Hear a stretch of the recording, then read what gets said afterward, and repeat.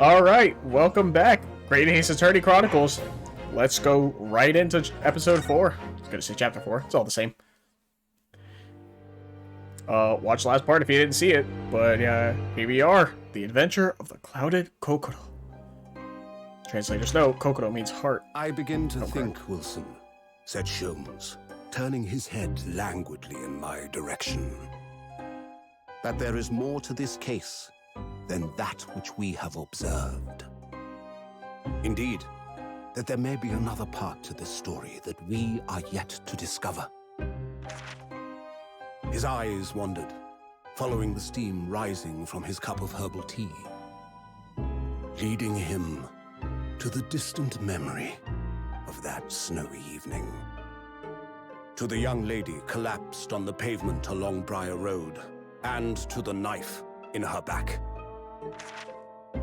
Lit in the soft glow of gas lamps, a most extraordinary scene had been set. And under the cover of a light fog, the curtain had risen silently on the insoluble mystery of our invisible killer. Huh.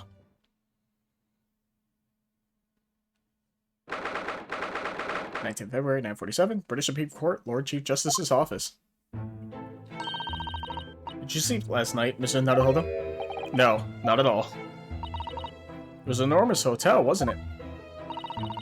The rooms were so luxurious, felt like we were staying in a palace. With all the gas lights twinkling, it was brighter than day, even in the middle of the night. What about the enormous beds? After my time on the SS Berdia, I wasn't going to waste a single inch of that space. I spent the entire night rolling from one side of the mattress to the other. Oh yes, it really was the sort of night you can only dream of normally. Except, when I learned that we owed £3 for the rooms, that dream quickly turned into a nightmare. Oops, sorry about that. The building was so impressive, and the entrance so inviting, I just wandered in without thinking. In a lodging house in Japan, that sum of money would put a roof over your head for a whole year. £3, that's it? I did try, but I'm afraid I couldn't help my tears when we were presented with the bill. I really am sorry. Well, never mind. We must find some more affordable lodging straight away, though. If we're not careful, our entire stipend will be used up in 10 days or less. London is a scary place. Good morning to you at this early hour. There he is. Oh yes, we are, well... Good morning to you, Lord Chief Justice. We have come to report on the outcome of the trial at the Old Bailey yesterday. Yeah, it was hella rigged and someone died in a fire. Sada-san is amazing. She doesn't bat an eyelid, even in the presence of the imposing Lord Strongheart. Hey, I forgot his name. Yes, I believe you had a very comprehensive initiation into British courtroom practices. Oh, yes, it was very eye-opening. Thank you. And, in accordance with your instructions, Lord Strongheart, Mr. Naruhodo performed his duty to the end. Yes, I've already been apprised of events. You conducted a remarkable defense. You may consider the test passed. Yeah, you're probably in it on it too, because, I mean, you didn't seem trustworthy. No longer are you a student from the Empire of Japan. You may henceforth claim to be a fully fledged lawyer. My country is delighted to welcome young talent from such a remote eastern island. Thank you very much. So, a lawyer now. Now, in view of your new appointment, I have a fresh case in mind for you. I'd like you to take it on at once. I trust that that won't be a problem. Another case? Already? Nothing trains a lawyer better than practical experience. I'm sure I don't sense dissatisfaction, do I? It's just that yesterday's trial ended unusually. I haven't quite come to terms with it. What's to come to terms with? The man was cleared. Well, what more were you hoping for? I mean, it was like hella fucking rigged. What do you mean? The culpability of the defendant has not, at the present time, been established by this court. Consequently, the jury will not be required to proffer judgment. Yeah, McGilded, there we go. Well, Lord Van Zykes, it's been a pleasure, so it has. As for you, my dear fella, I couldn't have asked for a better defense.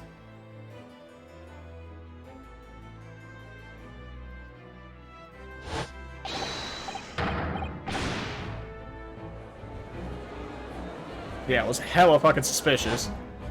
Either he did it or it called a hit. Either way. I just can't help wondering if Mr. McGilded really was innocent. Mr. Naruhodo. It's just that I never managed to ascertain the truth. And then the trial ended. Well, you needn't let it trouble you for a second longer. Sorry? What do you mean, Lord Strongheart? Magnus McGilded passed away immediately following the trial. Oh. No. What? Mr. McGilded is dead? I guess he's the one who died in that fire, huh? I have 19 minutes and 41 seconds until my next engagement. Time enough to talk. That makes me wonder, if I waste 19 minutes, like, just here on the screen, would he actually leave? Gilda's dead. I don't understand. What happened? How can he be dead? After the trial concluded yesterday, there was a great commotion in the Old Bailey. As you will presumably recall, an omnibus had been wheeled into the courtroom. Yes, of course. That was the scene of the crime which Mr. McGilded had been accused of. Precisely. Well, while the bailiff's attention was diverted by some other matter, the omnibus went up in flames. No. How could such a thing have happened? That is being investigated as we speak.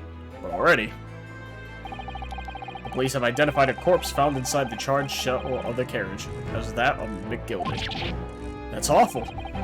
The man must have slipped inside whilst the bailiff's attention was elsewhere. That bailiff really needs to pay more attention. And how could that have happened? That is also being investigated as we speak. Thinking back now, immediately after the trial, Mr. McGilded did mention going back into the courtroom to look at the omnibus. Yeah, he did. He wanted to inspect it again for whatever reason. Well, I must be making tracks now. It's time for the inspection. Sorry? What inspection? They're going to examine the omnibus again, so I'm told. I asked if I could be present for it myself. An inspection of the omnibus? Not to my knowledge. I don't believe Scotland Yard had any intention of re-examining the carriage. But then who was Mr. McGilded talking about? Never mind that now. The Yard is making a thorough investigation. This matter is no longer any concern of yours. Leave it to the police. Poor Mr. McGilded. Alright, British court. So, how did you find your first taste of our country's Supreme Court? Oh, well, I don't know. I mean, it was...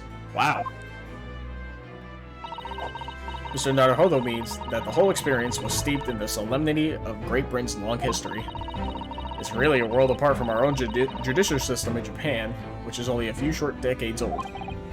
Wow, so Sato-san has such a way with words. And you seem to have a way of failing to find the right ones. The judicial system here is the most advanced in the world. Learn all you can. Most advanced in the world, is it? It was fortunate that your very first trial was a simple affair. Simple? That was simple? As I believed I mentioned yesterday morning, it was a trial you couldn't lose. I don't mean to be contrary, Lord Strongheart, but the case was anything but simple. The circumstances of the case were so incriminating, I was stunned when I first heard them. In fact, I'm still finding it hard to believe that we managed to get a favorable verdict. Is something funny? No, my apologies. However, the fact is that you did receive the not guilty verdict you set out to achieve. And that could only be attributed to exceptional talent. Wouldn't you agree? Well, I don't know about that. Well, never mind. You exceeded my expectations, and I freely admit that much is at least an undeniable truth. Which is precisely why I prepared the new case for you that I mentioned before. What's going on? What was he going to say before?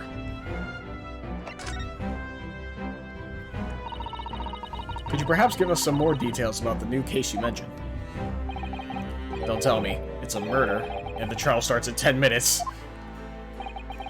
Don't worry. It's nothing so alarming or quite so urgent as your last assignment.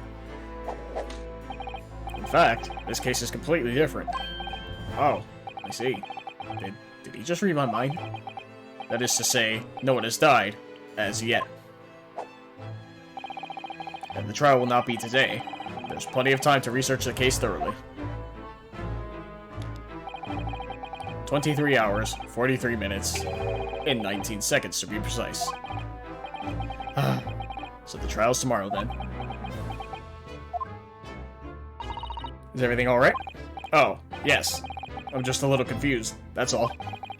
Yesterday's trial was, well, it left me wondering if I'm really cut out for being a lawyer. Oh, Mr. Naruhodo. I don't know if I could face standing in that courtroom again after Mr. McGilda's trial. Ah, yes, I nearly forgot. There is one similarity with yesterday's case. It's a murder case, I'm assuming. Well, no one died yet. Once again, there's currently no one to advocate for the defense. Oh. If the situation remains unchanged, the trial will start tomorrow with the defendant unrepresented. And if that happens, I need not remind you of the inevitable outcome. The most terrible end awaits the defendant. Yes, that's right. Here we go again. Wait, so any crime they'll just be killed? Because no one died yet. So what? Your time is up. You'll have to excuse me. I would advise you to begin making preparations for tomorrow's trial. After all, the clock is ever ticking. There is now but 23 hours, 26 minutes, and 39 seconds until the court sits. Last time he mentioned the 23 hours, he said there was plenty of time. And one more thing, Mr. Naruhodo. There's something I should like to ask you. Oh, what's that? Yesterday, you remarked upon something. That you intend to see through the will of your late compatriot, Mr. Asogi. I would be interested to hear what exactly you mean by that. Inside 34 seconds. Oh, well, Kazuma always used to say, you see, that he wanted to learn how the greatest justice system in the world worked so he could change ours in Japan. Now that he's gone, I'd like to work towards that myself. And there's another thing. Oh. Another thing? Continue. On the way here on the steamship, he said something to me. There's something very important that I have to do. Something very important? And what exactly would that be? He never had a chance to tell me. I suppose he would have done if he'd ever made it to Great Britain. You're out of time. Well, thank you for an enlightening discussion. Mr. Naruhodo, what's all this about? Mr. Asogi never once mentioned anything of the sort to me. I urge you both to focus your attentions on the matter at hand. Oh. I'm taking the liberty of summoning the police inspector in charge of the case. He'll be able to apprise you of the details. How long has he been there? So, I wish you the best of luck, and bid you farewell. Alright, guy. Bye. There's something very important that I have to do. Kazuma-sama, what did you mean? I wish I knew, but honestly, he never told me. Anyway, we had better talk to the detective, don't you think? Yes, you're right. I hope I'm just imagining it, but I wouldn't say he looks pleased to see us at all. Oh. Hey man, what you eating? Oh, I can only examine.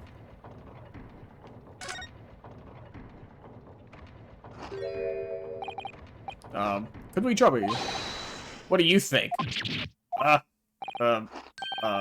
Lovely weather, isn't it? What's the weather got to do with anything? Listen to me, you young Japanese upstart. Some frippery about the weather doesn't get every English gent eaten out of your hand, you know? But Susanoo-san told me it was foolproof. I'm a busy man. A very busy man. There's a crime scene to investigate, but I'm here having to give the likes of you a talking to. Oh, ever so sorry.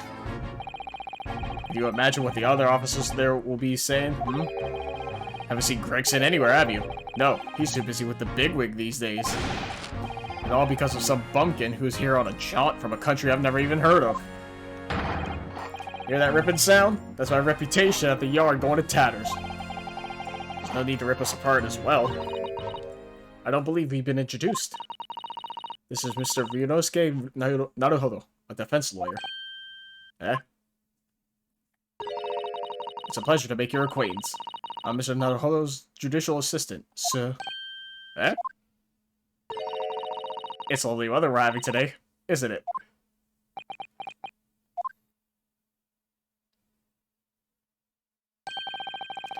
It is unseasonably fine, I grant you. London winters don't see a lot of sunshine. Unbelievable. How did you pull that off?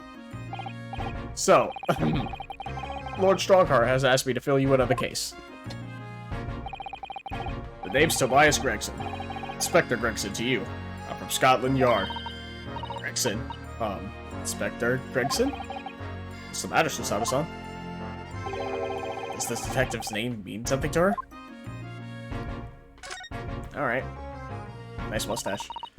Inspector, are you perhaps the Inspector Gregson?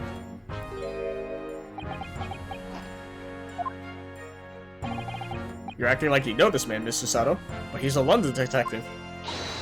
Oh, I do know him. Very well, in fact. Very well. Yes, he features prominently in The Adventures of Sherlock Sholmes. Oh, in that publication. What's it called again? Rance Magazine? That's right. Inspector Gregson and Mr. Sholmes enjoy a wonderful, friendly rivalry. Really? You rival the great Mr. Sholmes? That's incredible. Oh, well, I don't know about that. Mr. Sholmes isn't a professional like myself, of course. He does come up with the goods from time to time. Mr. Sholmes is equally complimentary about you, Inspector, isn't he? You've earned his highest praise. Gregson is the pick of a bad lot of all the Scotland Yarders. Those were his own words. That's his highest praise? Well, Mr. Sholmes isn't particularly known for giving compliments, you see. That he is not. And thanks to that magazine, my name's known all over London town now. That's great, isn't it? I have to admit that to start with, I was a little, well, flattered by all the attention. Everyone wanted to shake my hand. My reputation at the yard went through the roof. Well, that's wonderful. No, it is not. There's nothing more sinister than the man on the street. People are always looking at me now. Whispered rumors about me under their breath, I'm sure. Rumors? Are you quite sure? He's changed since he started appearing in those stories. The fame's gone to his head. Stuff like that. Gosh, do you really think people are saying such mean-spirited things about you? Like I said, they whisper, so I can't catch exactly what they're saying, but I know what the folk are like. I'm sure that's what they're saying. As sure as eggs is eggs. I get the feeling this detective could be very hard work. Oh dear. Perhaps the sudden rise to fame does change people. Alright. I like you better than Sholmes, at the very least. So, about the case that the Lord Chief Justice mentioned before. Nothing to tell, really. As far as we're concerned at the yard, could it be simpler? Oh dear, that probably means that as far as we're concerned as lawyers, it couldn't be more complicated. I wish you were wrong about that, but I have a nasty feeling you're right. A young woman was walking along the pavement on Briar Road when she was stabbed from behind. Fortunately, it wasn't fatal, but she still laid up in hospital unconscious. That's despicable. What sort of coward would attack the poor woman from behind? I suppose you would have finished whoever it was off with a Susato takedown, would you? That is neither here nor there, Mr. Naruhodo. Brace yourself, Ryunosuke. You've angered her now. Anyway, after something of a whirlwind investigation, the criminal was arrested. We barely had time for a cup of tea after the incident took place, to be honest. So there must have been something left of the seed that led you directly to the culprit. Or perhaps a reliable witness who recognized the person in question? There's no reliable witnesses in these Ace Attorney games. That's just a lie. Let me stop you right there. You're wasting your time on this one. Sorry? There's nothing you can do. There's no way to help the bloke now. Why ever not? Simple. Prosecutor that's been assigned to the trial tomorrow is Lord von Zykes. Oh! Sounds like you've heard of him, then. Oh yes, we are very familiar with Lord Van Zykes. Believed to be the harbinger of death itself. Reaper of the Bailey.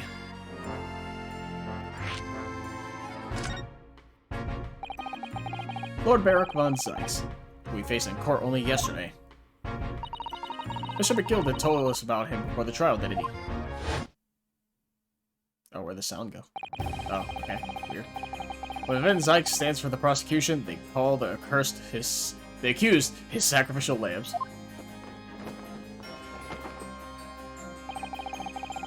In every single trial in which he's been the prosecutor, the accused has been damned. This Reaper of the Bailey nickname, I suppose he's earned that because every defendant he advocates against is found guilty. Is that it? Well, if that's the case, we should inform you, Inspector, that in yesterday's trials against Lord Van Zykes, Mr. Naruhodo secured a verdict of not guilty. Huh. And what of it? Oh, well, I think... that means that even against the Reaper of the Bailey, it's not impossible to save the defendant. Yeah, but he still died. No, you really don't have a clue, do you? What do you mean? What happened to that bloke in the end, eh? He's dead. Ah! Magnus McGill became a cropper in that omnibus when it went up in flames. So you can't rightly say you saved the defendant, can you? What are you saying? Look, if Van Zykes could get the dirt to stick to anyone, on everyone, he'd be a miracle worker. But that's not how it goes. He doesn't work miracles. He works magic. Black magic. I'd have a good long think about that if I were you. Are we really supposed to believe that?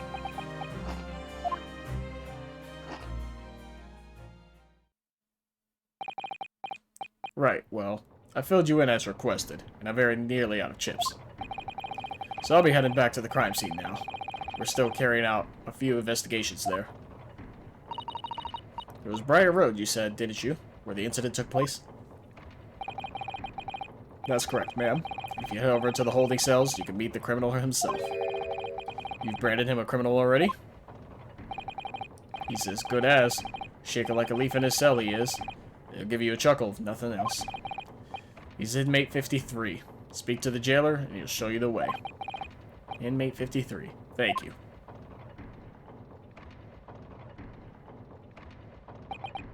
Correction's pretty cool.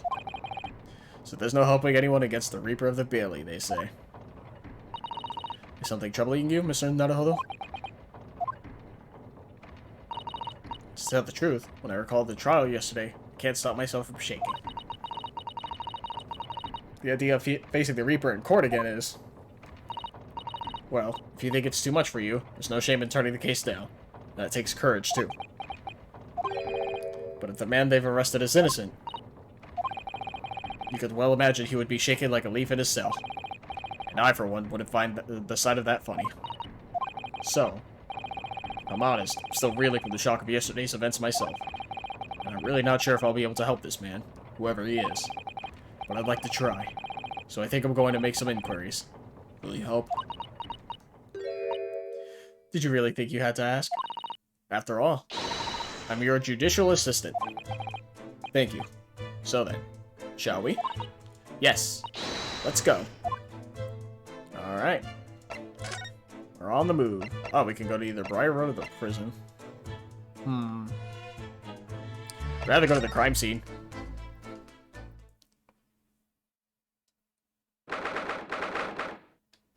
19th February, Briar Road. Oh, look at the snowman. So this is where it happened. Briar Road. Ah, look, Mr. Naruhodo. Look at that regulation metal helmet. It's unmistakable. The men of Scotland Yard are here. And they're investigating as we speak. That is their job, you know? But Mrs. Naruhodo, to see one with my very own eyes. They're often depicted in the adventures of Sherlock Holmes, but I never dreamt I'd ever come this close. To a real Bobby's helmet. What? The helmet?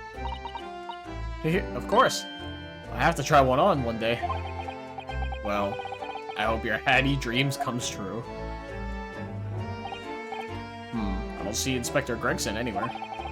Shall we see if we can sneak past and investigate the scene of the stabbing? Why should we sneak? I don't want to upset one of those bobbies. Be butted on the head by one of those metal helmets. My skull would crack into him, sure. Oh no, an English bobby would never do such a thing. This is a land of gentlemen, you know?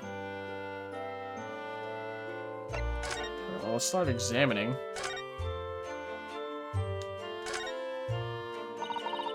That's a rather typical old brick building, isn't it? I'm sure it has a long and interesting history. Well, time certainly seems to have taken its toll on the place. It's crooked and sagging all over. In fact, it looks in decidedly worse shape than the other houses around here. We must find some cheap lodgings ourselves as soon as possible. Yes, you're right. Cheap, but ideally with reasonable level floors. Excuse me. There's a yawn there. Oh, a British bicycle. Look! Although the wheel is so misshapen, I'm sure it couldn't possibly be ridden anymore. Someone must have been doing some breakneck cycling. It seems bicycles have become extremely popular in London recently. There's even a movement to change women's dress to allow them to ride as well. The bicycle fad won't last. I don't see why anyone would want to ride something like that. Goodness, do you dislike bicycles? No, not at all. I mean, it's not that I dislike them exactly. It's just that any occupation that involves both your feet off firm ground seems reckless. If you ever tried walking on stilts and fallen into a river, I know you'd agree with me. We'll have to hire a bicycle sometime. You can sit behind me while I ride you around. Alright. The clouds look so big and heavy in the sky, don't they? With the dense fog as well, everything looks hazy. Well, it is known as foggy London town. I can just make out some sort of spire through the fog. It looks like it's still being built, though. Aha, yes. That must be the Crystal Tower, being built for the great exhibition that's to open in 6 months' time. Apparently, it's going to be very striking, glazed on all sides, and the symbolic centerpiece of the exhibition. It's to be the largest exposition in history, isn't it? I can't even begin to imagine it. I think that's everything on this side. Alright. Let's see. Alright, carriage first, I guess. Oh, that's a Scotland Yard carriage. They use vehicles like that to rush to the crime scenes and cart away criminals. You're very well informed, aren't you? It's long been a dream of mine to ride one of those through the streets of London. Well, just pick up a stone and throw it through one of the windows then. That would mean being arrested in order to ride it. Wouldn't it? Still, it's the only way. Help me find a good stone. Hell yeah. No, I wasn't serious. I'll fucking do it. It'd be great. What a delightful snowman. Never realized the English had a tradition of making snowmen as well. Looks a little creepy, though. Oh, it has a scarf. Look. You need one if you were out in this freezing cold all the time. I wish I had one. I'm afraid our budget is somewhat frozen at the moment, too. We certainly can't afford a scarf. Surely the snowman here wouldn't miss his. But the person who made the snowman certainly would. Yes, I know, you're right. Anyway, even if I borrowed it, it wouldn't do much to warm my neck, would it? It's covered in snow. Alright. I don't know if it matters which guard I talk to. But that's one of the officers from Scotland Yard. The police are making sure the crime scene is undisturbed. I have a feeling if we wander too close, we'll be clapped in irons. I think perhaps you're being a little overcautious. We've done nothing wrong, so we have no cause for concern. Oh no, I'm not getting caught out again. Twice is enough. Twice I found myself in handcuffs despite not knowing a thing about what was going on. Yes, you've had some dreadful experiences. Yeah, I lost my best friend, and he threw me like 30 times. I'm sure it's that wide-eyed look of panic you're so prone to. It does you no favors at all. Ugh. This patch of pavement must be where the incident occurred. Yes, it's a very wide open space, isn't it? That's true. I can't see anywhere an attacker could have been hiding. Oi! What are you foreigners doing here? Ah. Oh, just investigate. Oh, conspiring with that mustached fella from Japan, are ya? Conspiring? Come here to destroy evidence, have you? Get out of here before I give you an item. Go on.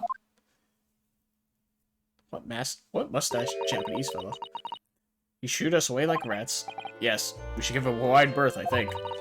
What a disappointing experience. Alright, well, I think that's everything then, if I can't investigate. Alright, go to the prison then. Figure out if I have to go back.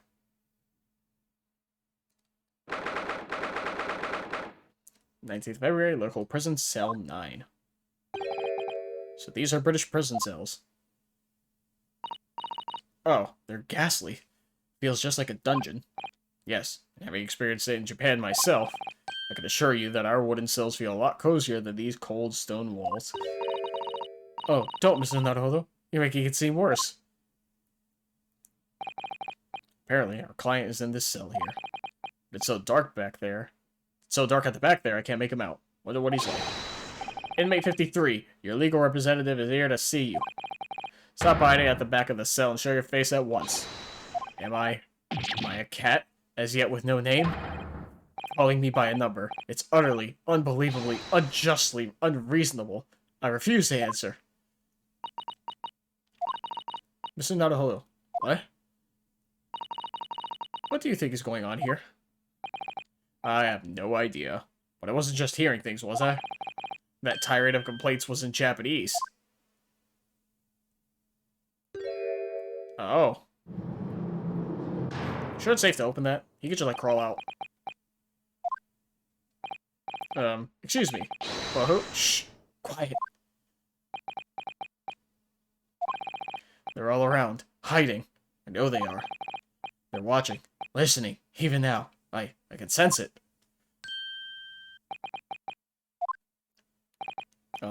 Right. So can I... There you are. You've come to curse me, haven't you? Don't try to hide it. You're a ghost. A ghost?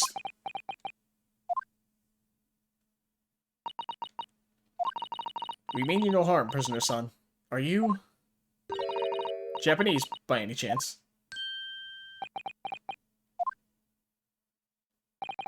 This is... beyond my wildest dreams. What a character. Oh boy. Forgive me for that outburst before. I'm so sorry. Oh, it's fine. You're just a little surprised, that's all.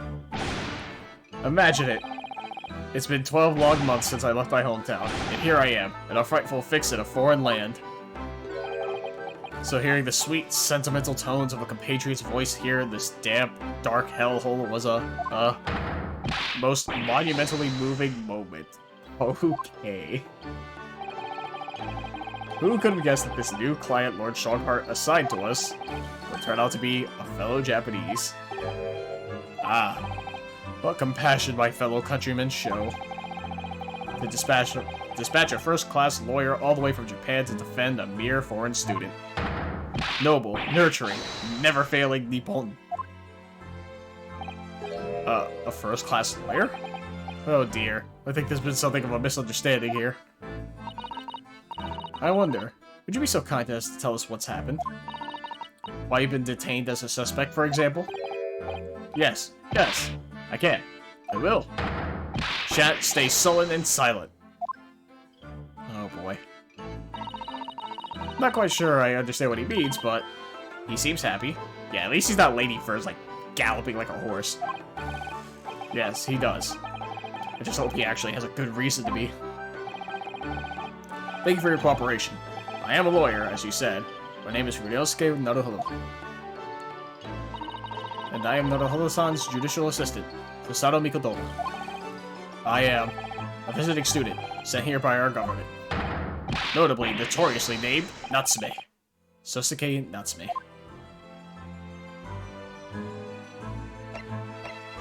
Oh, interesting, I can present. I know I could always present, but I feel like the option's almost never used. Speaking of, do I have anything in the court record? No. I do not. Alright. Sosuke Natsume. Sosuke Natsume-san, What an unusual name. Call me Soseki, please. I'm a poet, you see. A writer of haiku. You're something of a nom de plume. Assuming is how you pronounce that. A nom de plume. You mean an alias? That's right, Naruto-san. No, no, no! Don't be so prosaic. It's much more refined than that. And haiku? It really reminds me of home. Did I hear you say that you were a visiting student sent over here by the government? Yes, that's right. A year ago, I was told to go and study English. First, I had to suffer that misery, and now this. It's beyond the pale. Suffer that misery? Did you not want to study here? No. I mean, I've had an interest in Great Britain for some years, of course. Oh. But, just because the government tells you to do something, does it mean you can do it? No. What do you mean? If they told me to study English literature, that I could have understood. That's my field. But no, they told me to study the English language. Utterly, unbelievably, unjustly, unreasonable. I see. Only the other day, I was told to send a report about my first year here. I tendered a blank piece of paper. Wise words on white, washi.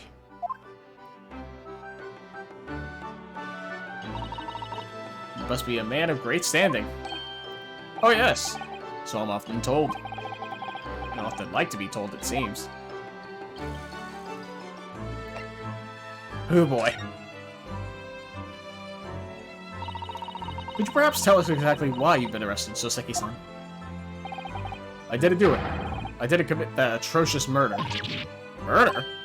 Oh, no. It's alright. The woman didn't actually die, did she? But she was stabbed with a knife. Right before my eyes. Before your eyes? You mean you saw the attacker? Of course you didn't. I didn't see anyone. What? If I'd seen the person who did it, do you think I'd be locked up in here? Oh dear, it seems this case is becoming rather complicated. Why me? Why me? Why did that silly woman have to be stabbed in front of me? It's the curse of London. It's incredibly, inexcusably, irritatingly inconvenient. So Soseki-san was there at the scene, but he didn't see the attacker. It's vital that we find out more about the case. Assuming this is all like Jack the Ripper bullshit, or references. About the case. It was an accursed evening, just after the snow had started to clear and heavy with fog. I'd been to the bookshop to buy some books, and I was on my way back to my accursed lodgings. Sure, the bookshop wasn't accursed too? As I was walking along the accursed pavement, I could make out the sole silhouette of another ahead of me. A woman, wearing a green overcoat she was, and just as I went to overtake her... Oh damn. She suddenly let out a little scream and collapsed onto the cold, hard slabs of stone at my feet. How terrible. I called out to the woman, but she didn't move. It was like... ghostly, ghoulish, grim, graveyard. Slight exaggeration there, perhaps. I was terrified. I had to get away from there. So I ran, as fast as my legs would carry me back to my accursed lodgings. That's not good. They'll say it was shameful, I know, to run away like that. Tell me, Soseki-san, was the victim an acquaintance of yours? Don't be ridiculous. Do you think I know any of these fair-haired English? And a young woman at that? I'm diffident, shy, timid, unsure. I can't talk to people, like the majority of the internet. I see. A young woman, unknown to Soseki-san. And at the time it happened, who else did you see nearby? Did anybody pass you? Regrettably, apart from myself and the woman, I didn't see a soul. No one? Oh, great. So the victim was unknown to you, and there was nobody else on the street at the time. That creates something of a conundrum, doesn't it? What conundrum? Well, I mean, it makes it very clear that he's the murderer, in theory. What do you mean, Susato-san? What's the conundrum?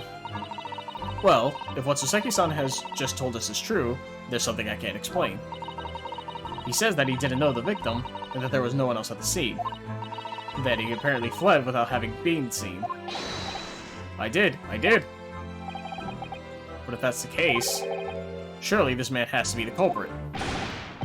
Ah, you... What did you just say? Nothing. I didn't say anything. Oops, perhaps I thought that a little loudly. Actually, that's not what was troubling me. What I was thinking was, how did Soseki-san actually come to be arrested? Yeah, that's what was my next thought, but I just didn't say it. Yeah, totally, guys, believe me. Sorry? He didn't touch the victim, and there was nobody around at the scene to see him. So how did the police ever discover that he was there in the first place? Oh yes, she's right. Let me guess, you told them because you're like a good upstanding citizen or something? It was him. That accursed great detective. He led the police to me. Of all the bad luck. Accursed great detective. Could it be? I shall never forget that man's name as long as I live. With his haughty laugh and self-proclaimed greatness. Brash, big-headed, busybody, be gone! May you be cursed until the end of your days, Herlock Sholmes. I knew it! Mr. Sholmes? Oh boy.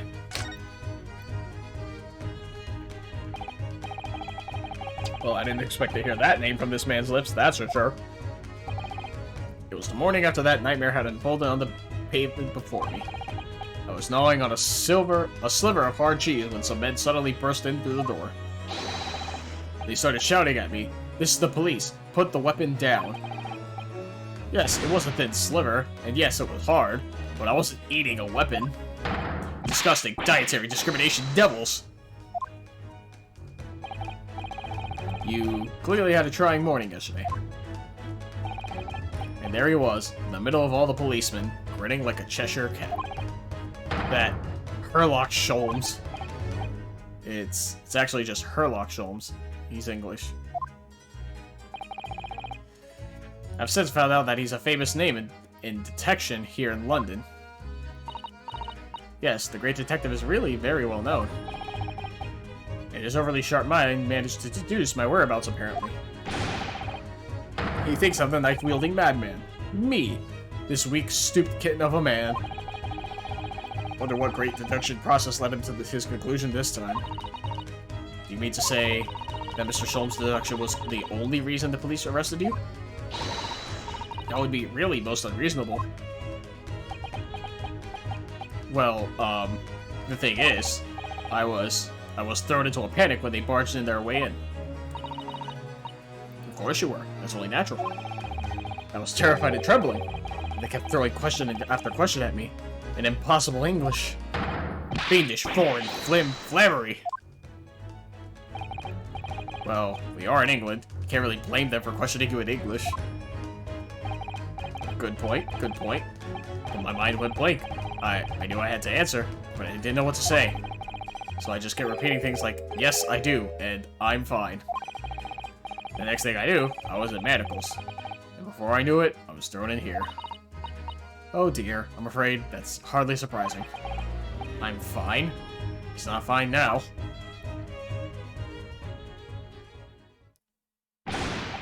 Mr. Naruhodo Esquire. Oh, you can just call me Naruhodo. And when we're speaking English, a simple Mr. is more than enough. Oh, yes, alright, yes. They really got to me. This country is poisoning my mind.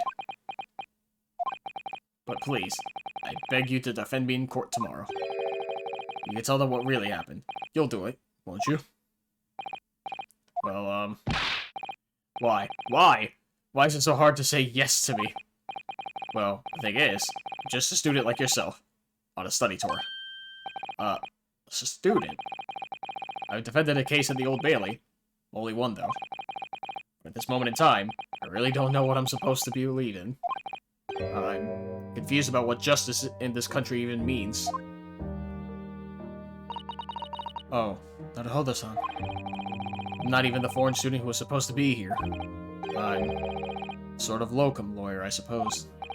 But with that armband, that's the mark of a defense lawyer from our great empire. It's a keepsake from the man who should have been here. He was my best friend. Keepsake.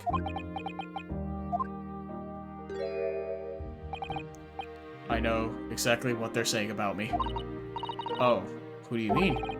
The lawyers. All the British defense lawyers. They won't defend me. Goodness. Why do you say that? Probably because she's Japanese, unfortunately. For the same reason that you noted before. It happened. There was only the victim and myself around, and I ran away from the scene of the crime. I'm not a fool. I know it looks as though I must be this culprit. Must be very hard for you, Suzuki-san. And anyway, I'm a student from overseas. I'm just a foreign nobody to them. Someone not to be trusted. I heard them openly laughing about me before. In my earshot, without any compunction at all. Any trial for this man would be a waste of time, they said. And, of course, the foreigner did it. They even had the gall to say, the man doesn't understand half of what's being said anyway. That's awful. They're wrong. I've studied more English than half of the policemen out there on the streets. Yeah, that's probably true. Fucking people in America don't know English like me. I've traveled halfway around the world to learn about these people's country and its great history. But no one here wants to listen to a man with a strange accent. They all hate me. So, at the very least, I'd like to entrust my fate to someone who can listen to me in my native tongue. You could do it, couldn't you? When I look into your eyes, I can see it. I can see what you've been through. Suzuki-san, just that. Give me a little time, please. I'll do what I can, for the time being. What do you mean? We shall investigate the case as thoroughly as possible. If we can find some clues, it will give us a much better chance, I'm sure. Oh, yes, yes! Thank you! I'll be here, all alone, waiting for you. Locum student, Mr. Naruhodo Esquire. Should we be going then, Naruhodo-san? We have a case to prepare for. Alright, guess that takes care of everything here. I guess I go back to Briar Road. Assuming something's gonna change now that I've talked to him first. Yep.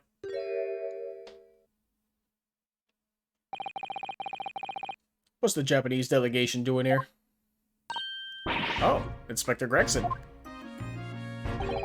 This isn't on the tourist trail, as I'm fairly sure you're well aware. Yes, of course. We're here to investigate. So you've been to the holding cells then? What do you make of the criminal? He's not a criminal, as you put it, Inspector. He's a suspect. We'll see about that. Japanese like to stick together, I suppose. Well, do what you will. Doesn't bother me. The book's in court tomorrow, whatever happens. And the verdict's a foregone conclusion. Ugh, stone cold air of rejection. Take heart. London at this time of year is full of stone cold air. That makes it worse somehow. I don't think I can examine anything new since I've already done most of it. Alright. Converse. Scotland Yard. Tell me about Scotland Yard, Inspector. Ever since I read about it in the Adventures of Sherlock Holmes, I've been fascinated by the place. The Yard is the most sophisticated policing organization you'll find anywhere in the world, ma'am. Oh, and you know I've always dreamt of wearing a real Bobby's helmet. It does make them look the part, seeing that policeman there with his helmet on. You certainly get the sense that this is a man who will take no nonsense in his duty of protecting the city. Oh yes, doesn't he look wonderful? Being a London Bobby is hard going, I can tell you. Oh, really? First thing in the morning, you know what he does? Goes round and rouses all the laborers on his beat so they can get off to work. What? He wakes people up? Yup. Raps on their windows with a long pole. Did it myself, going back a bit. I had no idea. The Bobby works for the people of the town. It's just another one of his duties. After that, he starts tirelessly patrolling the streets all day long. He has to cover 20 miles a day. That's the regulation distance. Can't really imagine how far that is, but it sounds like a long way. Let me see. Yeah, in kilometers for us, please. I say yes if I know. 20 miles, that's approximately the distance from Tokyo to Yokohama. On foot? That's definitely taking things a step too far. And when it gets dark, of course, he has the important job of lighting all the gas street lamps. Oh my. And I suppose in between all of those duties, Bobbies are expected to investigate cases as well. And chase out the criminals trying to evade the law. I'm not sure what you could call it in between exactly. More alongside. But yes. They're expected to handle those jobs as well. They do have men keeling over from time to time, I admit. I'd always dreamt of wearing one of those helmets, as I said. But it's with a heavy heart that I shall have to relinquish that dream to you, Mr. Naruhodo. Your heavy heart will be as heavy as my...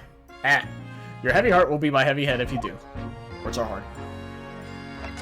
Not the case. It happened at around 5 in the evening 2 days ago, just there on that open bit of pavement. The victim, a young woman, was stabbed with a blade from behind. Is it right that the lady is still unconscious now? You mentioned that she's being treated in hospital. I never said she was a lady. Truth is, unless she comes around pretty smartish, we won't be able to find out much about her at all. I suppose that means they haven't been able to take a statement from her, of course. Here's a map of the local area I happen to have on me. You can take it if you want. Really? You sure? It's your policy to give lawyers, defendants, suspects the odd bit of information to go on. I haven't actually accepted the job yet, but still. Thank you, Inspector. We'll gratefully accept. Welcome back. Anyway, as far as we know, there's no one else on the scene other than the victim and your fellow countrymen. So who did it, do you think? Not much of a head-scratcher, is it? Well, I know Mr. Natsume is also claiming to not have seen anyone else around, but just because he didn't see anyone, it doesn't mean we can be sure that nobody else was present. I'm sorry to have to tell you, but we most certainly can be sure. How? Because, ma'am, the precise moment of the stabbing didn't go unnoticed. What? We have 2 very reliable witnesses, no less. Yeah, they're not. Ah!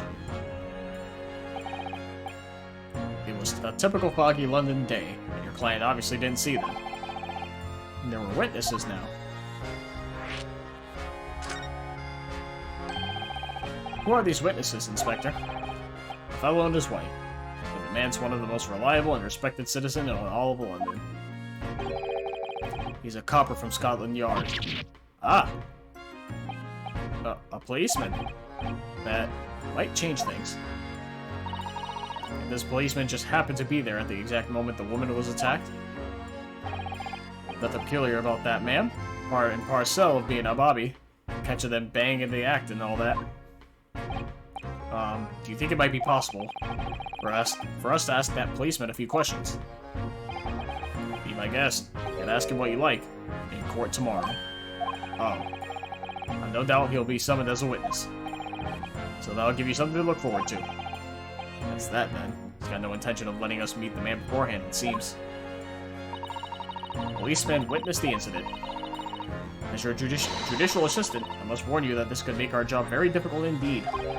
Yes. As a non-judicial assistant, you could have warned me of that too. Oh yes, one more thing, Inspector. What? The person who led you to the suspect. I hear that was Mr. Herlock Sholmes. What are you bringing him up for? Was it something I said? The color is drained from his cheeks. Tomorrow's trial first. That twitchy Japanese bloke goes on trial tomorrow. Are you going to defend him or not? Well,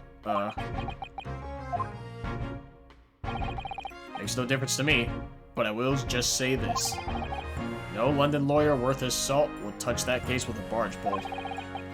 Because the prosecution is being handled by the Reaper of the Bailey, you mean? There's no way to save the man now. It's a waste of time trying. It's all a bit strange, though. Sorry. The Reaper. He hasn't appeared in court once for a good few years now. Yes, we did hear something to that effect. And the only people he usually bothers with are the real scum. Master criminals. The violent ones. Master criminals? The violent ones? That's right. He handpicks his victims. Only deals with those guaranteed to go to the gallows for their sins. But Mr. Natsume wouldn't hang for what he's accused of, surely. That's just my point, Sunshine. Yes, the young woman was stabbed, but it didn't kill her. Couldn't even say the intent was there.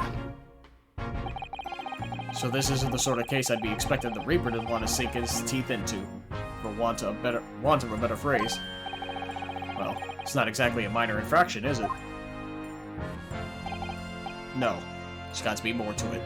Some reason he's taken an interest. Really? What sort of reason, Inspector? You think I could tell what's going on inside the head of that Lord of Darkness? You'll have to ask him yourself. Tomorrow's trial. Are you really going to have to face the Reaper again? The Lord of Darkness, as he put it?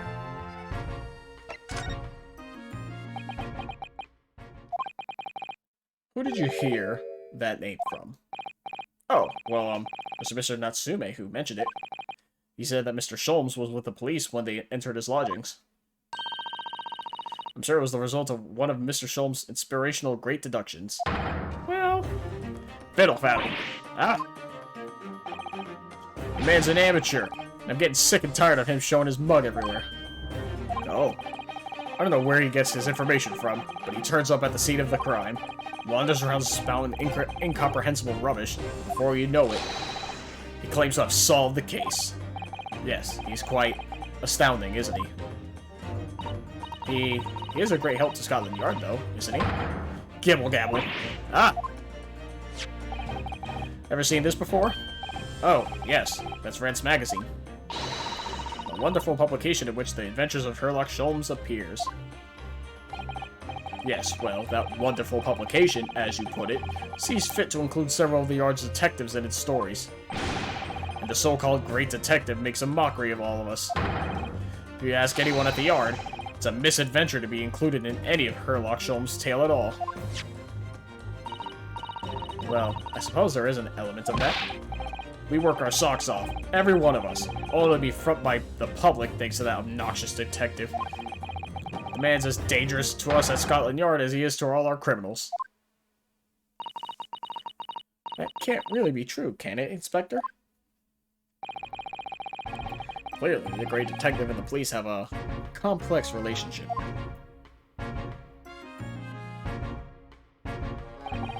Well, I don't think we're going to get any more useful information out of the detective. Mr. Naruhodo, can I make a suggestion? Oh, yes, what is it?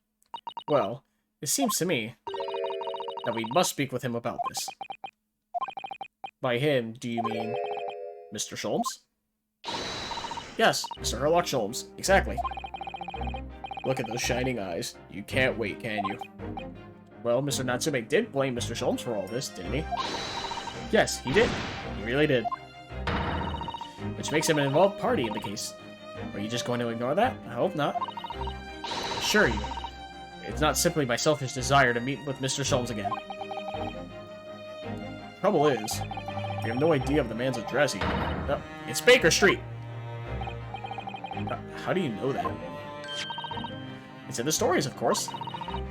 221B Baker Street, the most famous address in the world. Oh, I see. Well, there's nothing to stop us from going, I suppose. Better try to find our way there before Susato-san gets any more excited and unpredictable. Hurrah! I'll summon a carriage. So we're to have a reunion already. With the great detective, Mr. Sherlock Sholmes. Are we low on money? Shouldn't we, like, not be getting a carriage? Yeah, dude, location added. Hope this doesn't cut into our budget too much. Cutscene. Take a sip of water.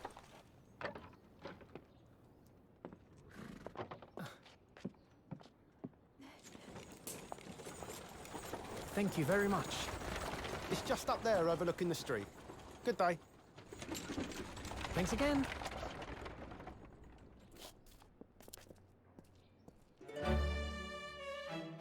This is it. The residence of Mr. Herlock Sholmes.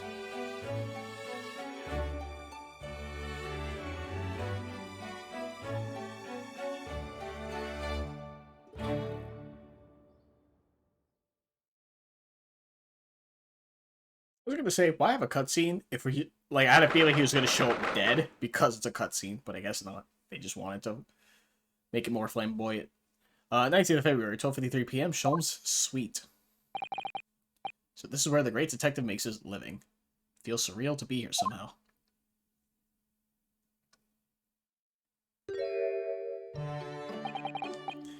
Is it as described in the stories, Miss Susato?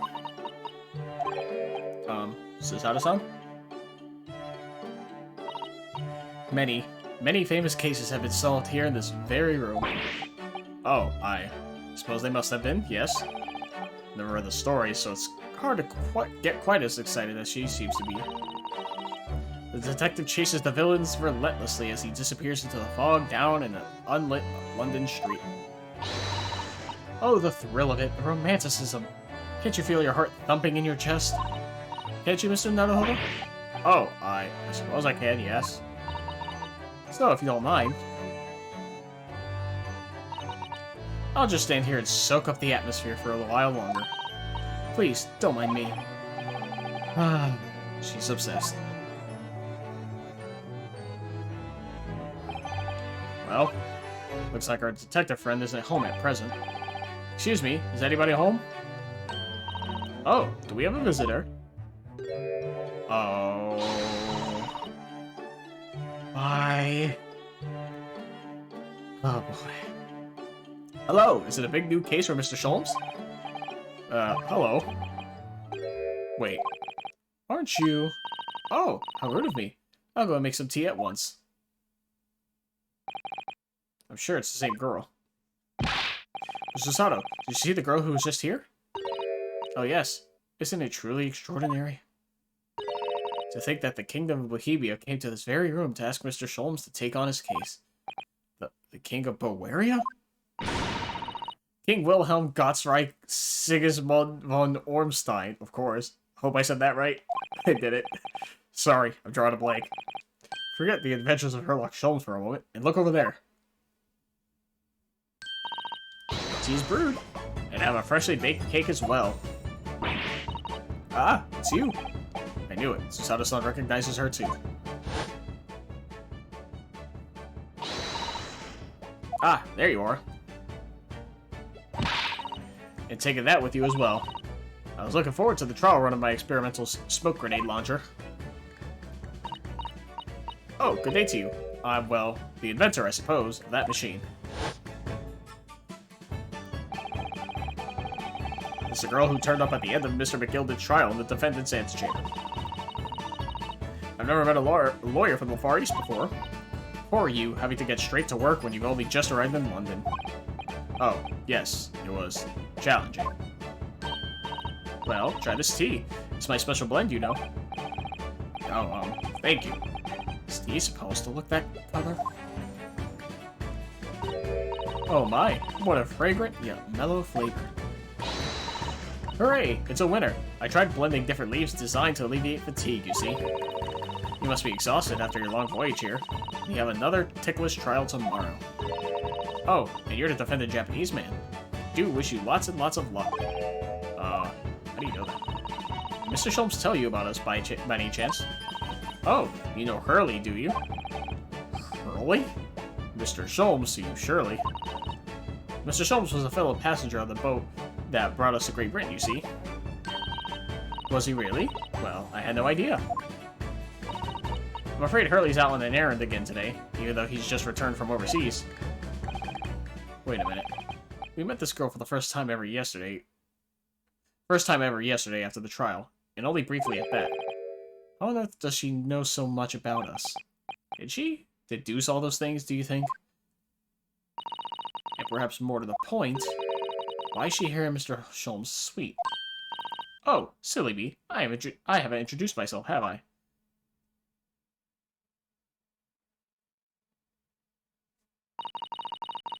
It's a... Oh. Not another fucking Iris, man. And she has pink hair. Getting flashbacks of fucking AI Somnium files. Fuck me. Anyways. It's a great pleasure to meet you both. My name is Iris Wilson. I live here together with Hurley. Ah, Iris, is it? What a lovely name. What? What's the matter? No, wait, this can't be. Did you say that your name is Wilson? What's the matter with Susato-san? Why is she so flustered all of a sudden? Yes, that's right. And what are your names? Oh, I'm Ryonosuke Naruhodo, a lawyer from Japan. Oh, sorry. I'm Mr. Naruhodo's judicial assistant, Susato Mikotoba. It's wonderful to meet you. Lovely. Susie and Runo. Got it. Susie? And Runo? There's more to this girl than meets the eye. I have so many questions for her. Don't know where to start. Yes, and so do I. Oh boy, at least you're not as annoying. I didn't want to examine, there's like way too many things to look at. So I'm just gonna talk. It was you that we ran into yesterday, wasn't it? At the Old Bailey? Yes, that's right. You were ever so helpful. Thank you so much. Oh no, not at all. I'm so sorry we could have been more welcoming. Though at the time, we did have a rather large gun pointed at us. Like this. Oh. Ah, thinking back now, you left with Miss Lestrade in tow, didn't you? Oh yes, that awkward witness, Gina Lestrade. Oh, Guinea? Yes, she's a professional pickpocket. So we found out. It was very naughty of her to pinch my invention like that. Are you referring to that trial-disrupting gun-like contraption? Exactly. So I followed her, you see, to get it back.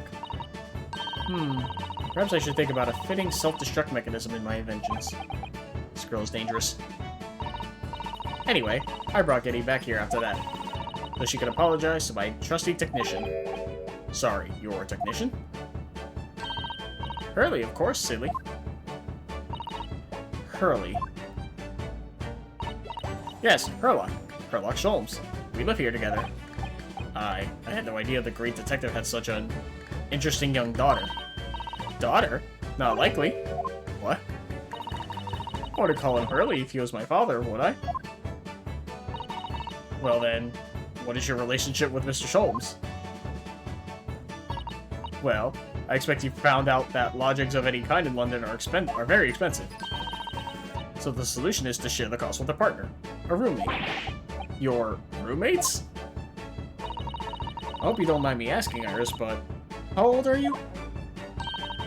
10 at last this year. Oh. Well, one of your mother and father. Yeah, this is literally just Iris and AI Somnium files. All too familiar. Oh no, they're not around. Oh, I see. Wonder what the story is there. Oh yes, there's something I must ask you. Of course. Go ahead, Susie. I'm a very great fan of the adventures of Herlock Sholmes and... Oh, you have a copy of Rant's magazine. Yes, I read every issue.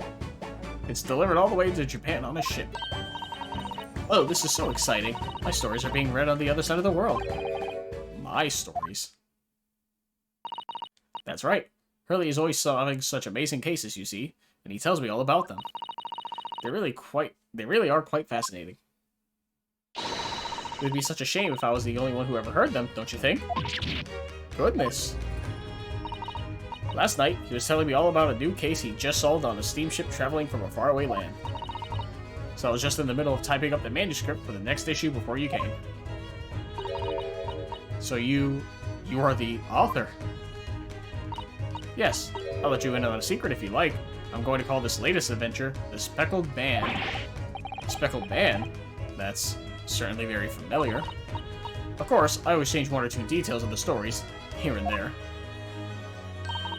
This time, I had the idea of making a venomous snake be the cause of all the trouble. Oh, that was Mr. Sholmes' first thought as well, actually. Yes, And of course I know that a snake might not be a credible fit for the facts of the case exactly, but it's a story. Some poetic license is justified to make it more thrilling, I think. Don't you? So, do you mean to say, are the stories about Mr. Sholmes that are published in Rant's magazine all written by me? Yes, on my wonderful and very modern typewriter. But all the stories I've ever read are written by a doctor of medicine, Dr. John H. Wilson. Shadow-san's getting more and more worked up. Ah, yes, that's me. I mean, my name really is Wilson. But what about the doctor of medicine part? That's all true too. I am a doctor of medicine. No, at 10 years old. At 10 years old. Well, that's quite incredible. But, Dr. Wilson is an English gentleman. Ah, yes. I did alter the setting slightly, for the stories to be more compelling. Oh. Well, it sounds a little strange, doesn't it? A great detective with a 10-year-old girl in tow? I suppose it does, yes. Poor Susato-san. She looks like her whole world has just fallen apart. Anyways. About with 4. Yes, yes. What's on your mind, Runo? You tell me. How did you know that I was a lawyer? And we just arrived in London, I mean. Yes. Oh, and that we have a difficult trial tomorrow. How did you know all of that? Oh, that's what you mean. Please, tell us how you did it. Explain every detail. Of course, I'd be delighted. Although, there's really no mystery. Now, let's begin. Iris Wilson is proud to present her logic and reasoning spectacular. Oh, God. Okay. First of all, I knew already that you were a lawyer, Runo. After all, I met you yesterday at the Old Bailey in the defendant's antechamber. That's fair. We also said that we only just arrived in London. How did you know that? I observed the passport and a travel ticket protruding from your breast pocket. Oh. So I was reasonably confident that you must have only just arrived in the country. And on top of that, you accepted a case against that particular prosecutor, telling me you were unaware of London's court affairs. The Reaper of the Bailey? I walked right into that one, didn't I? Then I noticed a red ink stamp on the back of Susie's hand. You were given that when you visited the local prison to meet with the suspect, weren't you? Earlier today. Ah, interesting. They use those stamps to keep a close eye on comings and goings, you see. I didn't realize. And the red stamp is only used for people visiting foreign inmates. Oh. So, that told me that even though you had only yesterday concluded the trial of Magnus McGilded, the two of you had already had cause to visit a foreign inmate at a local prison. Was that stamp wasn't always there, right? Like when she, with her model, and we're talking, walking around? Pretty sure it wasn't. But who knows? However, neither of you was wearing a particularly sad expression on your face. So I concluded that the prisoner was unlikely to be a friend or relative. That led me to believe that you must have accepted a new case. I see. How could you have known that the trial was tomorrow? Well, having barely been home a few hours yesterday, Hurley solved yet another case. It obviously amused him. He told me that he caught a Japanese man who was bawling and trembling. A Japanese man? Well, clearly that must have been Mr. Natsume. Now, Runo has that fancy Japanese sword. And I think your outfit is called a kimono, isn't it, Susie? Well, anyway, it was clear to me that you both come from Japan yourselves. So I put 2 and 2 together, and decided you must be defending the Japanese man Hurley caught. And there was only one conclusion those facts could lead me to. You both came here to ask Hurley about the case. She's much better than Sherlock Holmes, I'll say that. There's a note on the mantelpiece that says the man's trial will be tomorrow. Apparently he's always stabbing his notes with a knife, you know. He is silly. And that's all there was to it, really. Thank you for listening. I'm Iris Wilson, and that was one of my great deductions. Yeah, see, the stamp isn't there, so that was just for that bit. Well, was it a winner? Were my deductions correct? They were spot on. That was amazing, Iris. Truly a great deduction.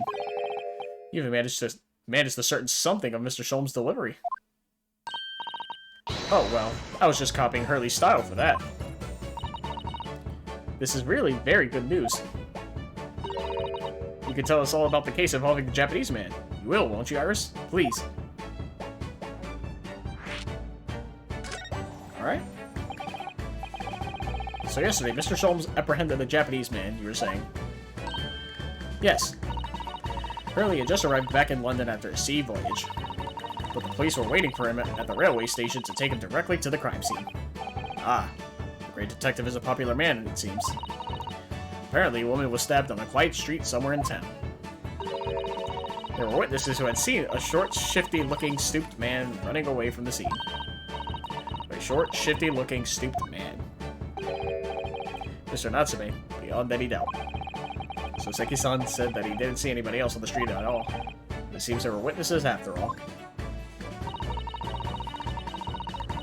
Hurley used his great deductive powers to determine the man's address.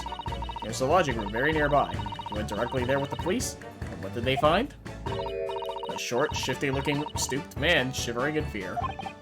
Ugh, Mr. Sholmes' great deduction certainly hit the mark that time. Of course it did. He's a great detective. Still, that means the incident occurred only 2 days ago. Surely tomorrow is too soon for the trial, isn't it? Definitely. We have no time to investigate properly. Hurley says that London is rife with crime. Oh. Scotland Yard is doing its best, but they can't stay on top of it, apparently. Oh dear, I hadn't realized the situation was so dire. That's why they can't afford to spend too much time investigating cases and trying the criminals in court. Staff and money are both short. Crimes are usually pinned on the first suspicious person.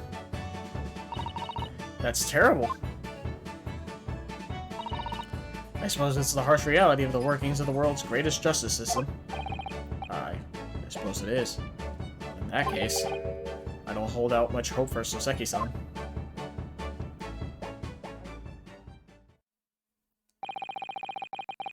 Thank you for answering so many of our questions, Iris. This has been very informative.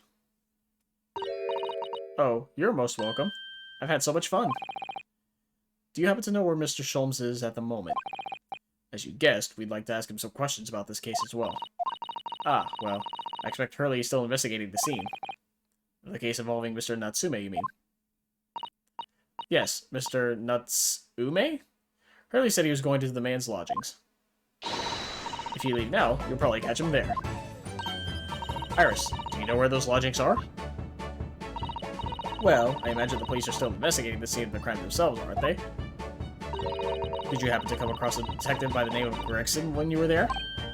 Yes, we know Inspector Gregson. Ah, goody. In that case, give Gregsy this from me, would you? If you do that, I'm sure he'll tell you what you want to know. What is this? A 5-shilling piece and a postcard, it seems. Just a postcard. It reads, "Tell the gentleman in black whatever he wants to know. I trust that won't be a problem." Gosh, this will make the inspector help us, will it? Well, thank you, Iris. We'll give it a try.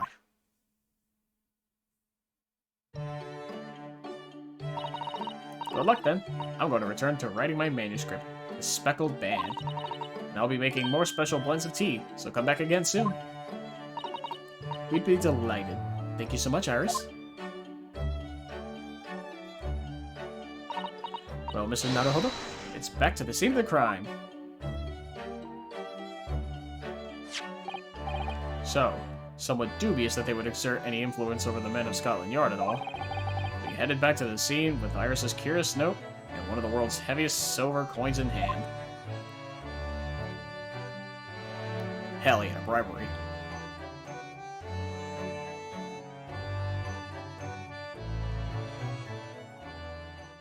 Also interesting intermission now. guess it has been an hour already, huh? Let's continue. 19th February, 2:38 p.m., Briar Road. Looks as though the police are still here, carrying on with their investigation.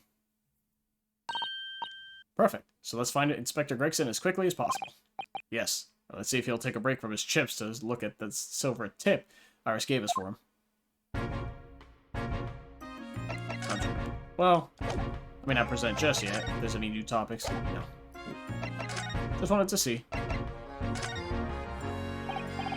Inspector Gregson, you have a moment. I'm sorry to say I don't. I'm a very busy man. Much too busy to talk to a pair of foreign gadabouts, that's for sure. We have these for you. A present from Miss Iris Wilson. What? From me? From her ladyship? Her ladyship? Give me that here, at once. Go on, hand it over. That's for me. Ah, don't wait for me to give it to you, will you?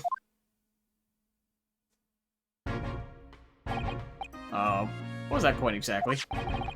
It's a silver crown, obviously, but it's a lot more than that. It's, well, it's an appearance fee. That's what it is. An appearance fee? Oh, I see. You mean... That's right. For the adventures of Herlock Sholmes. Her ladyship always offers me a little financial reward for featuring me. Every time. Yes, of course. I know all about your exploits, Inspector. I read them avidly. Of course, her using my name without my say-so does make me the butt of a lot of unpleasant jokes, but still. I am sorry, Inspector. It must be difficult for you. Never you mind that. So, what do you want to know then, eh? Sorry? Tell the gentleman in black whatever he wants to know. I trust that won't be a problem, it says. Well, obviously it's not a problem. Go on, fire away. What do you want to know? Well, if you wouldn't mind, Inspector. We'd very much like to know the address of Mr. Natsume's lodgings. Ah, the little knife-wielding, mustached Japanese fellow. He lives in a right old hovel. It's just over there, look. Oh, huh. On the first floor of that house on the corner where that wreck of a bicycle's propped up.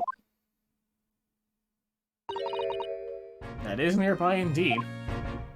If I remember rightly, the landlord is a John Garrett. Right, well. If you see her again, you make sure you give her ladyship my regards, you hear? I mean it. You tell her that Gregson sends his very best wishes.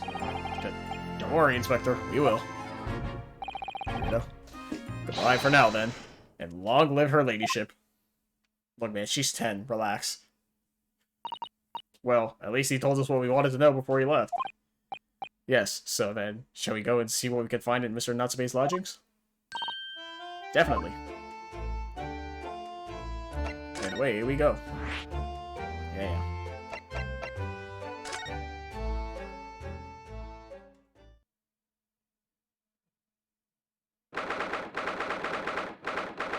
Interesting place. 19th February, Mr. Natsume's lodgings. Oh. Hello. May I help you? Ah, yes. Would this be the residence of Mr. John Garrett? Indeed it would, sir. And who, may I ask, or say, is calling?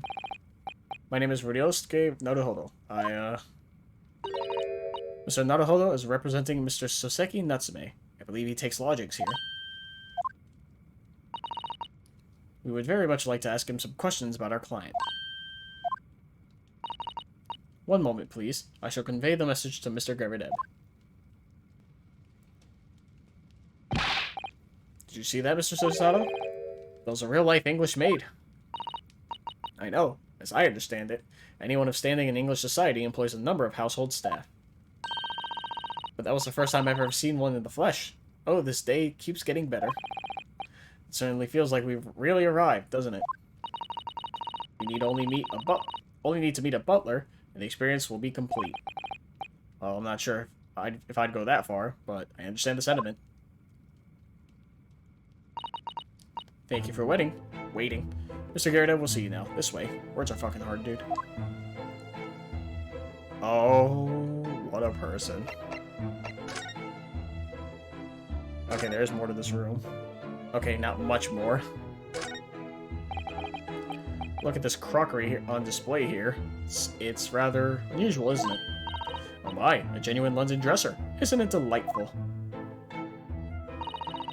Although the shelves seem to be broken, the crockery is... Oh dear, it's in pieces.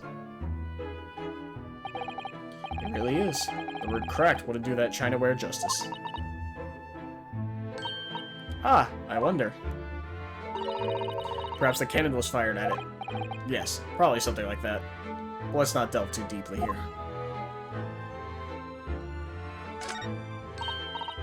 Oh, look!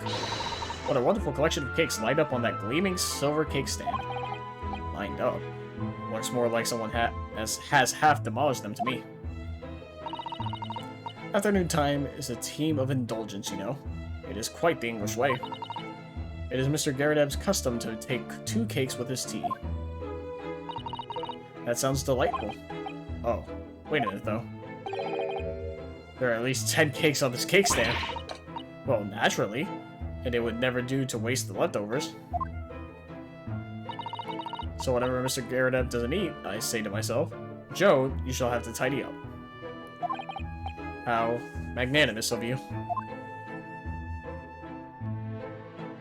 What's this on the floor?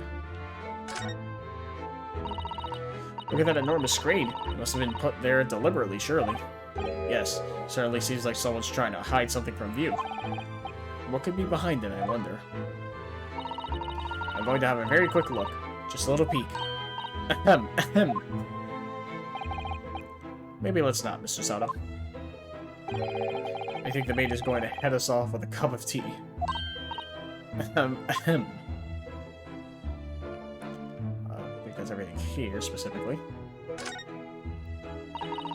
That looks like a Medal of Honor, and it's showcased on a very grand banner. Yes, it's displayed with some pride, I would say, although it bothers me that it's not straight.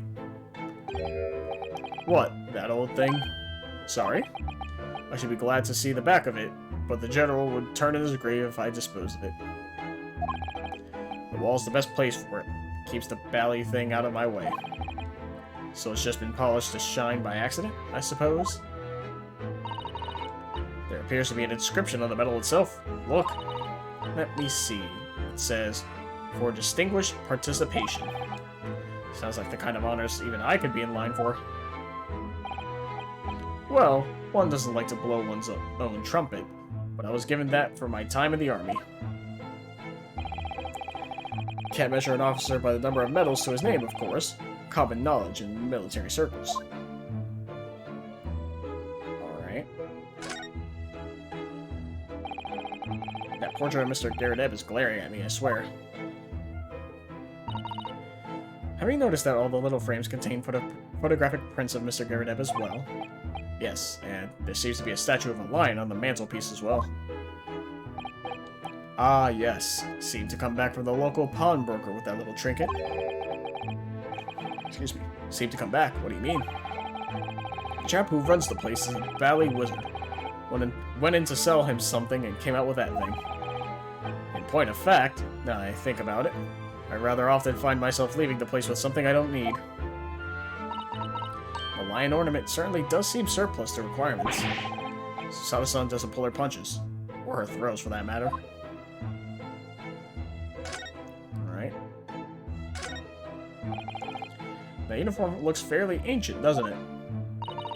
It's clearly been well looked after, though. That old thing? Ah, not much better than rags, really. Oh. Or that ceremonial garb at my retirement bash, you know? But I'm not one for dwelling on the past. Me would have gladly thrown it out, but you know how it is. Anyway, doesn't hurt to have the odd piece of memorabilia lying around, does it? Oh, I see. Perhaps we should leave the past in the past. Nothing else but the cannon, I'm guessing. Or the books. Save the cannon for last. Notice you have a pile of books here, Mr. Garrideb. Do you enjoy reading? Ever experienced a London winter, boy? The nights are long. No better way to pass the time than in front of the fire with a jolly good book. Oh, there's a copy of Rant's magazine here, I see. No doubt Mr. Garrideb enjoys the adventures of Sherlock Holmes, too. Great detective has a great many followers, it would seem. cannon. That's a full-sized cannon. What's it doing in here? Oh my, it's real. I thought it might be a replica. That old thing? Bah, it's little more than a toy. Sorry? The army was selling it off when I retired, so I decided to give it a new home. Never know when the enemy might attack next. Jolly useful to have a cannon about the house. Really, isn't it overkill? Be prepared, I always say. You never know what this twisted world is going to throw at you next, boy. Do you think there may be trouble brewing, Mr. Garrideb? Always is. Take Joan here. Never fails to have a clean apron in reserve. Dries them over the barrel, you see. They dry very well in the cannon there, Joan tells me. Which rather proves my point, I feel. It's been reduced to a drying rack. No wonder the huge cannon looks like it's hanging its head in shame. Alright, I think that's pretty much everything to look at. Oh, good day to you, John Garrideb, at your service.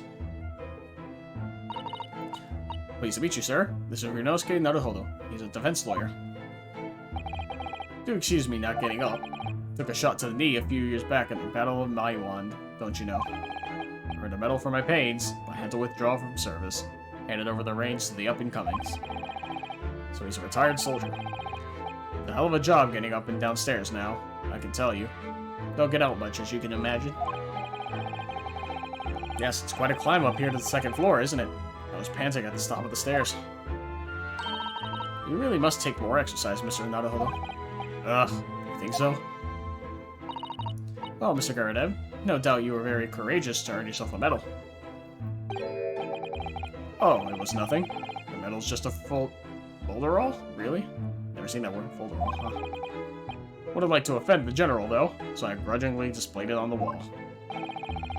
Why don't you fetch it down, Joan? Let these good people see it properly. Joan, fetch the... Ah! Dash it, woman! Be careful! Oh, dearie me, I do beg your pardon, sir. You jolly near took the skin off my hands. I shall be more careful, sir. So anyway, there you have it. Living the quiet life now. Yes, I see. Now then, I hear you want to know about the chap lodging downstairs, is that right? Yes, we'd be very grateful if you can answer some questions for us. Only two, please, naturally, especially if it helps to keep the peace here in Blighty. We forged an alliance with the Empire of Japan recently, as I'm sure you're aware. So this case is very much in the public eye, as it were. Oh, is it? Even had some famous detective poking around, you know? In this old house. Would you believe? Yes, Mr. Herlock Sholmes. Could have been. Didn't catch the chap's name. Not really my cup of tea, all that detective business. Oh, but... you have a copy of Rand's magazine here, so... No, Anyway, the chap's investigating the foreigner's room as we speak. So he's in Soseki-san's room. It's a bally nuisance is what it is. The whole neighborhood's twitching its curtains now. I don't like all this fuss. It's jolly unsettling. Alright. About Mr. Natsume then, Mr. Garrideb. Please, do tell us. Ah yes, the Japanese chap. Only been lodging here for a week. Oh, just 1 week. So he moved in very recently then. I had 2 lodgers most of the time. One on the ground floor, and one just below us. The first floor room became available a week ago. You know that had been... Dash it all, Joe. Do be careful. Oh, my goodness. I'm terribly sorry, sir. Oh, whoops. Well, if you want to know my opinion, I thought he was a shady sort from the moment I set eyes on him. Oh? Why? He seemed to have a most nervous disposition. Oh, he's shaking and looking over his shoulder. The man has shady written across his sweat-soaked brow, if you ask me. I said to myself, Joan, that man is trouble. Sooner or later, he's going to do something untoward. And I'm rarely wrong about anything. We won't be calling this maid as a witness, that's for sure. Was there anything else that struck you as suspicious about the man at all? Yes, oh yes, indeed there was. And she's dying to tell us.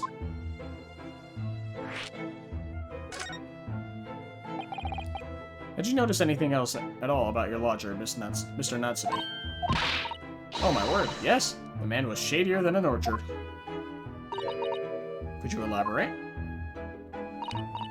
Well, take the man's room. Absolutely stuffed full of books it is, more than anyone could ever read. And he never so much as passes the time of day with another living soul. I haven't seen a single visitor call.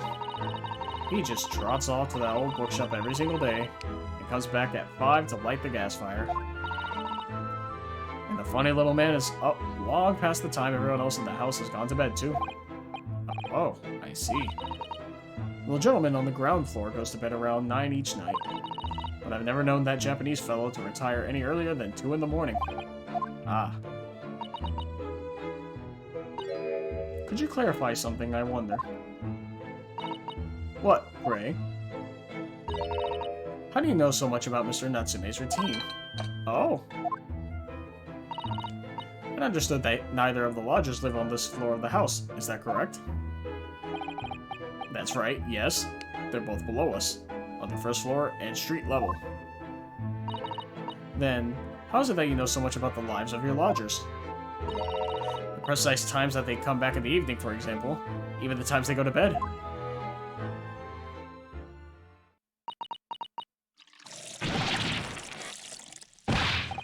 Good grief, Joan. Be more careful, woman. Oh my goodness, sir. I'm terribly sorry, sir.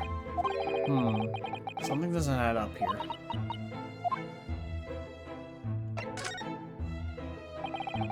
It seems that the incident took place at around 5 in the evening. Did you happen to look out of the window at around that time? The window.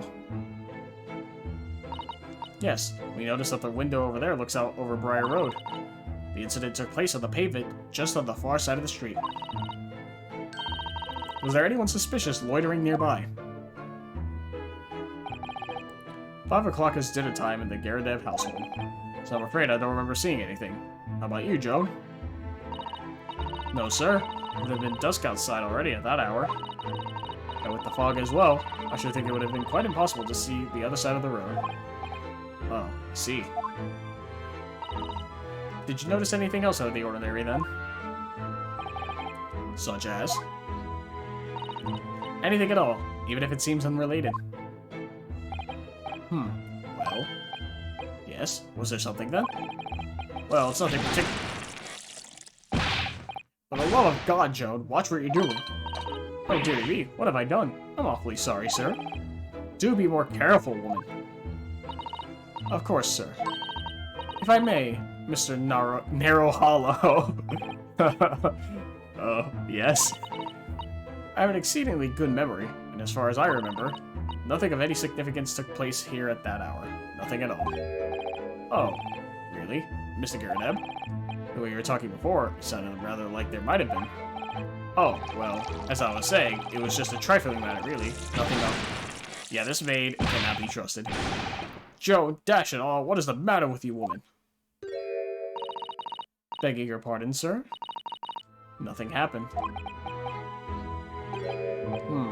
Yes, quite. Nothing happened. We sat down to a quiet, uneventful meal, Joan? That's right, Mr. Garadev. What is the matter with these two? Sounds like something happened here in this room on the evening of the incident. But what? I wish I knew. Alright. Could you tell us which floor Mr. Natsume's room is on? Why, certainly. Just below us on the first floor. And Mr. Sholmes is investigating there, even as we speak. Yes. Told me Nuts his name. Has asked him to look into the matter, so I gave him the key. Mr. Natsume has engaged Mr. Sholmes' services? That's a blatant lie. Would it be alright if we also had a look around? In Mr. Natsume's room, I mean. Don't see why not. It's just down one flight of stairs. Who knows if we'll find anything that could help us with the case? We have to try. We need all the clues we can lay our hands on, shall we? Yes, and while we're there, we can speak with Mr. Sholmes again. Perhaps he'll be able to tell us more. Alright, well. Oh, that's right, I was examining. Let's move.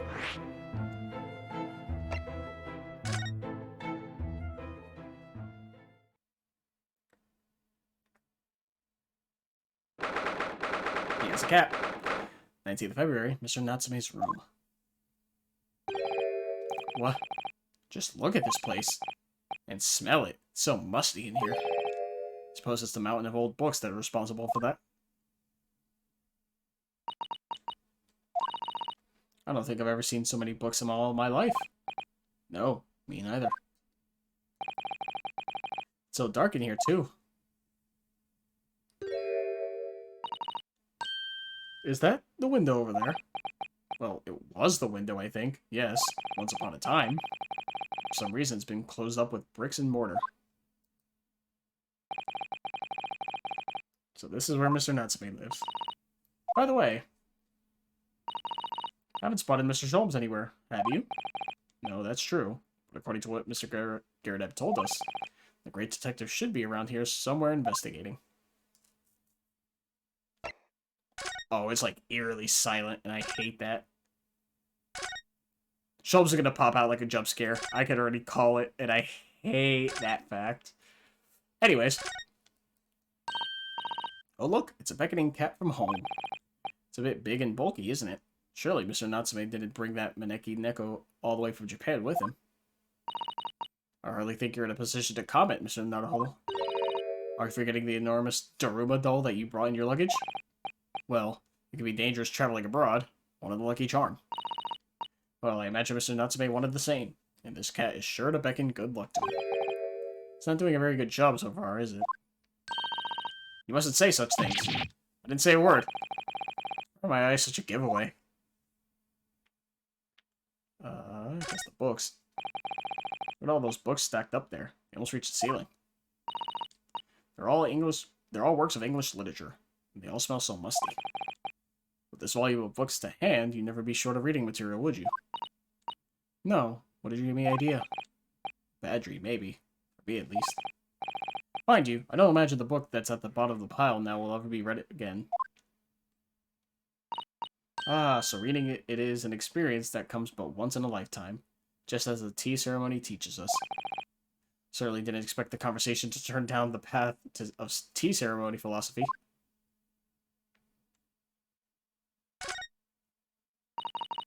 That desk seemed to be wedged into a crevasse between the mountain of books on either side. I suppose Mr. Natsume would sit there and read while stroking his cat. But surrounded on all sides by these towering old tomes, surely he dreamt of books every night as well. Yes, he must have done, mustn't he? Oh, what's this? It's a receipt from a second-hand bookshop. Your books. Oh yes, Mr. Natsume's name is on it. Look, and the date of the purchase. Ah, 2 days ago, at 4:45 p.m. It's the day of the incident. It's just a short while before he was embroiled in the terrible attack. He must have been on his way back from buying some old books.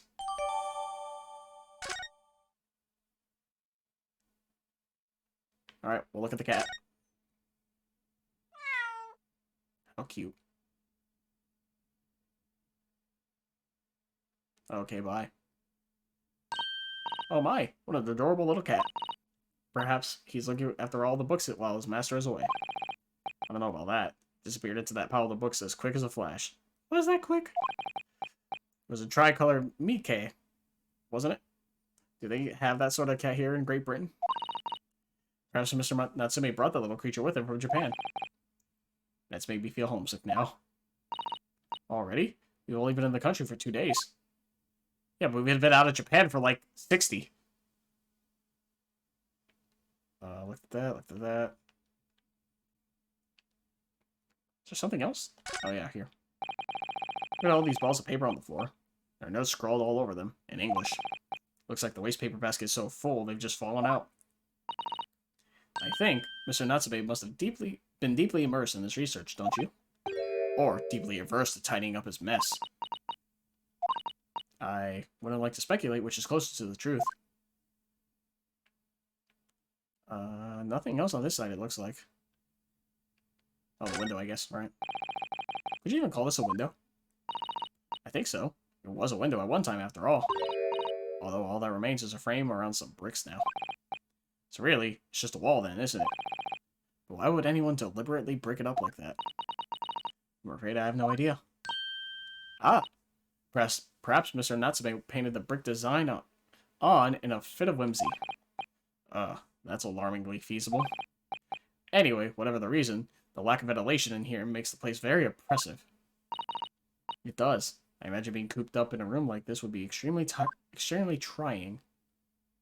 I'm gonna say tiring, that's not correct. Alright. Yep, there he is. I fucking knew it. It's like, you gotta investigate everything else first. Alright. Ah, look, Mr. Naruhodo. Aha, there he is. Where did he appear from? He seems to be engrossed in the pages of an old book. I hope he won't mind if we disturb him. Hello, Mr. Sholmes. Ah, you two. Good day. Now, let me see. Where was it that we met? Oh, Mr. Sholmes. We were together on the SS Buria. Yes, of course, the Buria. And let me see. What happened on that voyage? It was Kazuma Asogi. He died, tragically. But you were a great help to us. Ah, yes, but of course. The case of Mr. Asogi. It was the one with the snake, wasn't it? Oh, well, you seem to remember something of it, at least. What an honor to be remembered vaguely by the great Sherlock Sholmes. This is Mr. Oh, no, my dear madam. Hold your tongue. I pride myself on my superior powers of recollection.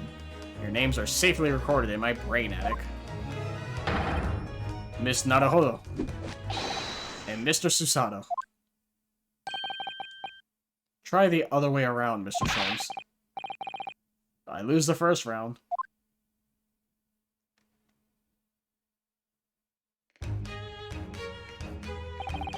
In truth, I had hoped to invite you both to my Baker Street suite the day we arrived in London. But some Scotland Yarders ambushed me at the railway station and whisked me away to a crime scene. It was an entirely trivial case, of course. I solved the matter in no more than 30 minutes. So they apprehended Soseki-san in that short of amount of time? I'm afraid the pursuance of a new case has dulled my recollection of my past involvements a little. A little? It is a mistake to think that one's brain attic has elastic walls that can distend to any extent. I do my best to forget useless facts, lest they should elbow out the useful ones. Yes, those are my own words of inimitable wisdom, you know, from an adventure entitled A Study in Scarlet. Please, there's no need to quote yourself. I don't always remember my pearls of wisdom, but fortunately, my associate pens them beautifully. It means Iris, I suppose. Mr. Sholmes, we have some extremely important questions to ask you about the trivial case you just mentioned. Goodness, what an earnest expression. My dear madam, I should be only too pleased, and this murky room is an apt place to discuss the murky case. Oh boy, I gotta talk to you now. I don't think I have anything I would want to present him, right? No. Mr. Natsume's arrest. We know this to be the lodgings of a Japanese foreign student by the name of Soseki Natsume. It seems that you assisted in his arrest, Mr. Sholmes, with the stabbing of a young woman outside here on Briar Road. Mr. Natsume. Natsume. Yes, I believe it was a name rather along those lines. But Mr. Natsume denies it. Was it really justifiable to arrest him on so little? I'm sorry, Mr. Sato, but I have not the slightest idea what you mean. Huh? Can't believe he was looking Susato-san squarely in the eye while feigning ignorance. I assure you, I'm not merely feigning ignorance. It would appear that as if the pair of you are under some misapprehension. Uh-oh. How? I assure you, I have no recollection of accusing your stooped compatriot of the crime. That doesn't make sense. The good detective of Scotland Yard made the following request of me, and I quote verbatim.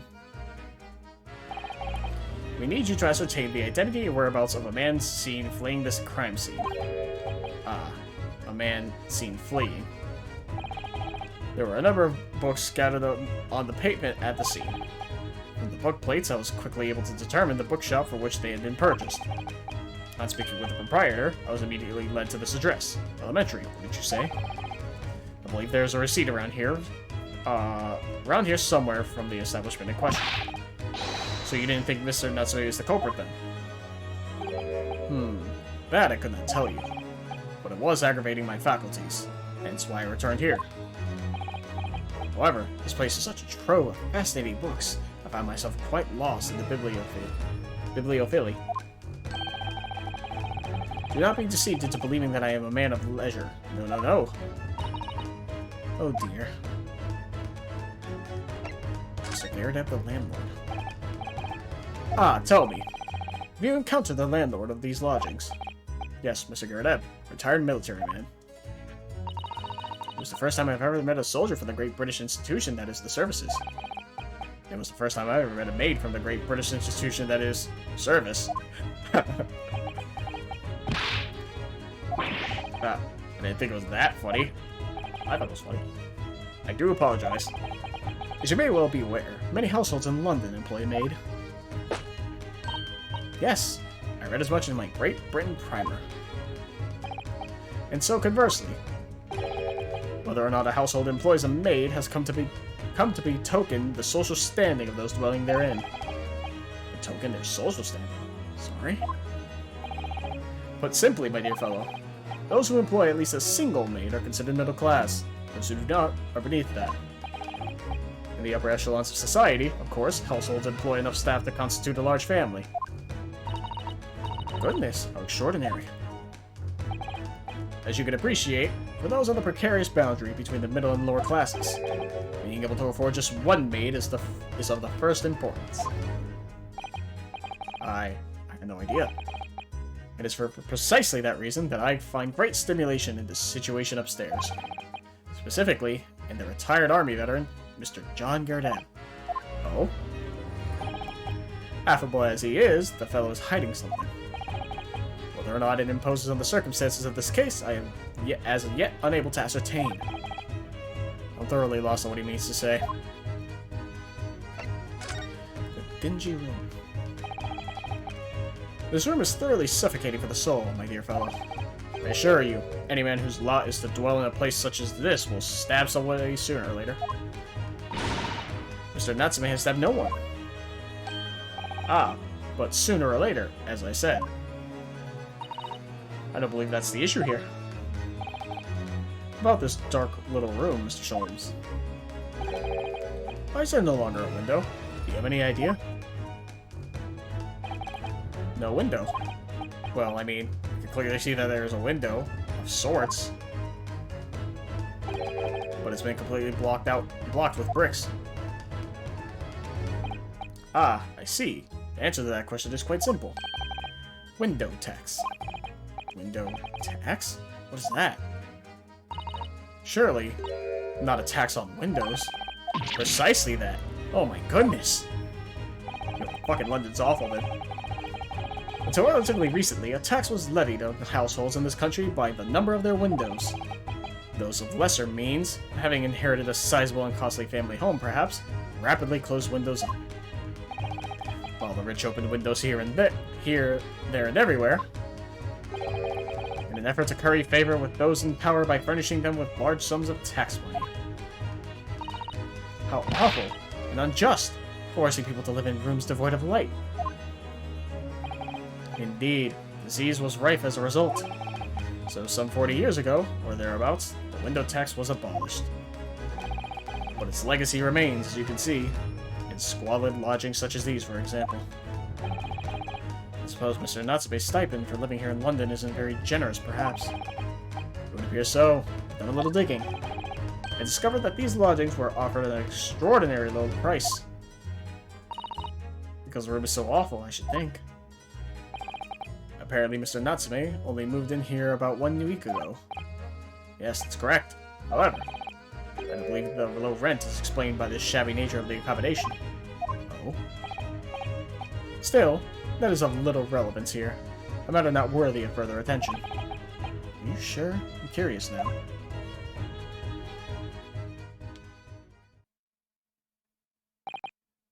Well, I believe I've told you all I can now. Thank you, Mr. Sholmes. Ah, yes, Mr. Naruhodo. Was it not your intention to become a practitioner of the law? You remember that, did you? Will you perhaps be offering your services in this very matter, I wonder? To the occupant of this room, Mr. Natsume, was it? I'm not sure. Not sure? On what grounds? Well, I actually defended someone in court here only yesterday. Really? Well then, I congratulate you, sir, on an ambition realized, and so promptly, too. The thing is, it's really made me question things. Am I right to believe in my clients? To trust in their innocence? Yes. Trust. Mr. Sholmes. Mr. Natsume didn't do it, did he? My dear fellow, I haven't the first idea. Oh, but I thought that's why you were here. Did you come back to investigate? Ah, yes. That was indeed my initial intention. But there are simply too many fascinating books here. I couldn't possibly ignore them. Oh, I see. Nevertheless, there are two facts that I can state quite unequivocally. The man who fled the scene of the crime 2 days ago was the Japanese occupant of this room. And there are witnesses who swear to having seen the same man commit the crime. That is all I can say. Ah, and one more thing. Oh, what is it, Mr. Sholmes? Tell us. I cannot say with any certainty whether or not it is of relevance to this case, but I am quite sure that the retired army man who owns this property is hiding something. Mr. Garrett is. Mr. Sholmes said as much as before, actually, didn't he? Anyway, at present, that is really all that plays on my mind in relation to this case. Mr. Naruhodo. As yet, our investigations have uncovered nothing that could help establish Mr. Natsume's innocence. No, right. Perhaps it's time we probed a little deeper into Mr. Garrett secret.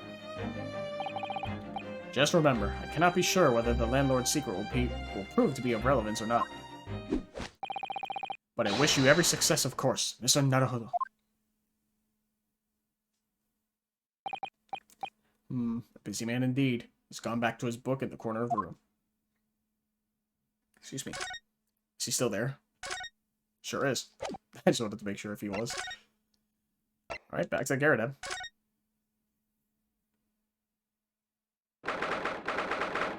19th February, Garrett's room. Ah, you appear again. Tell me, was the detective chap, I forget his name, still hard at work down there? Mr. Herlock Sholmes? Ah, yes. Rings a vague bell. All the detective business isn't really my thing, I'm afraid. Well, Mr. Sholmes is in his element down there. Jolly good show. Another cup of tea, if you please, Joan. Now then, why don't you tell me what? For the umpteenth time, woman, will you watch what you're bally well doing? I shall be serving dinner shortly, sir. Ah, yes, of course. Practically rude of me, but I'm afraid I shall have to ask you to take your leave, if you'd be so kind. Oh yes, of course. We are deeply grateful for all your assistance. Not at all, not at all. Don't get much chance to talk with young foreigners like yourselves. It's been a pleasure. Best of luck and all that. Perhaps you could see yourselves out. According to Mr. Sholmes, Mr. Garrett is hiding something. Since no other avenues of investigation seem open to us at the moment, perhaps we should do some digging. Oh, I just saw that thing spawn in. Oh, by that thing, I mean Sholmes himself. I saw the bag, I didn't think it was attached to him. Ah, what's he doing over there? Mr. Sholmes? Aha, we meet again, my dear fellows. Good gracious, when did you sneak in here? Herlock Sholmes, sir, at your service. Whatever were you doing by the window? I'm given to watching the evening sky as the sun sets, madam. Yet sadly, cheerful as the room downstairs undoubtedly is, it lacks an aperture for such observation. So I took the liberty of borrowing a small corner of space by the window up here. Well, keeping an eye to one's window at dusk is the prudent thing to do in London, I'm gathering. Ah, and one other thing, Mr. Naruhodo. Oh, me? I thought perhaps you might be in need. of a certain great detective's great mind. Wait, he's not talking about, is he? I didn't expect to be going through that again so soon. Do you mean Mr. Sholmes? There is a mighty secret in this modest room. My eyes see even the most trivial of trifles. I take it you were prepared, Mr. Naruhodo. I think so. There's just time enough for one of my greatly admired great deductions. Let us conclude the matter before dark.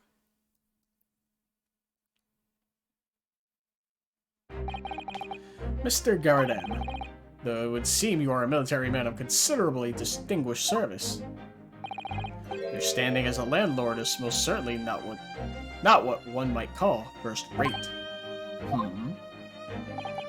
I'm afraid, sir, that is all too clear to me. There are two conclusions I have been able to draw by careful observation of your living arrangements. I beg your pardon. The first is that even as we speak, you are concealing the presence of a ferocious beast in your care. Huh? And the second is that as a result of the beast's violent rampage, you have lost something very dear to you. So how... Mr. Naruhodo, look! The old man's broken out in a cold sweat. Unbelievably, it seems Mr. Sholmes' conclusions are both spot on. How? How could you possibly? How can I possibly know, you need to inquire? The answer couldn't be simpler, sir. For in the dense jungle of logic and reasoning, I am the king of beasts. And I know only too well that wild beasts are not easily tamed. So, shall we begin? Once again, Herlock Sholmes is proud to present his logic and reasoning spectacular. The game is afoot. Topic 1. Nature of the beast. It certainly shouldn't take a great detective to see that a fearsome beast has been on the rampage of late within these four walls. Thus, we are faced with the question, what form might this beast take? Ah, for a man with military breeding, your eyes are uncommonly candid. Aye. Your furtive glance, Mr. Garadem, leads us directly to the answer. The true nature of the beast that has run rampant here is revealed by that lion statue. Yes, though an army man, you appear unimposing at best. A fact that has fueled your admiration for the mighty lion, king of beasts. What is this piffle, I ask you? In the end, your admiration became so great, in fact, that you had a living, breathing specimen shipped from India, which you tried to keep in this very house. What? Oh, his face has a mark on his other side. Yet living with such a wild beast has proven more difficult than you had imagined. The chilling traces of a wild rampage are still very much in evidence. Well, yet as we look around, the beast in question fails to present itself. Where could this angry creature have disappeared to, madam? Me? I pray you do not consider me unchivalrous, but it is plain to me with one glance in your direction. It is? Your dress pocket gives us a handsome clue as to the beast's current whereabouts. Protruding from it is a handbill advertising a circus show. Ah! Yes, you sought to dispose of this terrifying lion, Mr. Garadeb, at Batty's Circus, a traveling show currently sojourning in a nearby park. I've observed the tents. You sold the savage lion, sir, to the circus troupe. I most certainly did not. I believe I have made my point. The fearsome beast which ran amok in this room was an Indian lion. And a simple visit to the circus now will reveal the lion prancing jubilantly through a ring of fire. A rampaging Asiatic lion. I'd rather have Iris, honestly. Iris would be much better. Now, Mr. Garadeb, it is plainly clear that you still have deep feelings for this formidable beast. Indeed, in that blithe pose, the distress this loss has caused you is veritably tangible. Your head weighs heavy on your shoulders, the pain you feel being revealed by that supporting arm. Amid fits of tears, you let your beloved beast go. The strain of losing something so dear to you is clearly visible in your visage. Nonsense, man. I simply... But what, we must now ask ourselves, is the true cause of this pain? And we need only follow the direction of your gaze to find the answer. Yes, it is this pile of bills that has given rise to the pain you suffer. Every envelope contains another demand for payment. For cartloads of meat, potatoes, wheat, and tea. Indeed, feeding your beloved has had a devastating impact on your financial circumstances of your household. And so you had no choice but to let it go. Yes, well, Now, in a final fit of rage, the ferocious beast carried out one last unimaginable attack. Unimaginable? The aftermath of which can clearly be seen by observing the carpet over there. A very expensive woolen carpet, if I'm not mistaken. Oh dearie me. What could have caused such a destructive outburst? This time, madam, I'm afraid it is you who has inadvertently revealed the truth to me. Your wandering eye has settled upon the answer very neatly indeed. Yes, to explain the dire state of the carpet, we need only look at the Tower of Cakes. There is no creature more dangerous on this earth than a beast with an unsatiated appetite. Was it, or was it not, once said by a certain noblewoman, if they have no bread, let them eat cake. Food is at the heart of all tragedy, in fact. Whatever do you mean? Having tired of the taste of cake, the beast began to stalk its next prey. I'm sure I need not spell out the nature of this final act of destruction carried out by the beast. There's only one logical conclusion.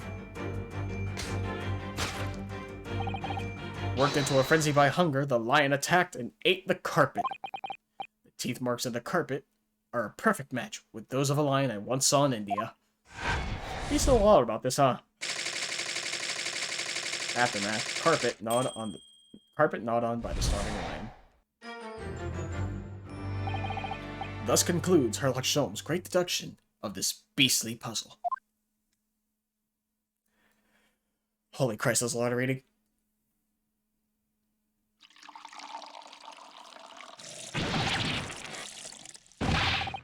What is the matter with you, Joan? You're pouring scalding hot tea all over me. Oh, I'm sorry, Mr. Girdeb. I'm afraid I didn't notice. My deductions can be startlingly sharp. It stands to reason that your cup runneth over. Indeed, my revelations can make people spill tears at times too. Oh. Mr. Sholmes, sorry to butt in. Again. Can I make an observation? Why, certainly, Mr. Naruhodo. What is it? Again. Well, your deductions just now. You really think a lion could have fit inside a room of this size? Indeed, it is only the explanation for the facts. The terrifying truth all too often lies beyond the realms of common sense. Wouldn't it be an idea to consider what lies inside the realms of common sense as well? But, if an uncaged lion had run amok in this very room, surely Mr. Girdeb and his maid would have been hurt, or worse. Excuse me. Ah, that's where you are stuck. No doubt the former military man held his own against the beast using that large cannon. I thought you said that they sold the lion to the circus. Hey, what about the food?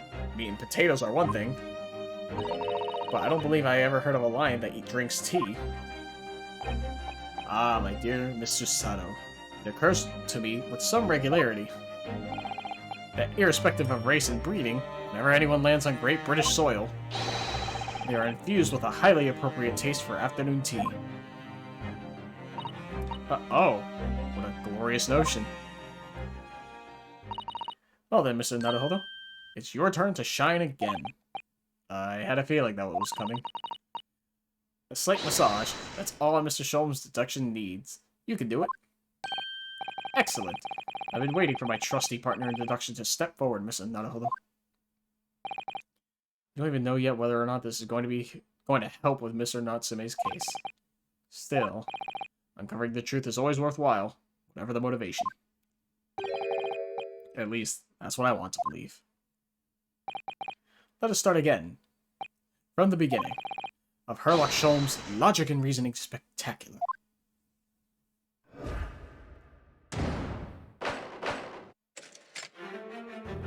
Hold it, Mr. Sholmes.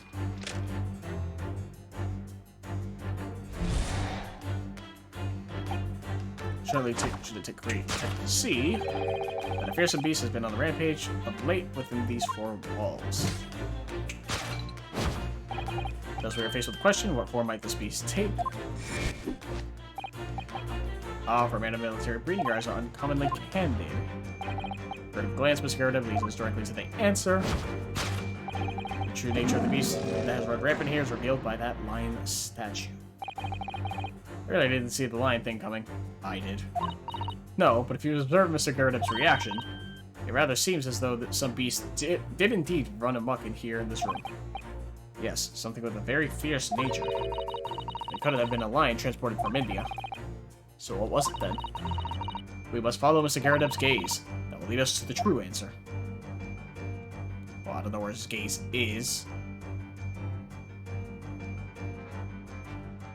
Well, I can't look up or down. Oh, is it the photograph?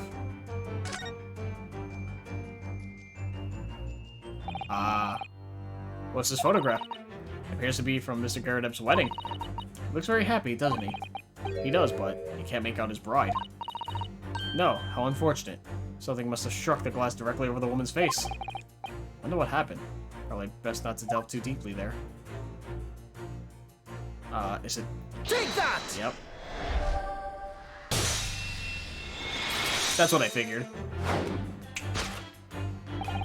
The true nature of the beast that has run rampant here is revealed by the newlywed bride. Precisely, Mr. Naruhodo. No other explanation could possibly fit. Yes, this framed print pictures your wife, Mr. Garrett. And while we lament the fact that her face is obscured, we can still make out her mighty arms and note the considerable horsepower they must contain. I like how he flinches. Oh. Indeed. Surely any woman of such powerful constitution would be honored to be described as a beast. Honored might be stretching a point. Too late. The fact remains that the beast, which so clearly savaged this room, was your wife, Mr. Garrett. Chilling traces of her wild rampage are still very much in evidence. Well. Yet, as we look around, the beast in question fails to present itself. Where could this angry creature have disappeared to? Madam? Me? I pray you do not consider me unchivalrous, but it's plain to me with one glance in your direction. It is? Your dress pocket gives us a handsome clue as to the beast's current whereabouts. The poor, fragile, defenseless woman is beside herself. Well, I don't know about fragile. Oh, dear. Anyway, Mr. Sholmes is quite right. There's no sign of a Miss Garredeb anywhere. But it seems there may be a clue as to her whereabouts. A clue that this maid is trying to hide. I wonder where Mr. Garredeb's wife could be. Yep, right there. Take that! The wedding ring. Your wedding ring gives us a handsome clue as to the beast's current whereabouts. Ah. Indeed it does. That flowery band gleaming on your finger gives you away. For it is identical to the one shown in the hand of Mr. Garredeb's bride in the photographic print. In other words, you are no ordinary household maid. No. You are Mr. Garredeb's lucky bride. You are Miss Garredeb herself. Oh my. Word!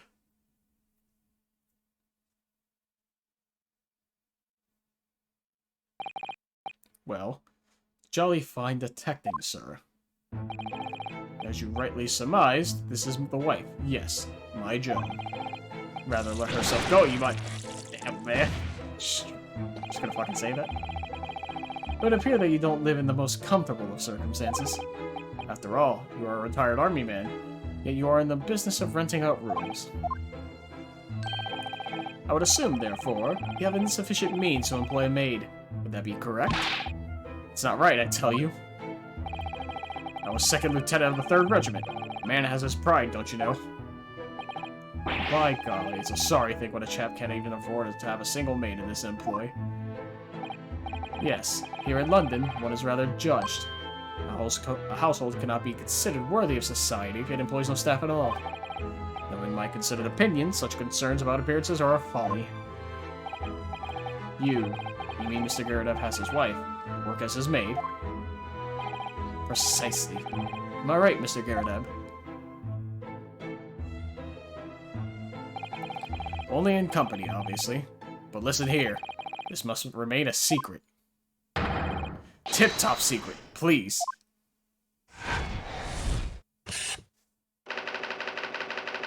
The raging wife of Mr. Geradev. Solved.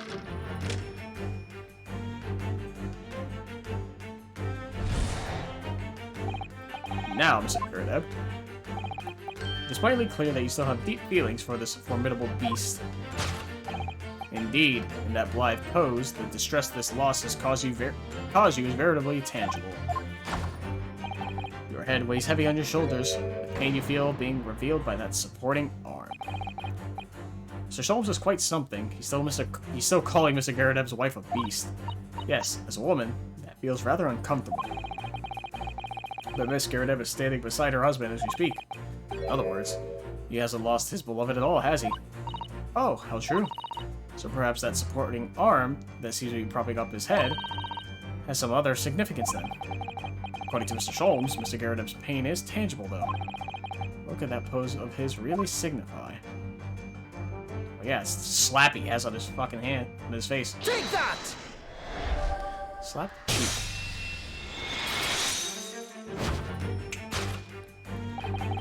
Your head weighs heavy on your shoulders, the pain you feel being revealed by that slapped cheek. And of course, the deliverer of that impressive mark on your cheek that refuses to fade. Was you, Madame Joan Geradev. Well, yes. You have been desperate to hide the slap mark on your cheeks, sir.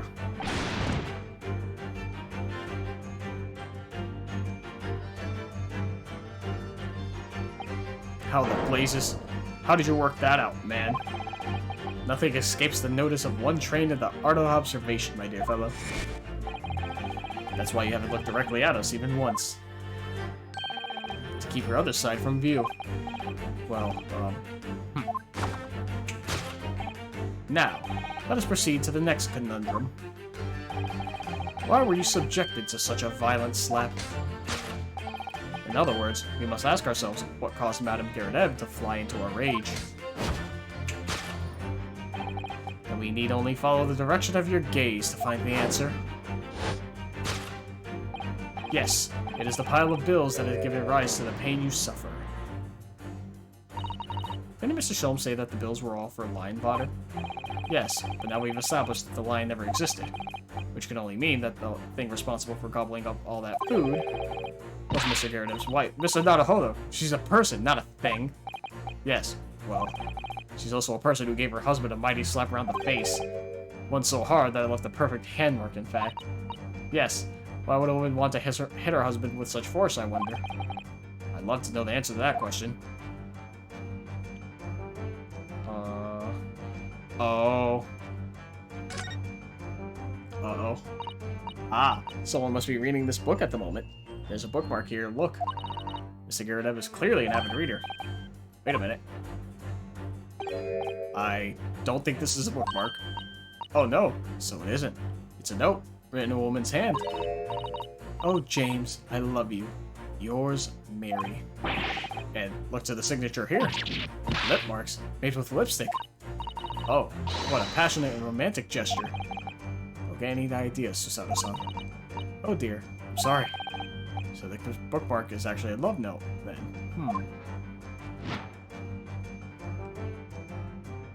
Take that! Interesting, you had to actually interact with it so it could change. What if it was necessary, though? Yes, it is this love note that has given rise to the pain you suffer. Oh, James, I love you. Yours, Mary. Passionate indeed. Perhaps the sender of this note, a certain Miss Mary, is the fly in the ointment here. Oh, damn. Slapped him again. But I don't know the Valley woman. You don't know her. That note wasn't written to me. It was just in the book. I don't know how it got there. It was just in there, you say? That's right. That's what I've been saying. Ah! A likely story. Now listen here, Joan, old thing. I explained it. I explained at the time. I bought the book at that second-hand place. That note must have already been in there. So, the previous owner of the book was using the note as a bookmark, you mean? That's right. That's what I've been saying. Ah! A likely story. For heaven's sake, woman, look at the name. It's written to James. My name, in case you've forgotten, is John. Ah! A likely story. Are you questioning my name now? God damn.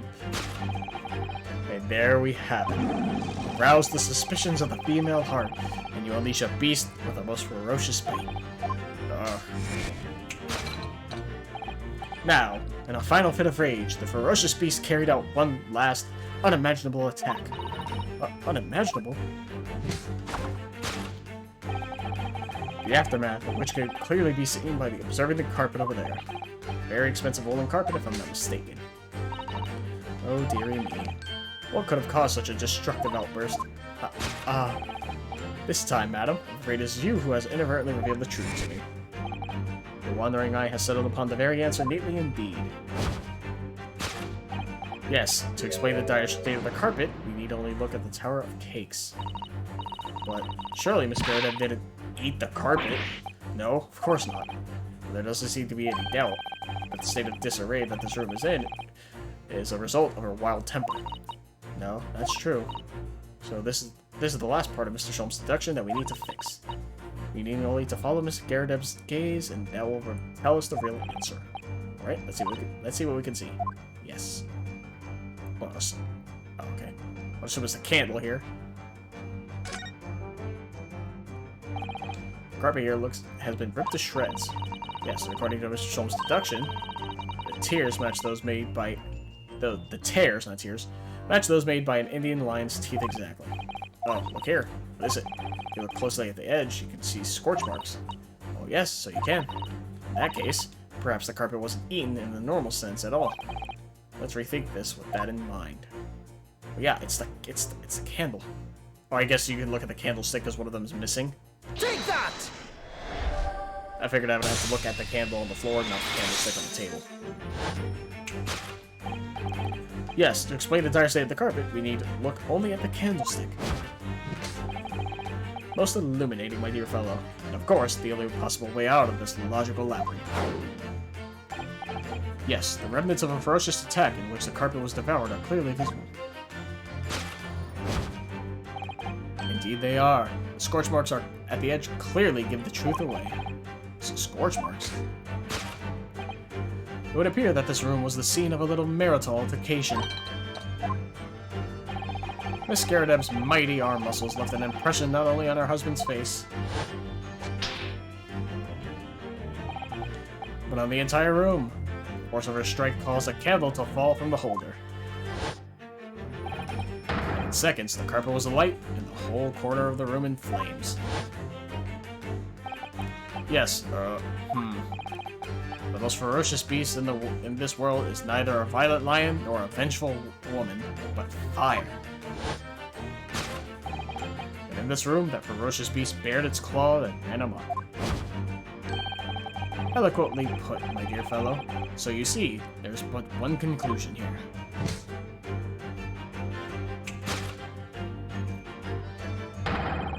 After the sparks of marital discord flew, this room was the scene of a fire.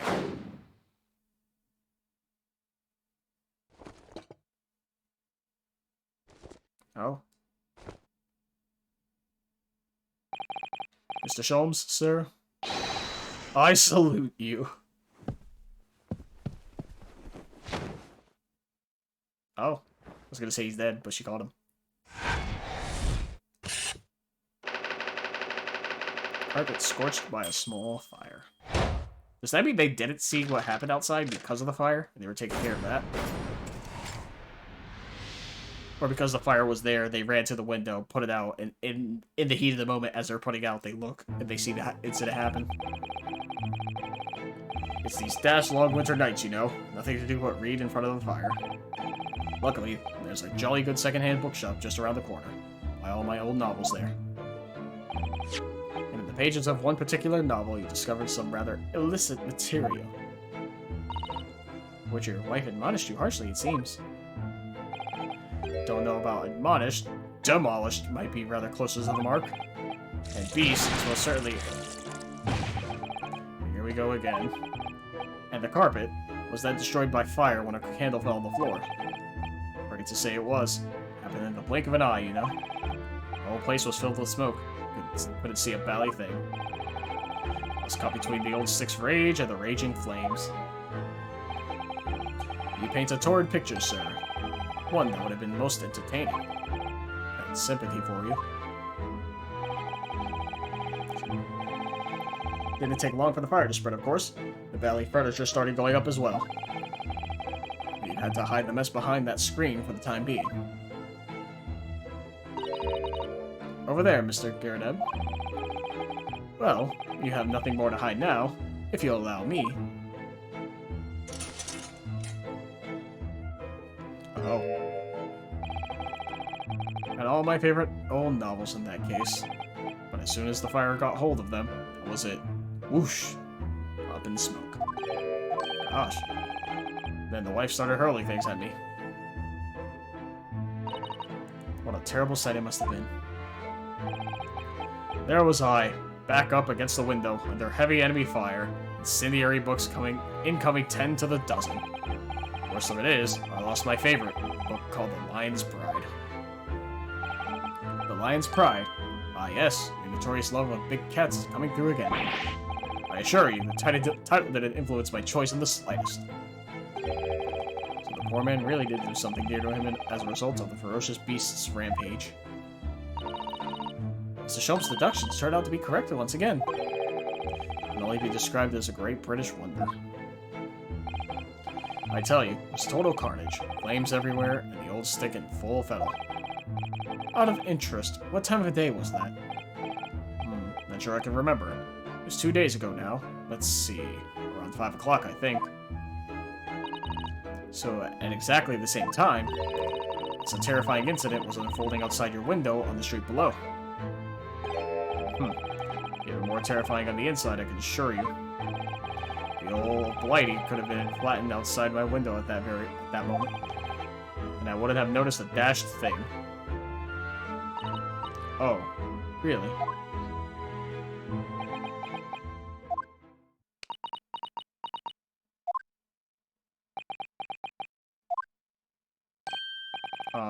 Mr. Sholmes. Yes, Mr. Naruhodo. What can I do for you? Well, I think we've gotten to the bottom of Mr. Garrett's situation now. What does that have to do with Mr. Natsume's circumstances? I can't help you there, I'm afraid. What? My dear fellow, if you recall, I did say as much from the outset. I warned you that, although I knew the retired army man to be hiding something, I cannot be sure whether a secret would prove to be irrelevant or not. I just knew you were going to say that. Now, Mr. Naruhodo, you mustn't lose heart. Bear in mind that all things fall into one of only 2 categories. Those relevant to the case, and those not. It makes no sense to me. Well, no matter. It is of far greater importance that you make up your mind now. Sorry? Visiting hours at the prison will soon be over. Oh no, is it that time already? If we're to accept Mr. Natsume's case, We have official paperwork to attend to. So that's it. No more time to think. Perhaps you'd like to betake yourselves to bidding us farewell now. I must prepare supper for Mr. Garadeb. Oh yes. I'm so sorry. Thank you both very much for your time. Soseki-san will be waiting for us. I'm going to have to give him an answer.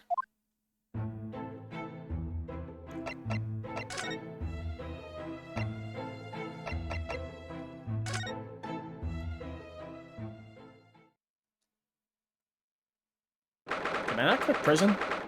19th of February, Briar Road. It's time, Mr. Naruhodo. We must hurry back to the prison. Yes, I know. Let's hail a carrot.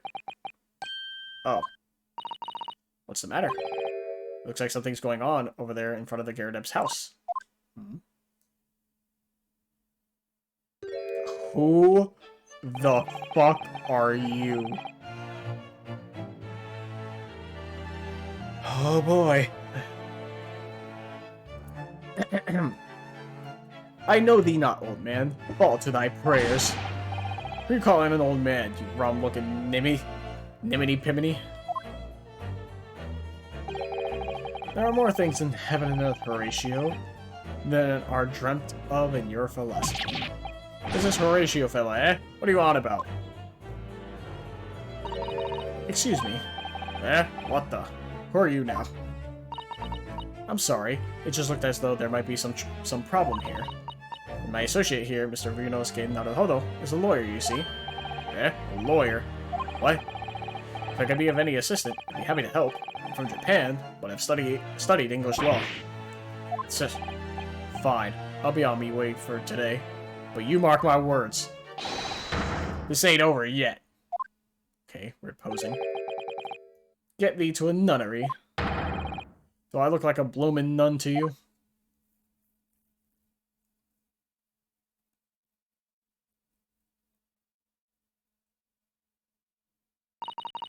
I do hope you're not injured. Oh, fair Eastern maiden, thou art so gentle. Thank you.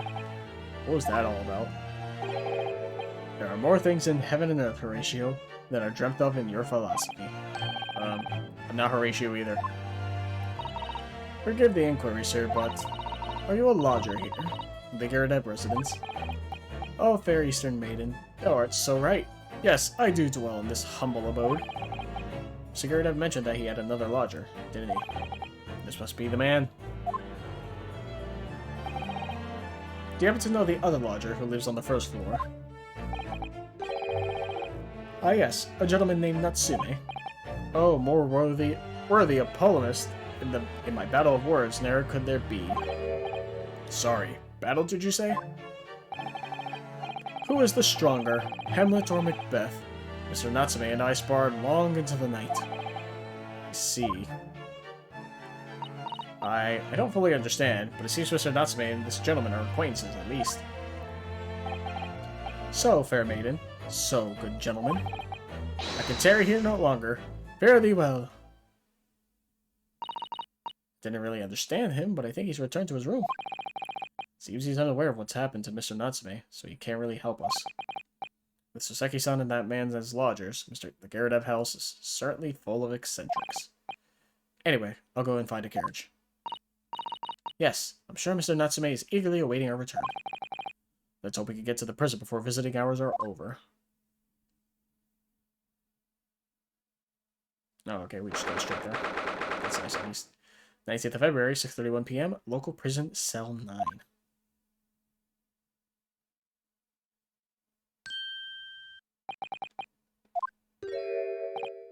Oh, it's you. You're here. You came.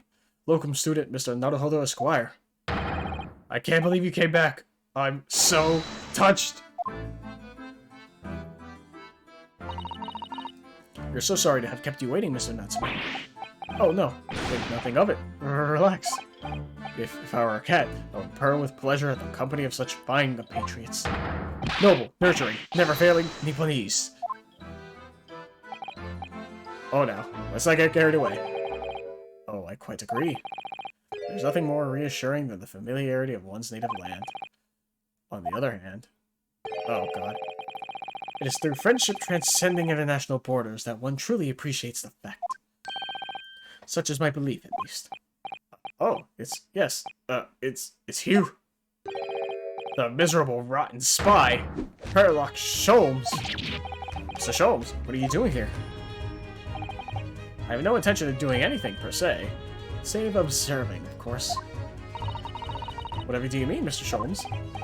Well, having encountered some curious reading material in that gloomful room, and having unmasked the secret identity of that eccentric pair, I decided I should drop in on my way home, to see how our divested friend is faring. Gloomful room? At least your accommodation here offers a window, my dear fellow. In that sense, it is the superior option. Anyway, I must commend you on your taste in books. My day has been a delight, and cost me not a penny. Ah, you! How dare you, Sherlock Sholmes! Ugh. I've had it. I'm through. I'm at the end of my rope. I should never have come to Great Britain. It was a terrible mistake. Haunted by spirits in those accursed lodgings, no doubt my luck will be cursed in tomorrow's trial as well. My whole life is bedamned. What are you thinking, Mr. Naruhodo? You mentioned that once before, didn't he? That his lodgings were cursed, I mean. And there's much truth in Mr. Mustache's words. What? Cursed is a wholly appropriate description, I would say. The man's lodgings are indeed for tomorrow's trial. What's that supposed to mean?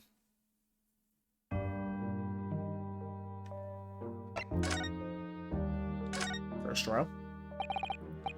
Mr. Natsume, what did you mean by what you said just now? About the trial tomorrow being cursed? Oh no, why? Why are you looking so grave? You're making me nervous. I was just getting carried away, that's all. I didn't mean anything by it. Oh, I see. It's really agitated him. You don't mean the trial really is cursed somehow? Are you referring to the prosecutor, the Reaper of the Bailey? The Reaper? Oh no, what do you mean? Please, tell me. Summarize it succinctly in 16 salient words. No defendant has ever survived a trial in which the Reaper stands for the prosecution. Ever. Oh my goodness, can it really be true? That was 16 words exactly. I'll see. 1, 2, 3, 4, 5, 6, 7, 8, 9, 10, 11, 12, 13, 14. Yeah? Huh. Yesterday, Mr. Naruhodo successfully defended someone against the Reaper. But then, after the trial was over, the defendant passed away in unusual circumstances. Mr. McGilded. What?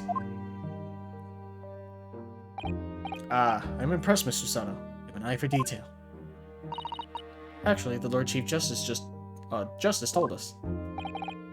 Mr. Sholmes. Surely it can't be that, having failed to have the accused convicted, Lord Van Zykes killed the man himself. Oh no, he couldn't have, surely. You have some wonderful notions. Sorry? The man isn't a mass murderer. He's a court prosecutor, my dear fellow. Oh, yes. Why, of course he is. Because prosecutors never killed anyone in this game. That'd be crazy. Or this series, I should say. Of course he is. Then why are you trying to scare me? Could be said, however. The real truth about the man is even more terrifying than your hypothesis. What on earth do you mean by that?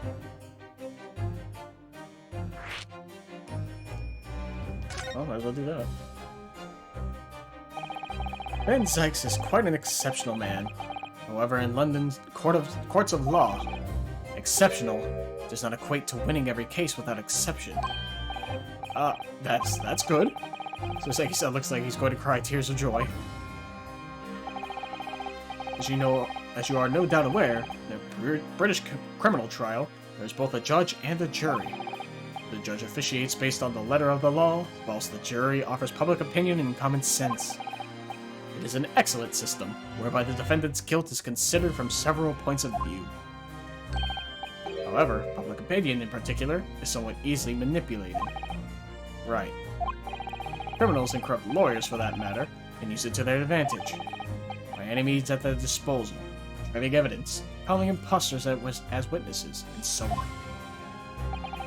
By such underhand means, those who would want to are able to sway the jury, which means that even in the light of irrefutable evidence, the prosecution can fail. But it means the wrong verdict can be passed. And sadly, it's from time to time, my dear madam. It is simply the reality of the situation. And that's all right. However, those indicted by Lord Van Zykes cannot escape justice. Their fate is sealed. Excuse me. Oh my. Though the adjudication may see them leave the courtroom with their freedom, within months they all disappear. It is most striking. Disappear? But how? Ah, by all manner of misfortunes, sir. Perhaps they are trampled under a passing carriage. Perhaps they fall into the Thames and drown. Perhaps they are suddenly overcome by a raging fever. Or perhaps attacked by highwaymen. Oh, no. All examples of the reality of events here in London, I'm afraid, Mr. Naruhodo.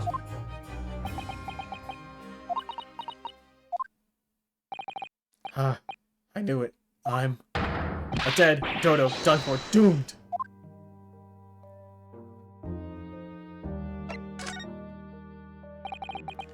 When you said accursed lodgings before, you were referring to your room at Mr. Garredeb's house, I assume. Do you mean to say you believe the place is cursed?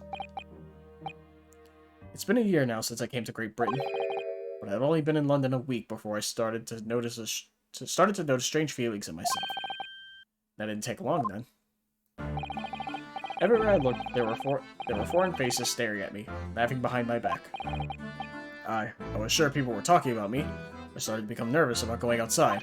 They were always staring at me, all the time, from dawn till dusk. So I shut myself away in my room. But even that didn't help. Fear wouldn't go away. You must have been very lonely, having been away from your homeland for such a long time. I had to move a number of times, most recently to that room on Briar Road, a week ago now. Yes. Why did you choose there? Seems a little inconvenient. The rent is cheap. I have so little money. Appealed to me straight away. Of course, I asked why it was so affordable.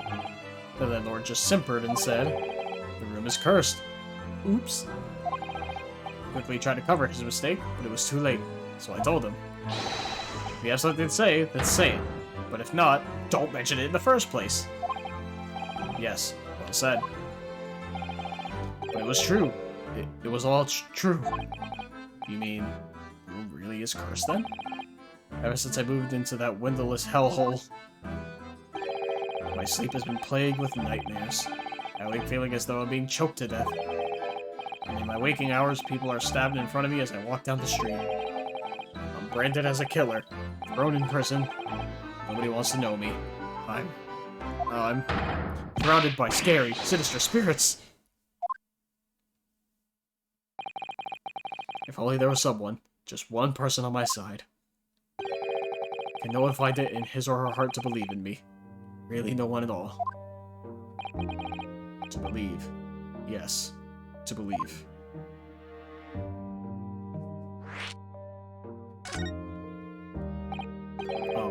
Mr. Sholmes? Ah, me, Mr. Naruhodo. Pray, what can I do for you? It's about the case on the SS Buria, if you recall. The Buria. Ah, that case. The one with the snake. Well, yes. At that time, I was a suspect, but you believed in me and listened to my side of the story. And you helped us to investigate. I did I? Interesting. What I want to know is, why? Why did you believe me? I see, yes. You mean? Because you were a grimly dressed, shady Eastern fellow found with the victim in a locked room. Well, if you like, yes. A little surprised that the answer requires explanation, my dear fellow. It's quite simple, really. You said I didn't do it. But I could have been lying. Surely you must have had your doubts. You must have suspected me a little. I think perhaps you misunderstood. I neither recall believing in you, nor in that which you were telling me. What? You see, the only things I believe in are those I choose to believe in. What? What do you mean, Mr. Sholmes?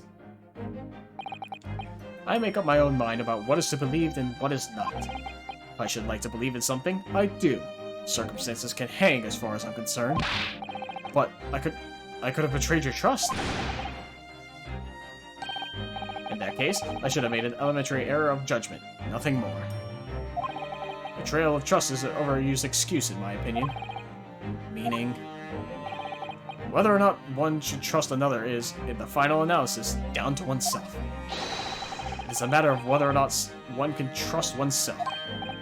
Yes, he's right. He's right, locum student Mr. Naruhodo Esquire. That's an interesting perspective on it, honestly. Whether or not I can believe myself. Defense lawyer is only as good as his faith in his client. And that comes down to how much faith he has in himself. I miss you, Kazuma. You're so right, Kazuma.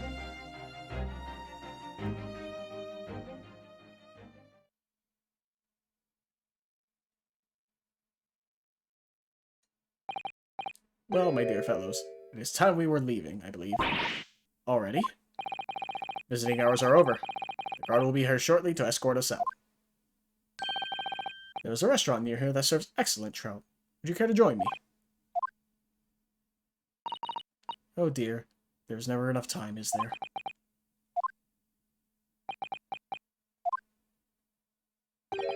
there? Mr. Natsume, if you'd like, at the trial tomorrow, I'd be happy to represent you.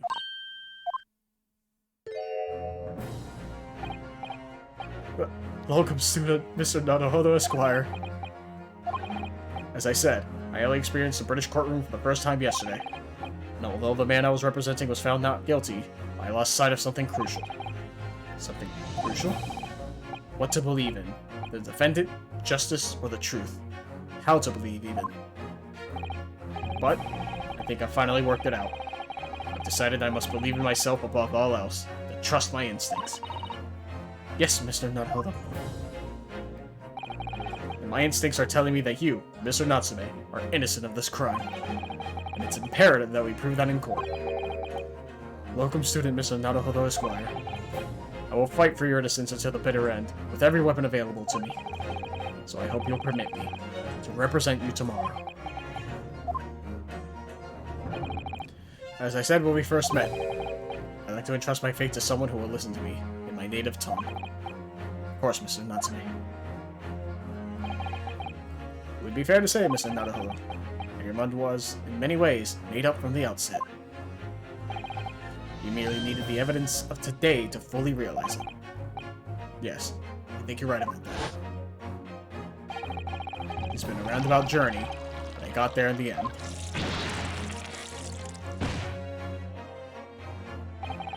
Mr. Sato. Yes. Would you be willing to stand by my side tomorrow and help me in court? Absolutely. As I said this morning, you may consider me your personal judicial assistant.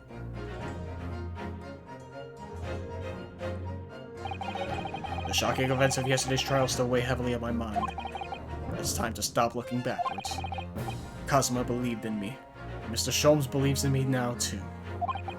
So it's time. Time that I learned to believe in myself.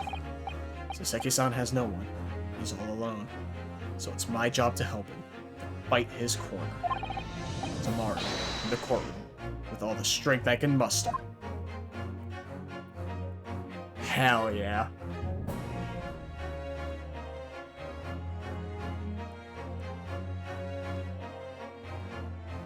Oh boy, courtroom time's gonna take forever. Please save. And with that, I'll take a quick break, and we'll be right back. So see you in a moment. Alright, and we're back. So, let's hop right into the trial, shall we? And I saved again on accident, because you have to press B. So 20th of February, 9:23 a.m., Old Bailey Defendant's Antechamber. Well, I never expected this. Who'd have thought we'd be back here again so soon? We were on a study tour of Great Britain, with the intention of learning the country's legal practices. In order to research the latest court procedures here, we need as much court experience as possible. Well, yes, I suppose that's true, but for the sake of the person in the dock, it may as well be his or her one and only time in court, and it could be life-changing. In which case, treating it as research may seem a little crass. Oh, when you put it like that, quite right. Good morning. Oh. Yo. Is any of your eyes more red? Oh, Mr. Natsume. Good morning. Oh dear, are you alright? Your eyes are terribly bloodshot. Yep, all's right. The early bird catches the worm, as they say here in Britain. Yes, I heard that expression. But I really don't want to catch a worm. So I tried desperately not to wake up early, but I was so worried I couldn't catch a wink. And now I'm absolutely exhausted as a result. Do all literary people take things so literally? Thank you for putting your faith in us today, Mr. Natsume.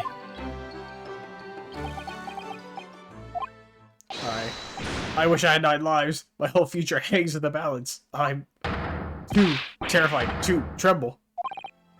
Really? Because I can feel tremors on the floor. I can't do this. I can't take it. Although, locum student Mr. Naruhodo Esquire. Yes?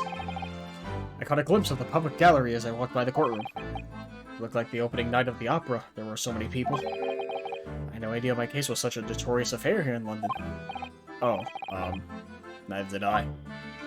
Do you know why that might be, Mr. Sato? I'm sorry, Mr. Naruhodo, but I have no idea. So that all-knowing look on your face is just coincidence then, huh? Don't hide the truth from me. It's because of the Reaper, isn't it? Lord Van Zykes? Is that right, Mr. Sato? I purchased as many different newspapers as I could find this morning. And yes, Lord Van Zykes is on the front page of every one. I knew it. Sometime after the prosecutor was dubbed the Reaper of the Bailey, he stopped appearing in court, it seems. It's been several years now, in fact, until the day before yesterday. Yes, Inspector Gregson told us something similar, didn't he? The trial 2 days ago marked Lord Van Zykes' return to the courtroom after a very long hiatus. The trial of Magnus McGilded. Ugh, what a harrowing experience that was. I believe that appearance made even greater waves here in the capital than today's. But we wouldn't have realized, of course, having only just arrived in the country. Why is the Reaper back in the Bailey so soon, for what appears to be a mundane murder? That's the question the papers are asking. They are all speculating various answers. Mundane? Mundane? It's the most significant saga of the century to some of us. Oh dear, I meant no offense, Mr. Natsume, but that is how the papers are describing it. Well, lest we also forget the fact that it could spark an international incident. Obviously, the reappearance of this infamous prosecutor has caught people's attention. But there's another blatant similarity with the trial of 2 days ago. Yes, I agree. Welcome, student Mr. Naruhodo Esquire. It's you. Me? Well, I suppose that's true. Both times, it is you who stands against this legendary prosecutor. It can only mean that you're friends with the Reaper. Please, I don't rub shoulders with Deathbreakers. I'm afraid that there's really only one other explanation. It can only be another example, Mr. Naruhodo, of your uncommon bad luck. Thanks for that. Oh, this is just my luck. Why must I be represented by a man with such frail fortune? By the least lucky lawyer alive. Well, let's not forget that it was you, Mr. Natsume, who asked me to represent you. Yes, it's true that I'm just a student, new to London, with little in the way of experience, or skills, or luck. But I promise you this. I will fight your corner until the bitter end, and I will believe in you, Mr. Natsume.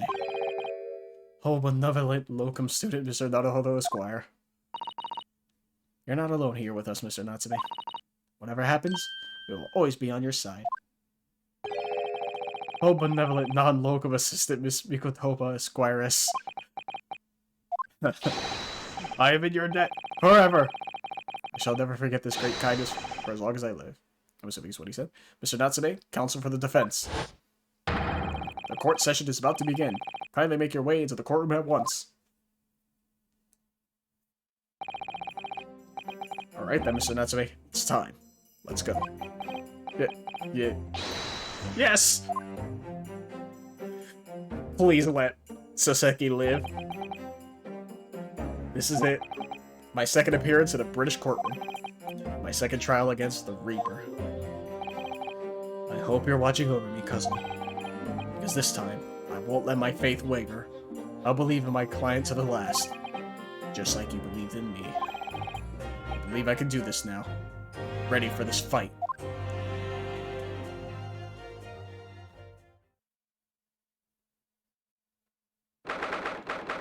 '20th of February, 10 a.m., the Old Bailey courtroom. Oh, interesting. It is different people.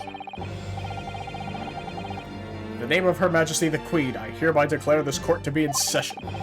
I now call upon the counsels for the prosecution and defense to declare their willingness to proceed. The prosecution is fully prepared, my lord. Defense is ready, my lord. The Nipponese are truly a fascinating breed. Sorry, what? Lord Strongheart has told me all about you. You are a student who arrived in London but 2 days ago. Mere amateur. Do you have a point? Being a compatriot, I feel compelled to try to help the accused, I suppose.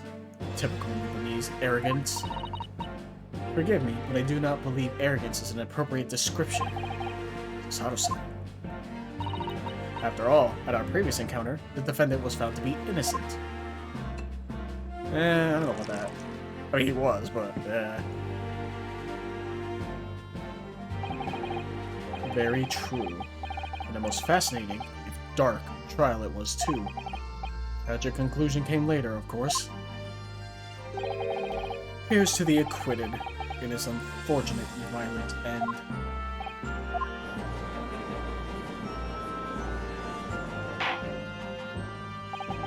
Thank you, counsels. I see both sides are in fine fettle. Now, ladies and gentlemen of the jury, are you ready to carry out your duties here in court as impartial members of the public?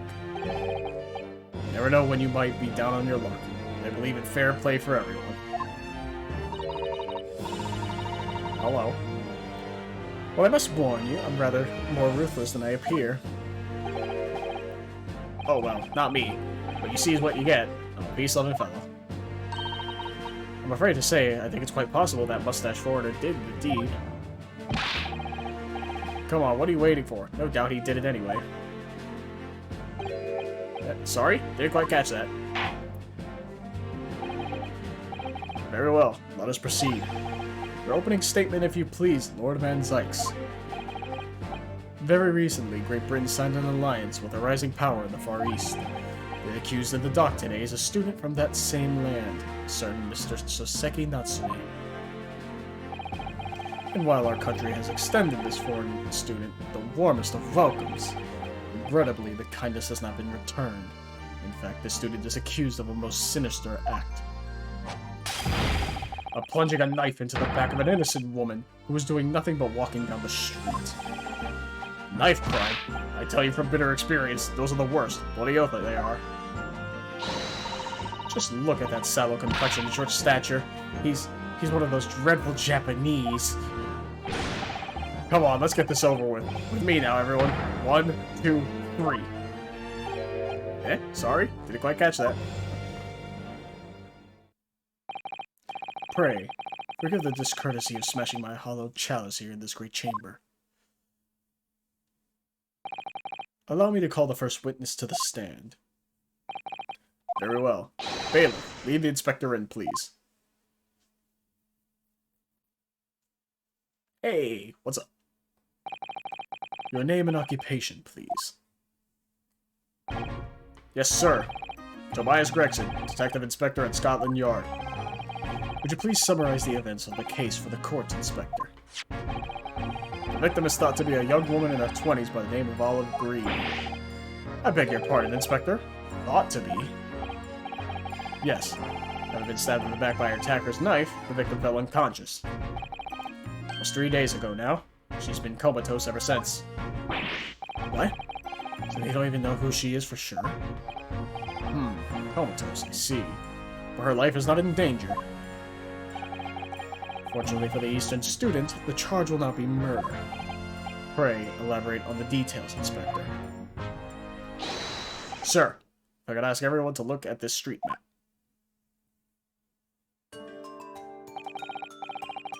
As I mentioned, the incident took place 3 days ago, at around 5 in the afternoon. It happened on the pavement running alongside Briar Road, a wide thoroughfare for horse-drawn vehicles. It had not long since stopped snowing as the victim, Miss Green, was walking down the street. Out of the blue, she was approached from behind by the accused and stabbed in the back. Luckily, the young lady's life was spared, and she's currently being treated in one of the city's hospitals. But being unconscious as she is, we've been unable to take a statement from her, of course. This is the case file with everything we know about the victim so far. Thank you, Inspector. The court will accept the documents as evidence if you please. What of the weapon that was used? Sir, I have that here. It was removed from the victim's back. Ouch. That big thing is starting to make me scared to walk down the street now. With a heavy blade like that, almost anybody would have been able to stab the poor woman. Even the scraggin-looking Soseki-san, I suppose. Common or garden jackknife, I would say. Rather nondescript. Thank you, Inspector. The court accepts the blade as evidence. Now then, what do we know of a motive? Money or valuables, I presume? From what we can tell by looking at the woman's possessions, it seems that she's a poor student herself. Hard to imagine she would have had anything much worth pinching, my lord. I see. Well, in that case, are we looking at some deep-seated resentment toward the victim? I'm afraid I couldn't say. Apart from visiting the second-hand bookshops, the defendant, Mr. Natsume, doesn't appear to get out much. At this moment in time, we haven't been able to establish any sort of connection between him and the victim. Yes! If theft and grievance have been ruled out as the motive, what reason could Mr. Natsume possibly have had for stabbing the young woman? Yet you arrested the man in spite of that, in a totally unjustified and heavy-handed way. Objection! Oh. Okay. That was so extra. God, I love it. Pray forgive the discourtesy of flinging a freshly uncorked bottle into the public gallery. But your words have soured its hallowed bouquet. For it is you, my learned friend, who is being heavy-handed here. What? Scotland Yard does not arrest people without good cause. That should be beyond question. Inspector Gregson, the prosecution calls for your formal testimony. Explain to the court precisely why the constabulary came to arrest the Nipponese student. Yes, sir! I like doing the voices. Hopefully you do too. If not, fuck off, I guess. Mr. Natsume's arrest. As I said, it was 5 o'clock in the afternoon when the incident occurred, and it was an unusually light fog. Visibility was reasonably good, and there was no one else about but the victim and the accused. Out of the blue, the victim was stabbed from behind and subsequently collapsed on the pavement. The accused ran off, scattering his belongings all over the floor. Those being a number of old books he just bought. He was on his way home from a bookshop, it seems. It was just a matter of working out who the books belonged to, and we found the bloke to arrest him. Well, that's not true. You apparently had witnesses, and you didn't mention that. Old books, you say? Yes, my lord. I have a photograph here of the scene of the crime, taken immediately after the incident.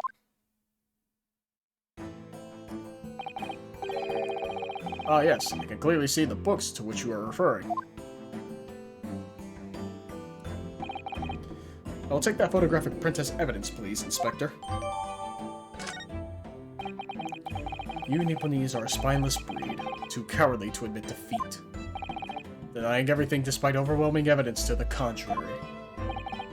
well, Forgive me, Lord Van Zykes, but the defendant is not denying everything as you put it. What are you doing, Mr. Sato? Do go on. Mr. Natsume has admitted to playing some part in the incident.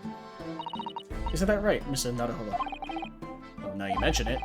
When we visited him in the prison yesterday, he did tell us what had all happened.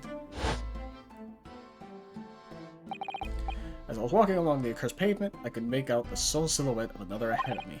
A woman wearing a green overcoat she was, and just as I went to overtake her, she suddenly let out a little scream and collapsed onto the cold, hard slabs of stone at my feet. I was terrified. I had to get away from there, so I ran, as fast as my legs would carry me back to my accursed lodgings. A green overcoat. Well, that's exactly what the woman in that print is wearing. Oh my, a photographic print in full color. What will the world come up with next? The defendant has done nothing more than admit he fled the scene of a terrifying incident. That does not mean that he's guilty of the heinous crime of stabbing the woman in the back. There was nobody else there at the time, just the two of them, the victim and the accused. In other words, there's nobody else who could possibly have stabbed the woman. A fact that the accused concedes.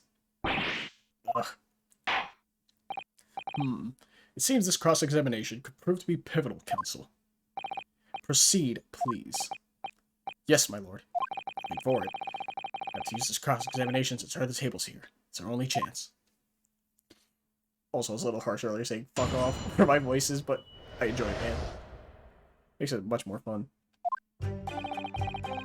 As I said, it was 5 o'clock in the afternoon. Incident occurred. Reasonably good. There was no one else about with the victim or the accused. I don't think I have anything stating otherwise as the issue. Oh, also, let me examine the knife.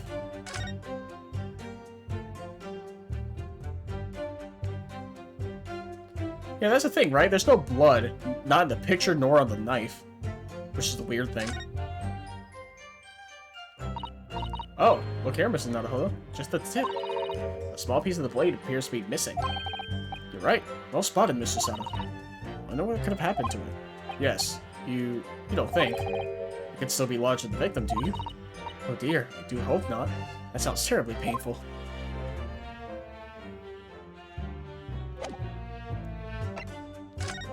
Oh, that's right, you can't really do much. But yeah, there's like no blood anywhere.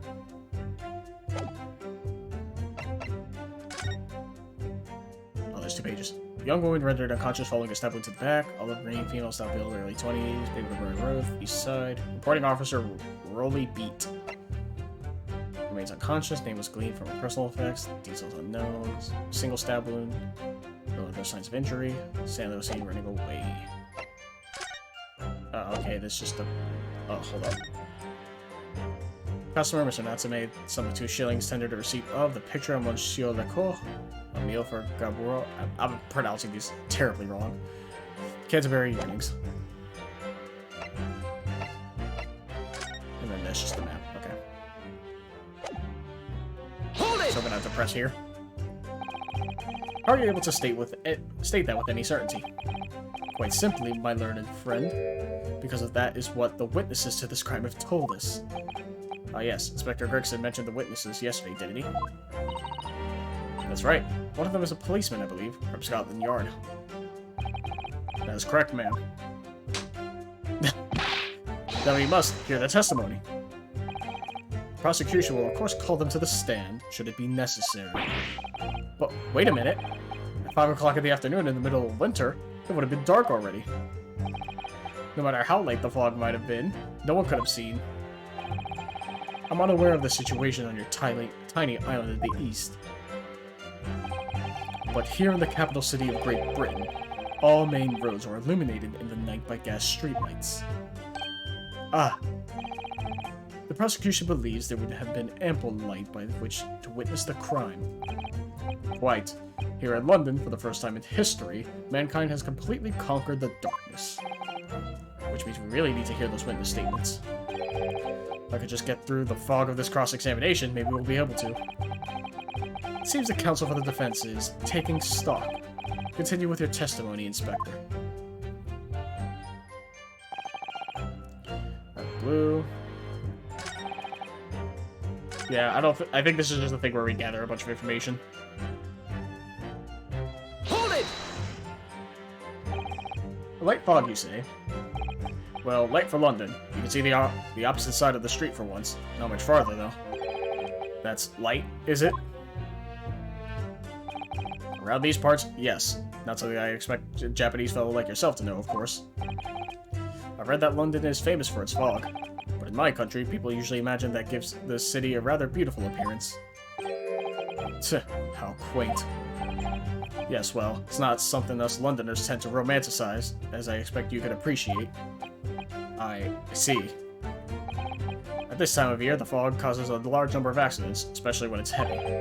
Sometimes you can't even see your own hand at the end of your arm. Indeed, the other day, I was very nearly trampled by horses before I could see the carriage they were pulling.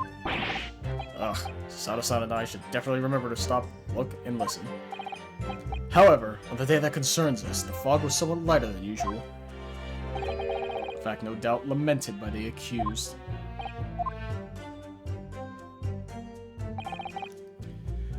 Reasonably good, there's no one else but the victim and the accused. How are you able to state that with any certainty? Oh, I already did this, that's right. Okay, yeah. I didn't realize that was the second option already. Yeah. That was on me.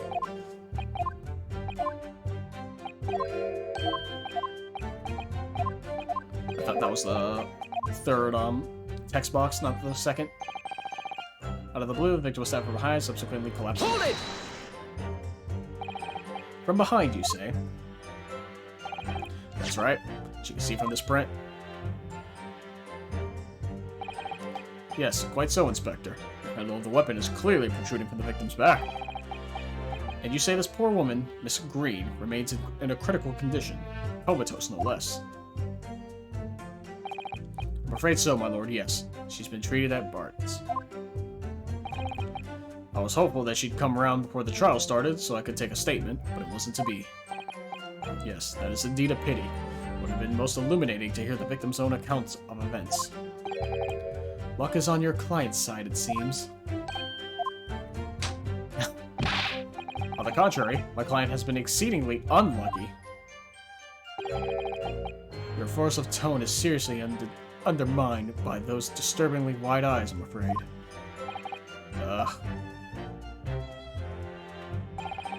Accused ran off, scattering his belongings all over the floor. Hold it! Mr. Natsume's belongings? I think you'll find it's all there in the photographic print of the crime scene. Yes, the 3 books on the floor. That's right, my lord. Second-hand books they were. Irreparably damaged after falling in the snow, of course. The accused could have easily carried all 3 books in one hand, which means his other hand would have been free to wield a knife, for example. He's very clever, isn't he? What do you mean? He's made it extremely hard for you to assert that Mr. Natsume had his hands full with his books. He's managed to close the one avenue of escape we might have had before we even knew it was there. You mean to say that the defendant was holding his belongings as he thrust the knife into the woman's back? That must be what happened, my lord. Yes. Those being a number of old books he just bought, he was on his way home from the bookshop, it seems. Hold it! The defendant apparently visits a second-hand bookshop on a daily basis. Yes, so I understand. A shop full of English literature. I commend the accused on the lofty subject matter of his scholarly attention. The booksroom was stacked floor to ceiling with those musty old books. Can you tell us more about the bookshop in question, please, Inspector? Well, if I must, I'll have to ask you to look at the street map again, I'm afraid. Closest second-hand bookshop is to the accused lodgings is this place here, Bourbon Books. That sentence was hard to read for some reason. The place on the corner of Briar Road and Mearschalm Street? I hope I said that right. As it happens, the accused is currently living in the lodgings on the other side of Briar Road at the opposite end. Which means it doesn't take a genius to work out the route he would have taken home. Something like this. Okay.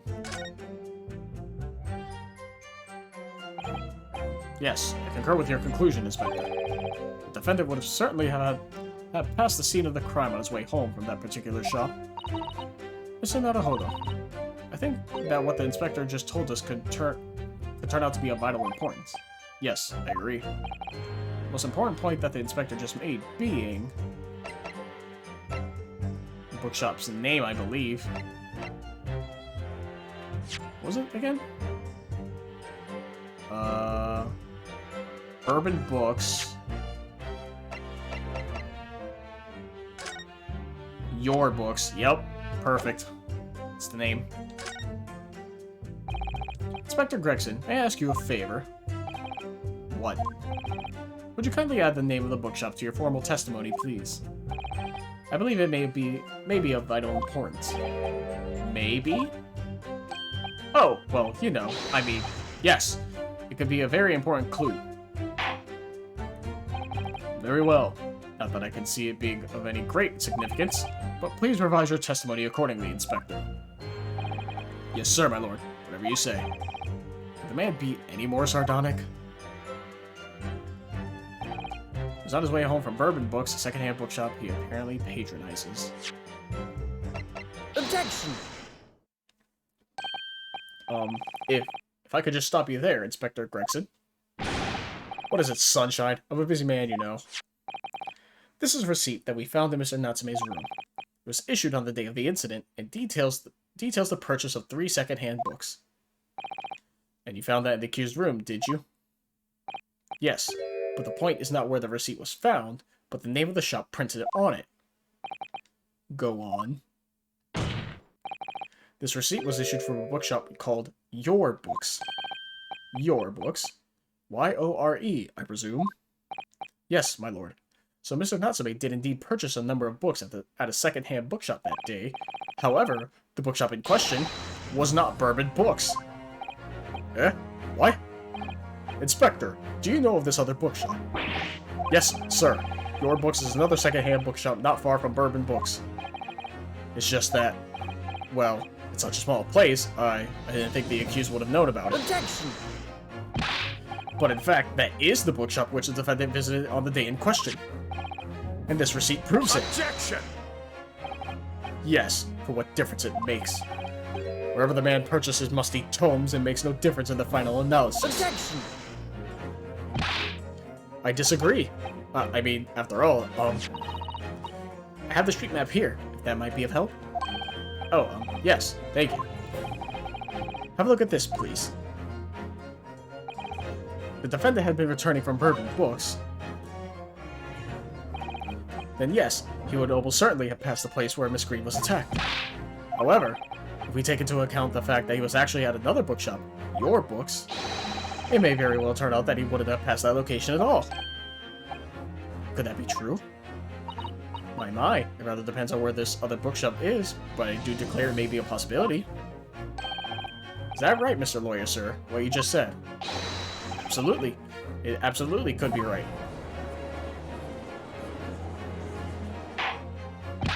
Inspector Gregson, where is this Your Books establishment? Well, obviously we looked into that. It turns out that Your Books is just here on the corner of Mearschaum Street going east. Okay. That doesn't help our case too much unless you went down.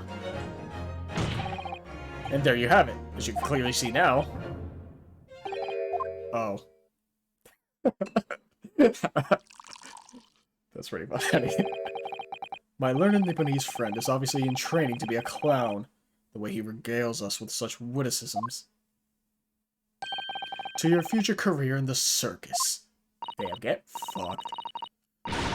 Also, how relevant in this modern age. You put that glass down now, or I'll put it down for you. I, didn't think I needed to spell it out, but here we go. The accused was coming home from Your Books instead of Bourbon Books. If there's no doubt he still would have passed the place where the victim was stabbed. Yes, thank you, Inspector. Ugh. Allow me to reiterate for my learned, if somewhat slow, Nipponese friend. God, he's so cool. Wherever the man purchased his musty tomes, it makes no difference in the final analysis. I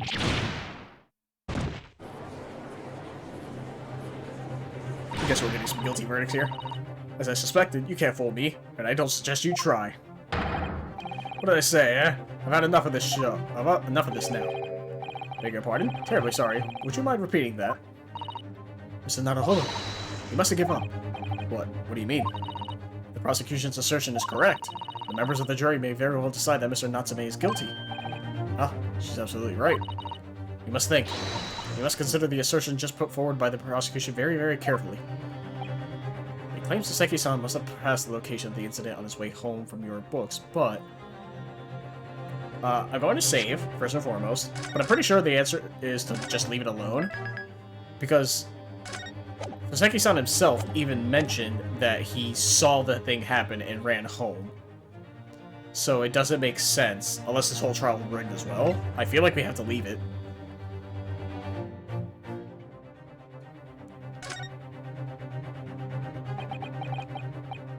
I think I'd better leave it alone for now. Very well. The defense has no rebuttal here. This is not a holdup, as I said before. We can't give up here. Oh, I don't fucking know. I feel like this is a trap. Yes, I realize that. But sometimes the best way to fight is to do nothing, you know? You're right, what am I talking about? Doing nothing won't get us anywhere. He wasn't sitting right with me. I don't fucking know. I'm stupid. The assertion just made by the prosecution is fundamentally flawed. Hold it! I'm dumb. Listen, man. First, we must deal with the inexcusable tardiness of your objection. Ah, I see. So it forces you down the right path, but you take a hit. Regardless. Mr. Naruhodo, remember, it's time to fight back. Ugh, I don't know what's worse. The court penalty or Sato-san's piercing stare. Explain yourself, counsel. Yes, my lord. You can see what I mean on this map.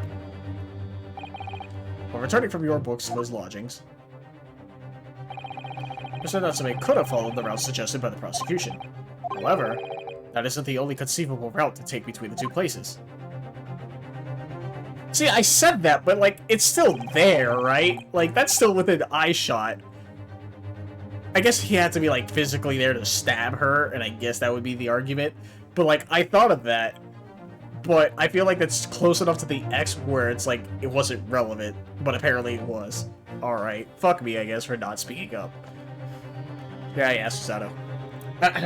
If the defendant used these streets, look what happens. He arrives back at his lodgings without passing the location where the victim was attacked. Objection! Talking back to a clown is a fool's errand, of course. However, I feel compelled to point out that route is what is commonly referred to as the long way around. Ah. On a cold winter's night, why would any man choose to take a longer route home? Well, the answer is extremely simple. He wouldn't. In other words, the accused took the obvious route back to his lodgings, and is the obvious perpetrator of this crime. Objection! But, aha, yes, I got it. Obviously, we must ask the man himself. Ask Mr. Natsume which route he took home. I have already informed the court of the accused's response to such questioning. He claims he has no recollection. Ah.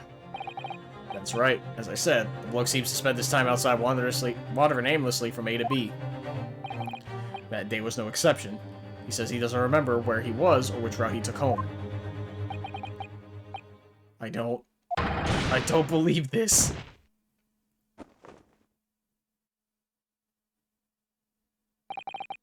I thank you, my learned friend, and suggest that we do not waste any more of the court's time by wandering aimlessly around this subject. Pray, what say you, insightful jurors?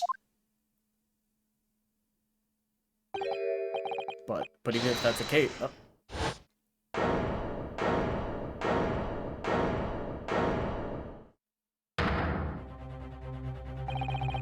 I agree with Lord Van Sykes. Look, man, all this proves is that I was right to withhold the objection, because I still got, like, it was still wrong in the end.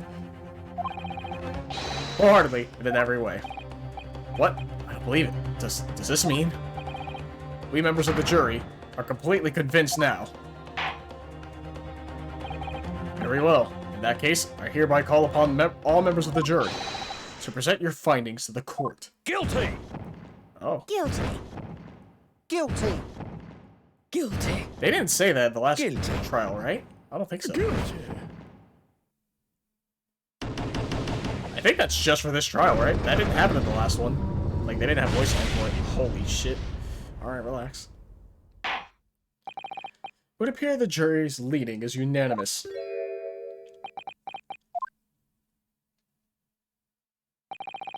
To the insightful members of the jury, I applaud your brave resolve.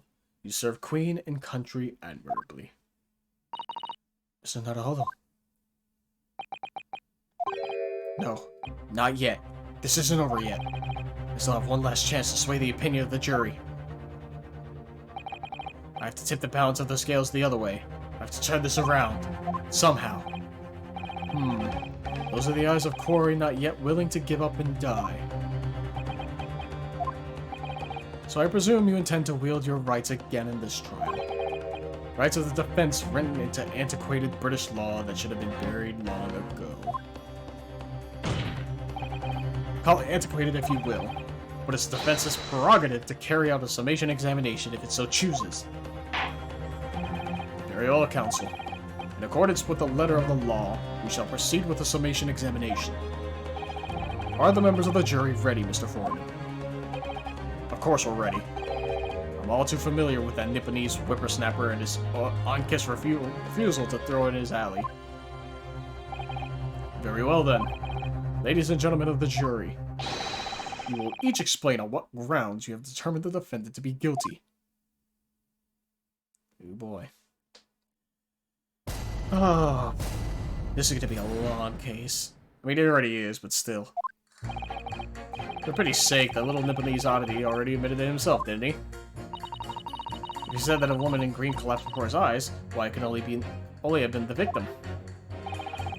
The man wouldn't have gone around the houses on his way back from the bookshop, not in winter. So the poor woman was attacked from behind, was she? How dreadful. I really don't care. Can we just wrap this up now? I've got work to be doing. Your books. Yes. Nice shop, that. But bourbon books? No. Not worth a visit.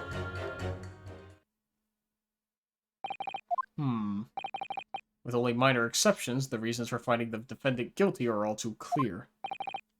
When the stabbing occurred, the only two people at the scene were the victim and the accused. And the accused himself is admitted to seeing the victim in green overcoat sink to the ground before his eyes. Furthermore, we have heard from the inspector that the defendant then fled the scene. I must say, I would have ample grounds to convict this man already. Oh dear, even the judge appears convinced of Mr. Natsume's guilt now. Ugh, why did he have to run away like that? How are we supposed to believe in some phantom attacker that nobody could see? This is impossible.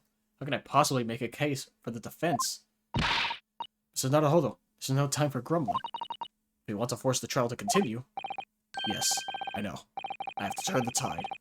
I must make the jurors change their minds. Well, 4 of them at least. Exactly. We have no choice but to forge forward. You have the floor, counsel. Begin your summation examination. Yes, my lord. I just need to keep this trial going somehow, whatever it takes. Come on, Ryunosuke. You can do it. Oh boy.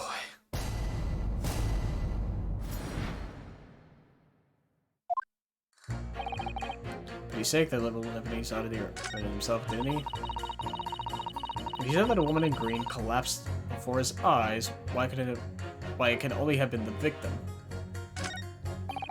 Oh, I can press them, I gotta remember that.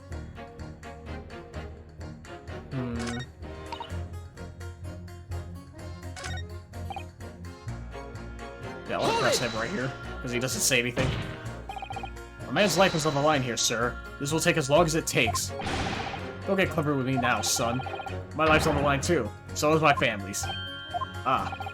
The likes of you wouldn't understand, but a laborer like me can't afford to take time off. If I don't work, I don't eat. And neither do the wife and kids. Oh, I see. That must be very hard. I go to the union every morning to find out what needs doing. If you're late and the work's taken, it's tough. This time of year, there's water and gas supply pipes bursting left, right, and center. They're after cheap labor to get the roads dug up to fix. It's a hard slog from dawn till dusk, it is. So, you're out digging up the roads on the day of the incident as well, were you? That's right. In fact, if I remember rightly, it was just around the corner from where it all happened. By that old bookshop it was. What? A coincidence. That's right. Here's Chum Street it was. Here's Chum Street. On the map, Mr. Naruhodo. There are only 3 named streets. Juror number 5, I should say. I need you to add that information to your formal statement, please. What's the point in that? Can't we just get this business over with now? Please, sir. It's important. Fine. I'll do it then. On the day it happened, I was digging up Mear's Street from dawn till dusk. Well,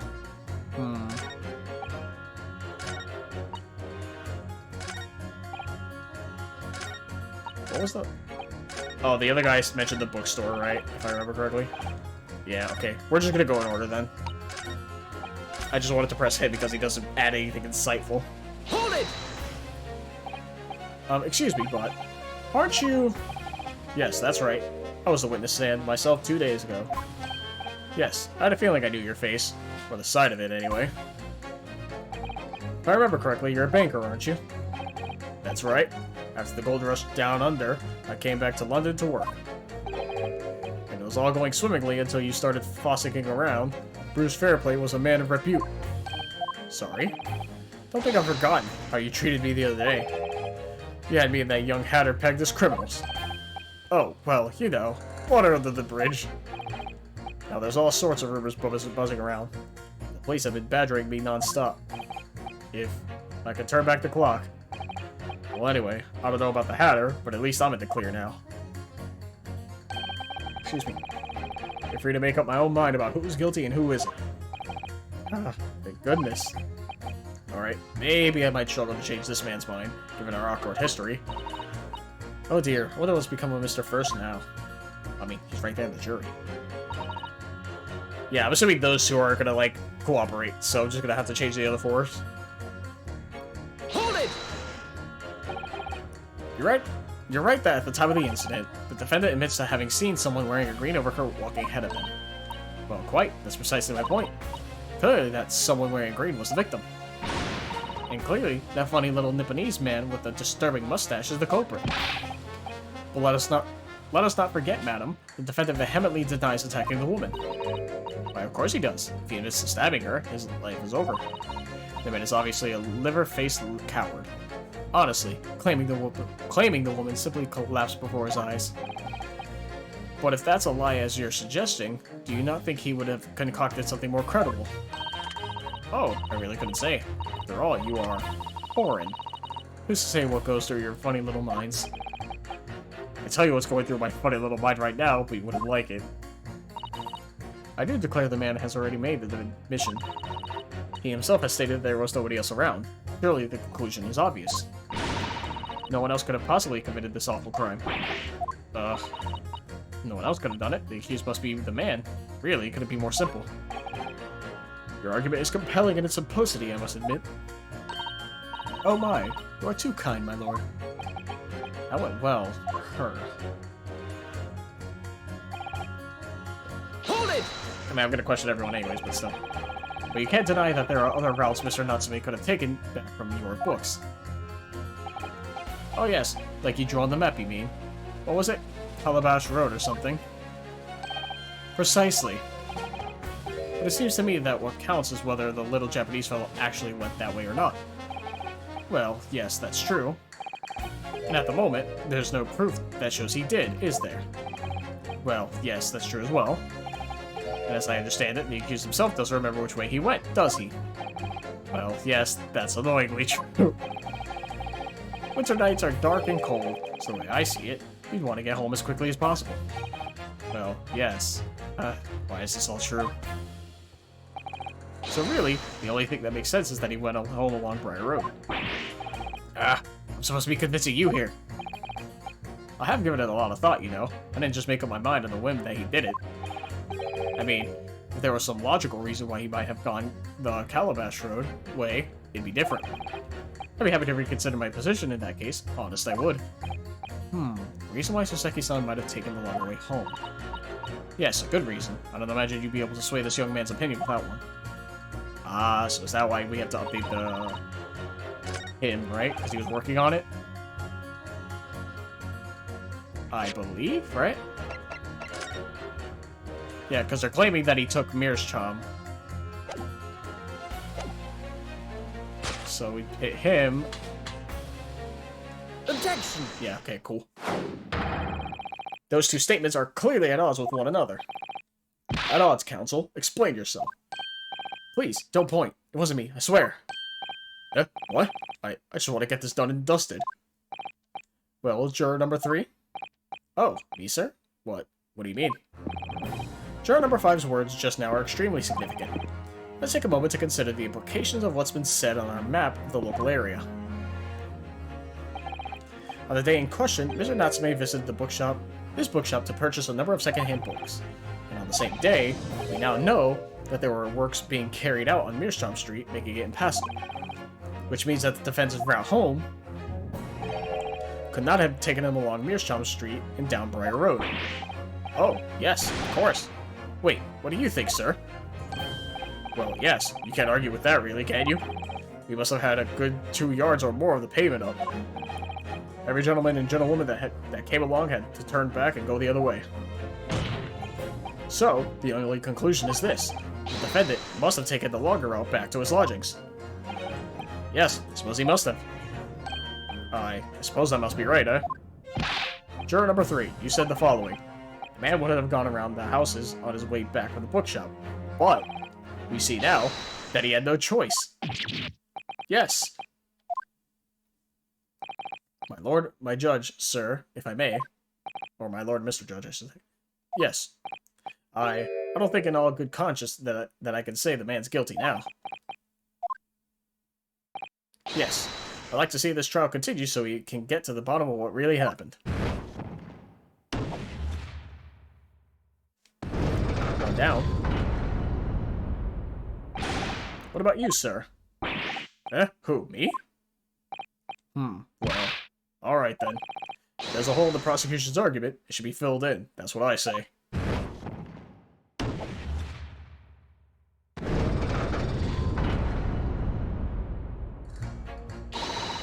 Oh, well done, Mr. Naruhodo. That was wonderful. Well, we managed to change a couple of minds at least, and strengthen our position somewhat. Yes, and it will prompt the other members of the jury to reconsider their stance as well. They'll be asking themselves if their current leanings are really right or not.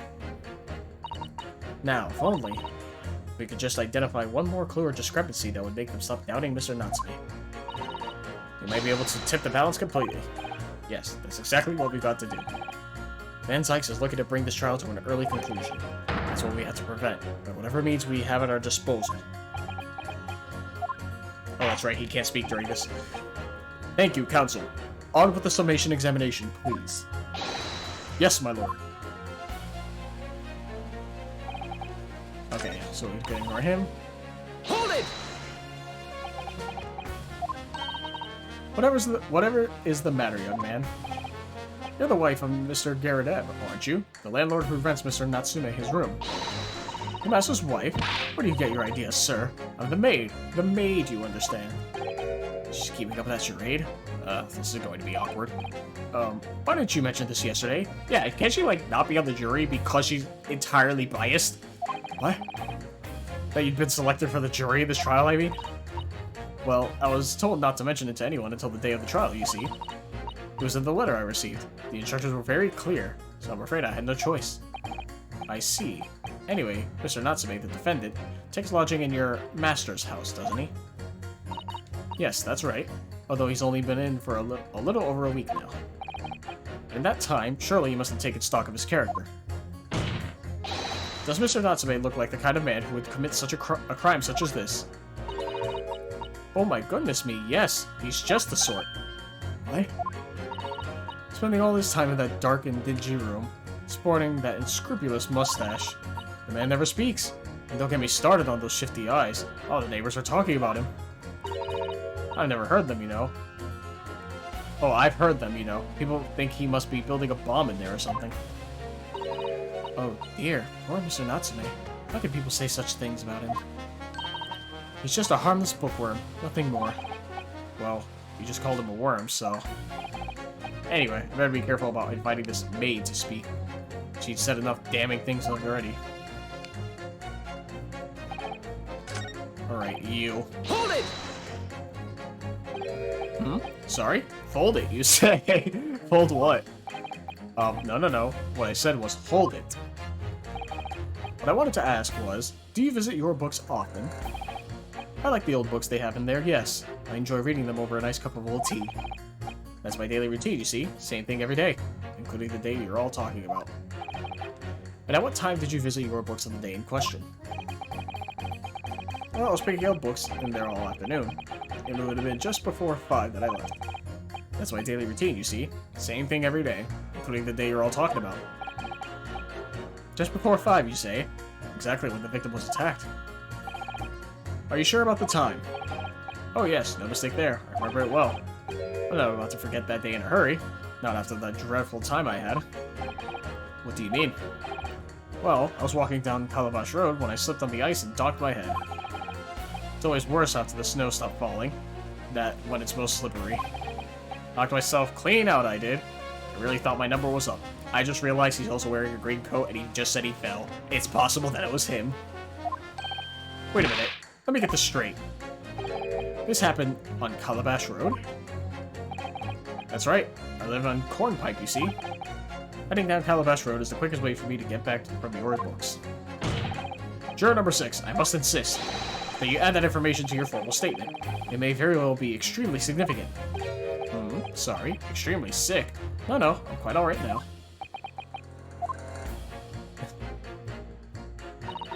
You've changed 2 of the jurors' minds, Mr. Naruhodo. Yes, just 2 more to go. Deliver the finishing blow now. It's time to turn the tables here. Wish I knew how to do this to sound a takedown. I suppose words will have to suffice for now.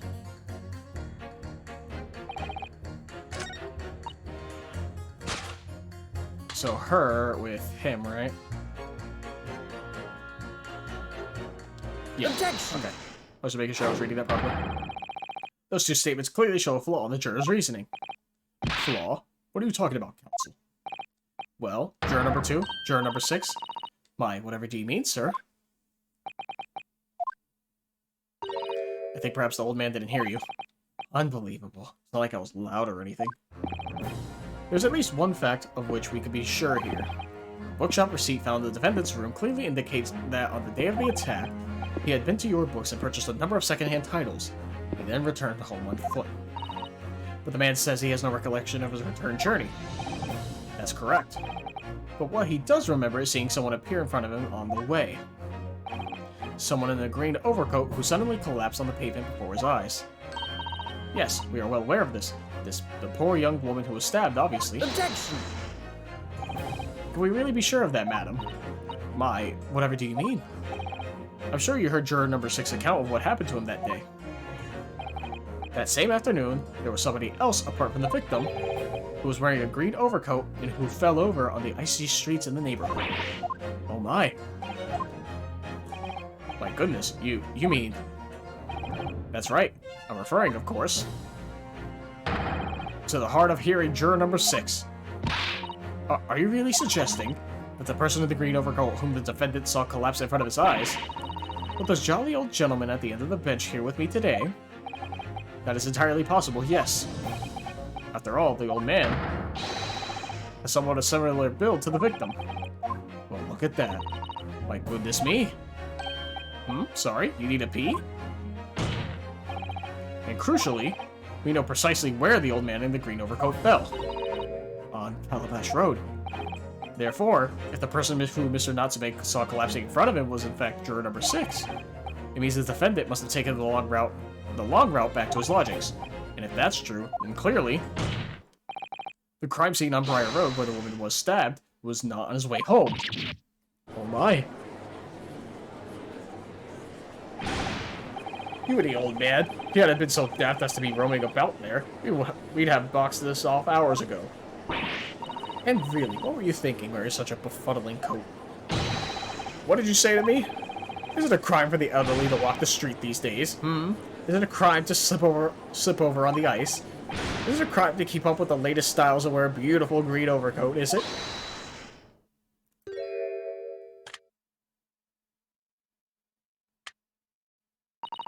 My lord, I do hope it won't cause any inconvenience, but... You'd like to change your leading, I presume. I do declare that I would. I should like to call for a verdict of not guilty. Thank you. And I would too. What? Is it a crime to change your mind, is it? Well...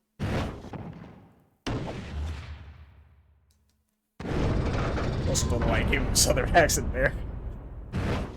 For that brief moment. Alright. Well, that summation examination has concluded with a rather large shift in opinion. The ayes 2, the noes 4. So the noes have it. Not guilty, they say. Which means we no longer have a consensus among the members of the jury. The trial will continue. Objection!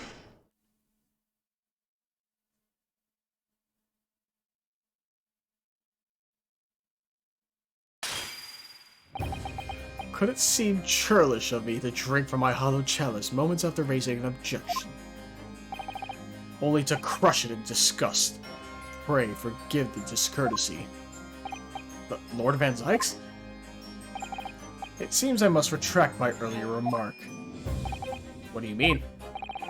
I mistakenly credited these jurors with intelligence by describing them as insightful.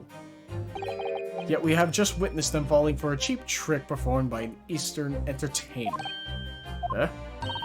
Whatever do you mean? Objection! I haven't tricked anyone. Everything I've said is the truth. Indeed. Stalwart juror number 5 was undoubtedly repairing the road, as he claims. I believe you said it was a good 2 yards of the pavement, which you had excavated, sir. That's right. It took me the whole day, and they paid me a measly tuppence for it. Now, my learned Nipponese friend, tell me. Do you have any notion of the distance that 2 yards represents? Well, if I'm honest, I don't have a clue, no. 2 yards is a little less than 2 meters. Less than 2 meters? That's not much at all. In other words, a distance readily vaulted by anyone of moderate vigor. Would you not agree, my stalwart friend? Me? Well, I can't say you're wrong, no. What? And did you perchance erect a sign to prevent pedestrians from passing the site of your works?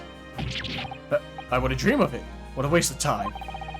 No coaches would have had a hope of passing anyway.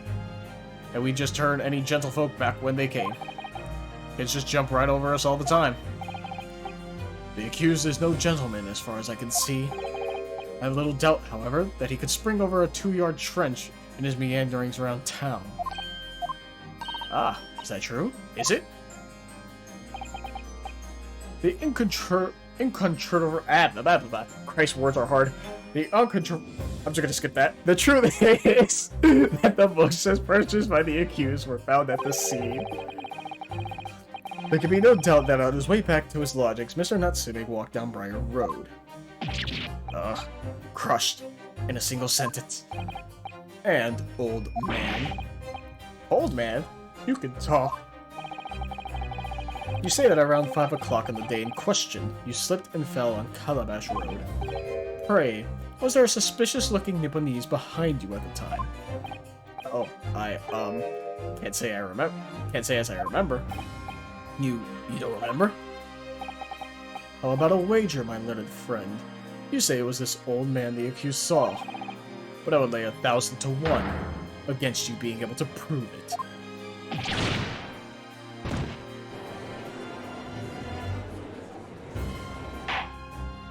Order! Order!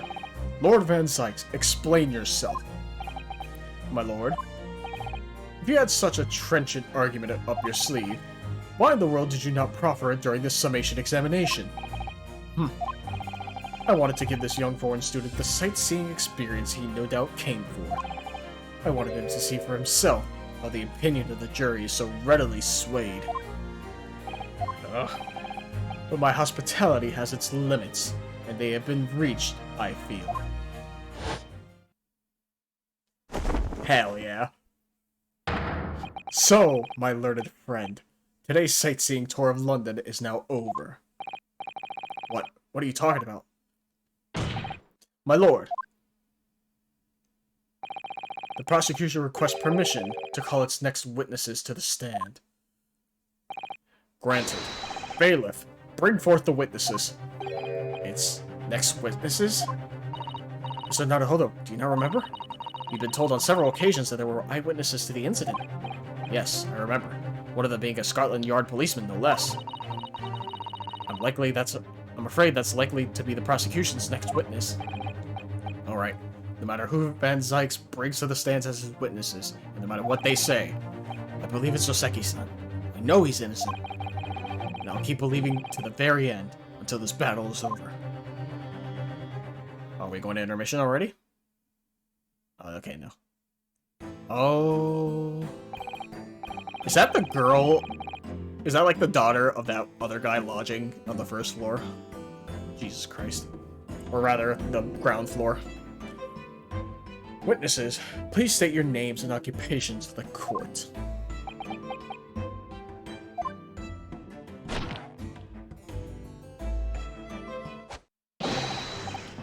Constable Rolly Beat, sir. Nothing to report on the streets, sir. And I'm Mrs. Beat. Patricia's my name. I'm proud to say that I'm this young town hero's wife. What's the story here? Well, in truth, we've not been married long. In fact, we celebrated our first anniversary only the other day. No, it was your husband I was asking about. He seems tired. Hardly surprising. Whilst being an honorable occupation, patrolling the beat is the most demanding work in the world. Oh, really? I'm sure I've heard that before, actually. Indeed. Apart from rare days off, our gallant officers trudge some 20 miles a day, you know. They patrol boarding houses and pubs, collect taxes, survey the streets, check that meters are reading true, and they're responsible for keeping the streets clean and lighting and extinguishing our street lights. There sure are a number of items on that list that don't sound much like policing duties at all. I wouldn't just be falling asleep on my feet, I'd have collapsed long ago. But it goes without saying that a policeman's primary duty is the apprehension of criminals. Even when he's off duty, a constable is expected to investigate and resolve any crimes on his beat. For the London Bobby is a man of honor. And a man of slumber. On the day in question, this man and his wife were walking down Briar Road in the opposite direction, and they witnessed the incident as it occurred. Is that not correct, Mr. and Miss Beat? That's right, sir. Isn't it, Rolly? Constable Rolly Beat, sir. Nothing to report on the streets, sir. What a great witness he's going to be. Very good. I'd like to hear your formal testimonies now, please. You will tell the court exactly what you saw on the afternoon of the incident. Yes, sir. Cool.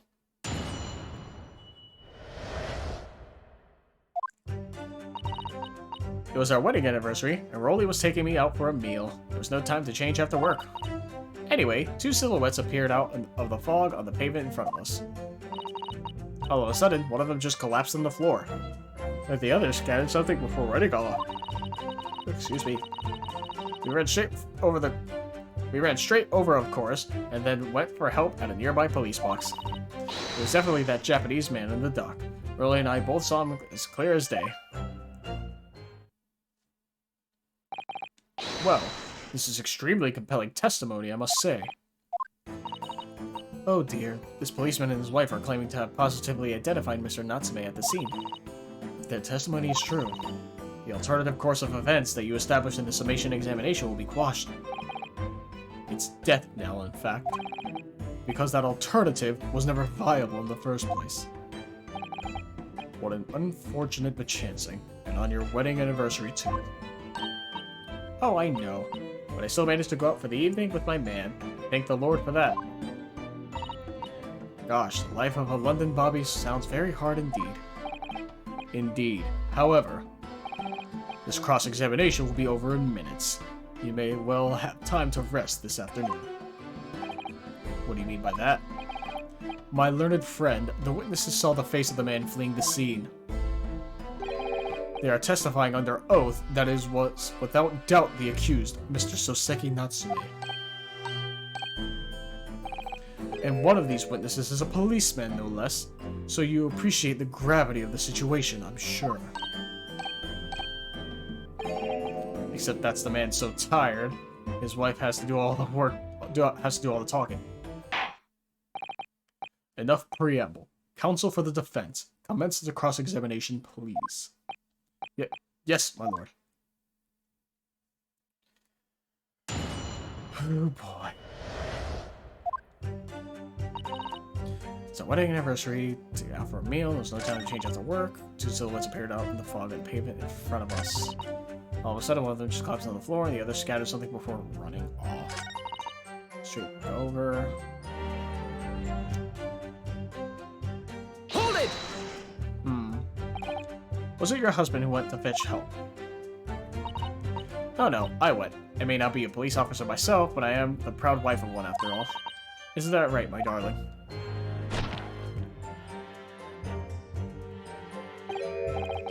What? Oh yes, that's right. I asked Miss Beat to go. I was off duty by that point. But a bobby's never truly off duty, of course, so I felt obliged to stay and guard the scene. Very laudable, Mr. Beat. Preserving the scene of the crime is a task of considerable importance. That's why I sent Patricia, you see. I told her where to find the right police box. Forgive my ignorance, but what do you mean exactly by the right police box? Depends on a crime's location, you see, as to who deals with it. Where the woman was stabbed wasn't actually on my beat, so I told Patricia the way to the police box for the beat the incident fell under so she could go and report it. Ran there as quickly as I could and asked for help for the bobby on duty. There's nothing more potent than a young couple in love working together, you know? And thanks to your swift response, the case was quickly resolved. The actions of two model citizens. Oh please, you're making us blush, isn't he, darling?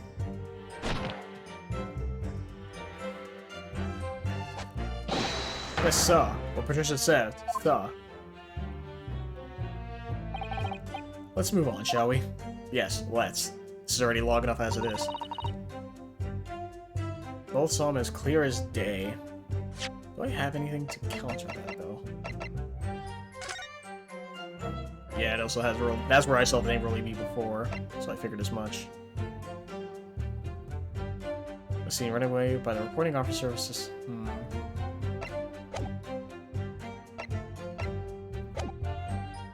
Hold it!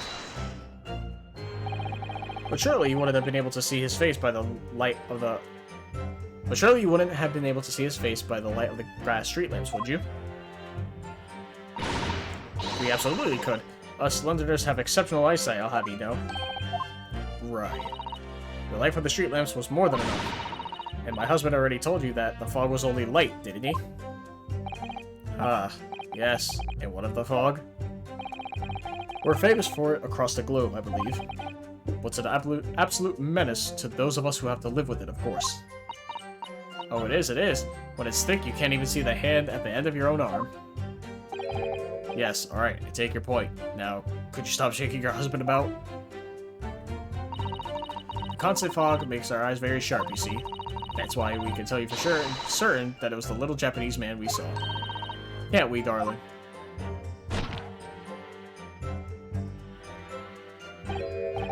What? Yes. It was the accused, and no mistake. Mustache, the hunchback, the cat-like eyes, the top mouth, the snub nose.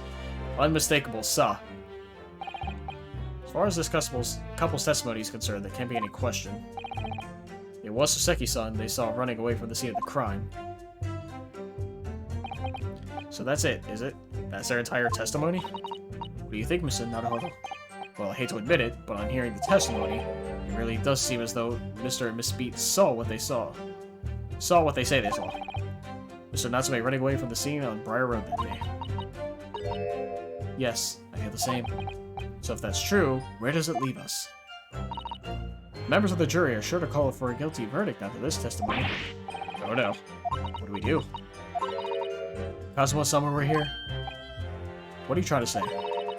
I think you would try to find a contradiction somewhere else within their testimony. What do you mean, somewhere else? Your statement about seeing Mr. Natsume is unequivocal. Calling that into question won't help. But if you could identify some other part of their testimony which appears to contradict the facts, you might be able to discredit them, to make the jury doubt if their parents' memories of that day is accurate. Oh, right. But simply, we must focus on finding a discrepancy in these statements somewhere. If we don't, I'm afraid the trial may reach an early end and unfavorable conclusion. Why do I always seem to be so up against it? Yeah, that's fine. 2 silhouettes. Hold it! 2 silhouettes? That's right. They were coming towards us, walking up Briar Road in the opposite direction. Yeah, that makes sense. There's a rather plump figure, followed by a scrawny, thin-looking man. That does sound exactly like the victim as pictured in this print, and like Mr. Natsume. Yes, fortunately it does. And you're certain that at the time there was nobody else nearby? Oh yes, quite certain. It was dark, but there are streetlights on Briar Road, you see. There's nobody else around at all. Isn't that right, my darling?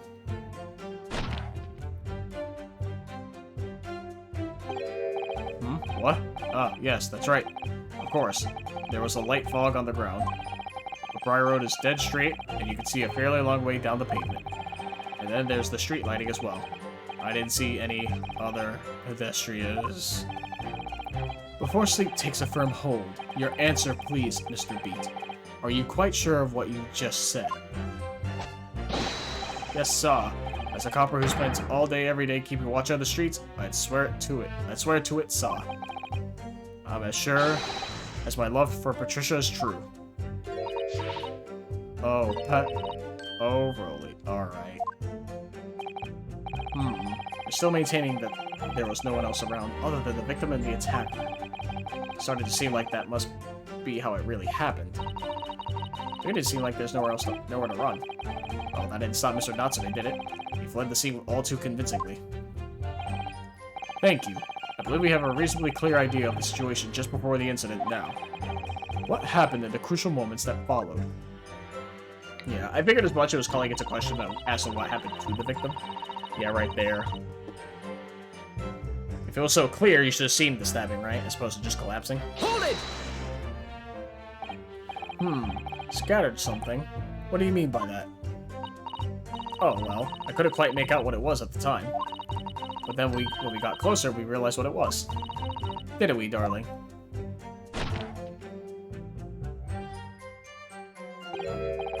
What? Ah, yes, that's right. There was some old books. I see. Old books. Yes, sir. The Cobra had dropped a number on them. All around where the victim lay on the pavement. Indeed. That's clearly a picture in this photographic print. That rotten Japanese man did that when he did the deed. Hold it! Let's not forget that it remains to be established that the defendant was indeed the attacker. But we saw him. It was the man in the dock without question, sir. The mustache, the hunchback, headlock eyes, mouth, yeah, everything. Any more insults you want to throw in? That's right. He looked down at that poor defenseless woman with those terrifying, intense eyes. And then suddenly threw his books onto the pavement and ran away. I see. This is tough. They seem as though they're telling the truth here. May I remind the court that this unambiguous testimony comes from a policeman and his wife. Now please, continue. Yes, sir. We ran straight over, of course. I went for help at a nearby police box. Which I already questioned that. Hold it! No time to change after work, you say? Are you also a member of the police, Miss Beat? Oh no, sadly not. Job for strapping young men only. Women, children, and the elderly can't even apply. Well, I think you can probably see why children and the elderly can't do the job, can't you? I think Broly looks ever so handsome in his uniform. It suits you down the ground, doesn't it, darling?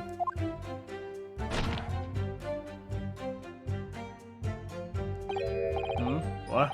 I just finished my beat. Pat and I were heading back to the station. I was actually planning on getting changed there. Is he talking in his sleep? This is creepy. Oh no, Broly. I much prefer you in uniform. Sometimes, I don't recognize you when I see you in plain clothes. Oh dear, that doesn't seem healthy. Kindly adhere to the point. You were going for a meal after you had finished your beat for the day, correct? That's right, sir. Yes.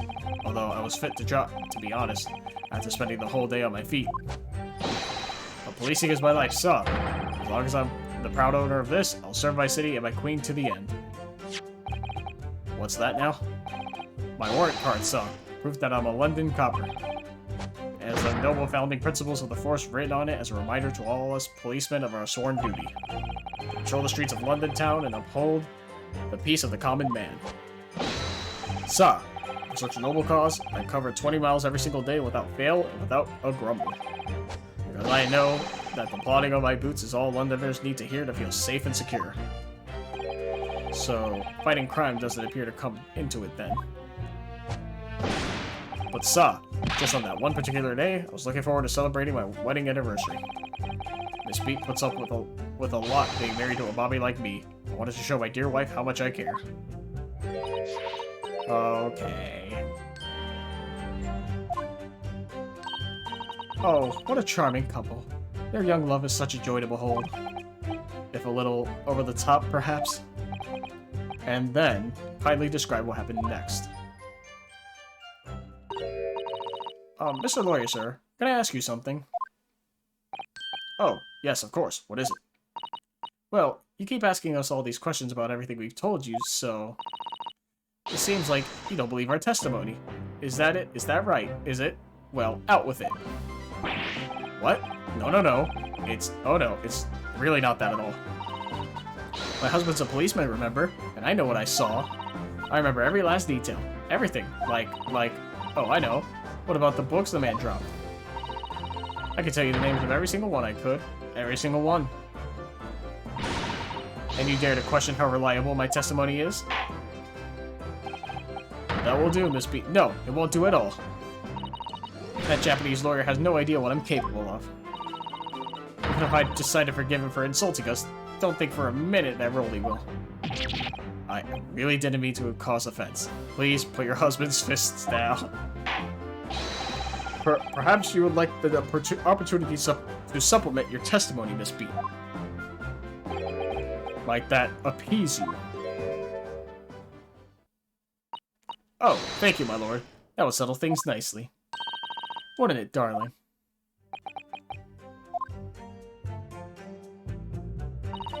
I could even tell you the names of the 4 books he dropped at this. Okay, thank you.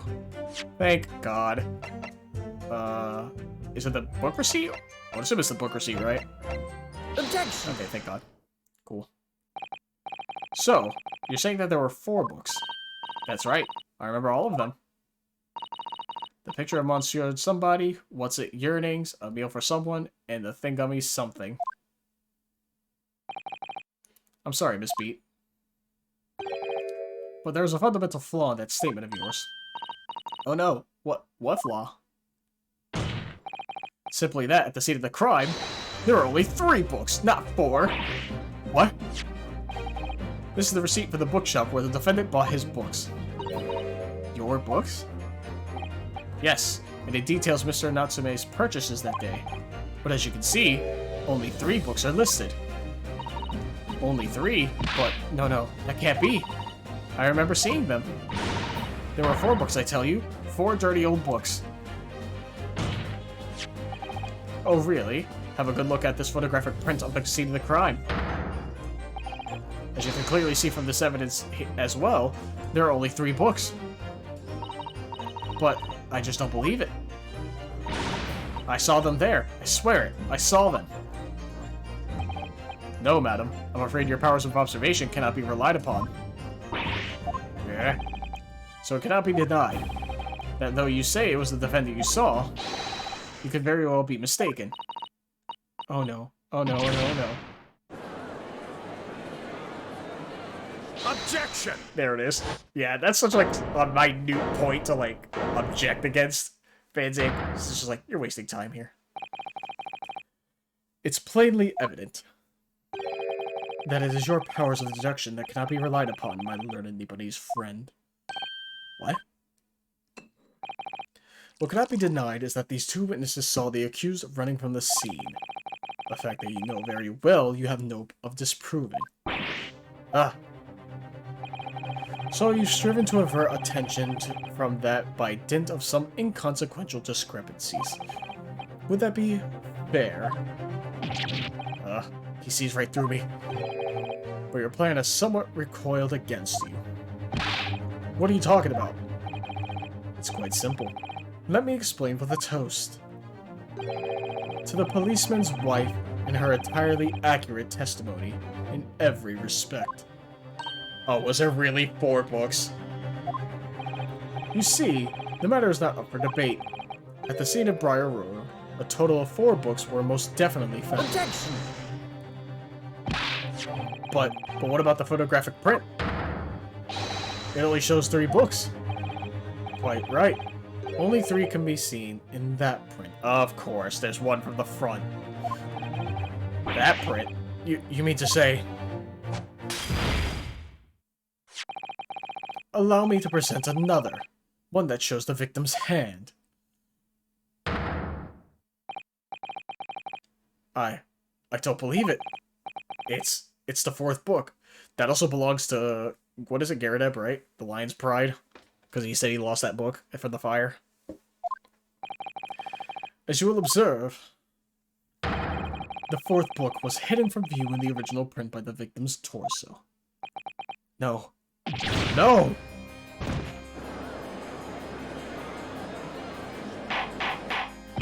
Order! Order! There, you see? You see? Look at that. Look, look, look. Yes. Just like I said, isn't it, my darling? Yes, sir. Patricia's always right, sir.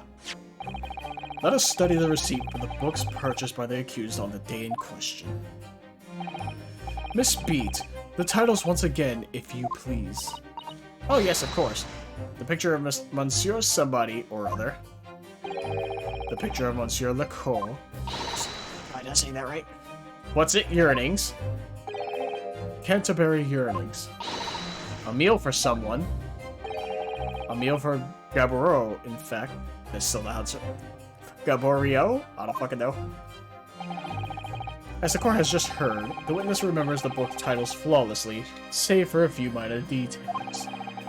Miss Beat's powers of recollection can only be described as exceptional. Did you hear that, Rolly?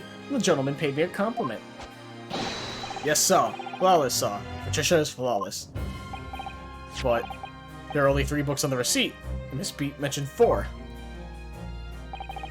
There's nothing surprising about that. Clearly, the 4th book is that which is shown in this photographic print. I'm sorry, Counsel, but does that not seem odd? Why should the 4th book be omitted from the receipt? It is not odd at all, my lord. As the photograph clearly shows, the 4th book was found in the victim's clutches. In other words, it belongs to the victim. The victim was holding her own book? I wonder, what became of that 4th book? Obviously, it wasn't overlooked by the investigating officers at the Scotland Yard. I have it here as evidence. You will submit that and the aforementioned photographic print to the court, please, Counsel. My pleasure, my lord.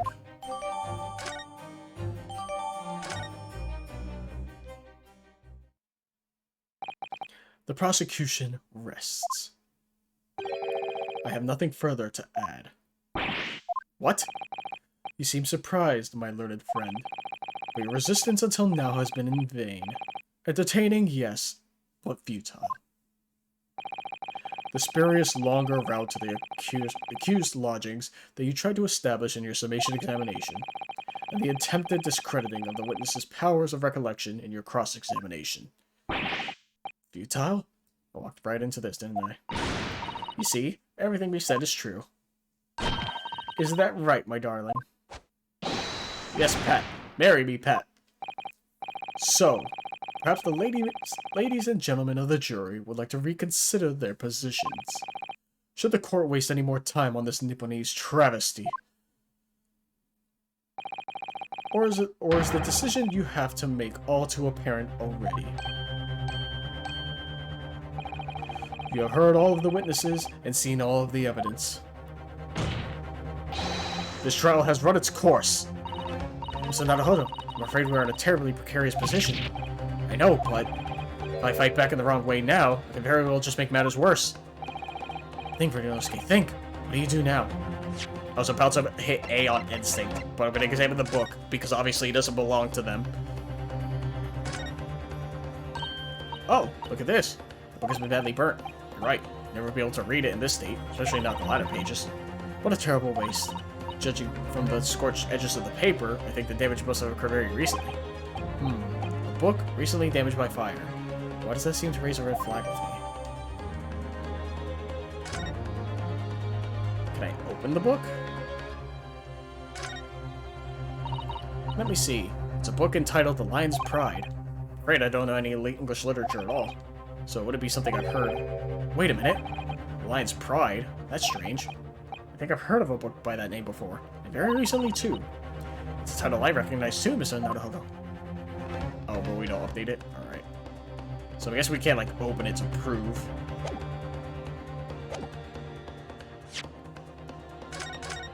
Hey, last time I raised an objection, I raised an objection, or I did it, actually, and I got penalized for it, despite the fact that by raising the objection, it still led to the same fucking result. I'm raising an objection. Objection! I'm not done yet. No, my learned friend, it's over. The last cross-examination was your final chance to establish a credible defense, and you failed. The die has been cast. There is no more room for debate. Well, it might be over as far as you're concerned, but... can't think of what to say. If I may, Lord Van Zykes, it seems somewhat boorish to close down the debate at this point. Your insignificant little Eastern Isle must be a lawless hole indeed. For a lowly judicial assistant to have the audacity to intervene at a moment like this. Oh? I am, to my shame, still a very inexperienced lawyer. So you will have to forgive me, but I consider my assistant's advice essential and her opinions invaluable. Mr. Naruhodo. One of this land's great guiding principles is tolerance, so the court will hear you, madam. Go ahead, Mr. Sato, please. Very well. Pray, what insight can you give us? What have we all overlooked in this matter that you see fit to pursue further? Well, the court has been presented with new evidence, but only after the last cross-examination finished. I see. And you believe that this new evidence warrants further examination, do you? Mr. Naruhodo, what do you think? It's just possible that this new evidence might be the decisive proof we've been waiting for. The judge is sure to ask the juries of the member to announce their leanings in a moment. And of course, he's sure to ask you to explain what the crucial piece of evidence is and why. So we must take this opportunity to examine the newly presented evidence as thoroughly as possible. Yes, I understand. And thank you, Mr. Sato. This is it. Sato-san has managed to win us one last chance here. I can't let it go to waste. The defense wishes to present evidence, my lord. Very well. The defense may present one further piece of evidence. Evidence that apparently offers a profound insight into this case and has hitherto been overlooked. Take that! Look. The evidence in question is what we could see from the newly presented photographic print of this crime scene. The fourth book found in the victim's hand. Objection! We have already discussed the fourth book at length. Other than it being in the victim's grasp at the time of the incident, no significance has been attached to it. Pursuing the matter further would be a flagrant waste of the court's time, as you well know. Yes, I'm afraid, counsel, I must concur with the prosecution on this matter. When I afforded you this opportunity, you led the court to believe that the evidence in question contained a hitherto undiscovered clue. So I must insist that you elaborate, counsel. You will identify this clue at once. Do I make myself clear? Yes, my lord. It's, Mr. Naruhodo. I believe the prosecution is trying to avoid a thorough examination of the evidence, which means you may very well be on the right track.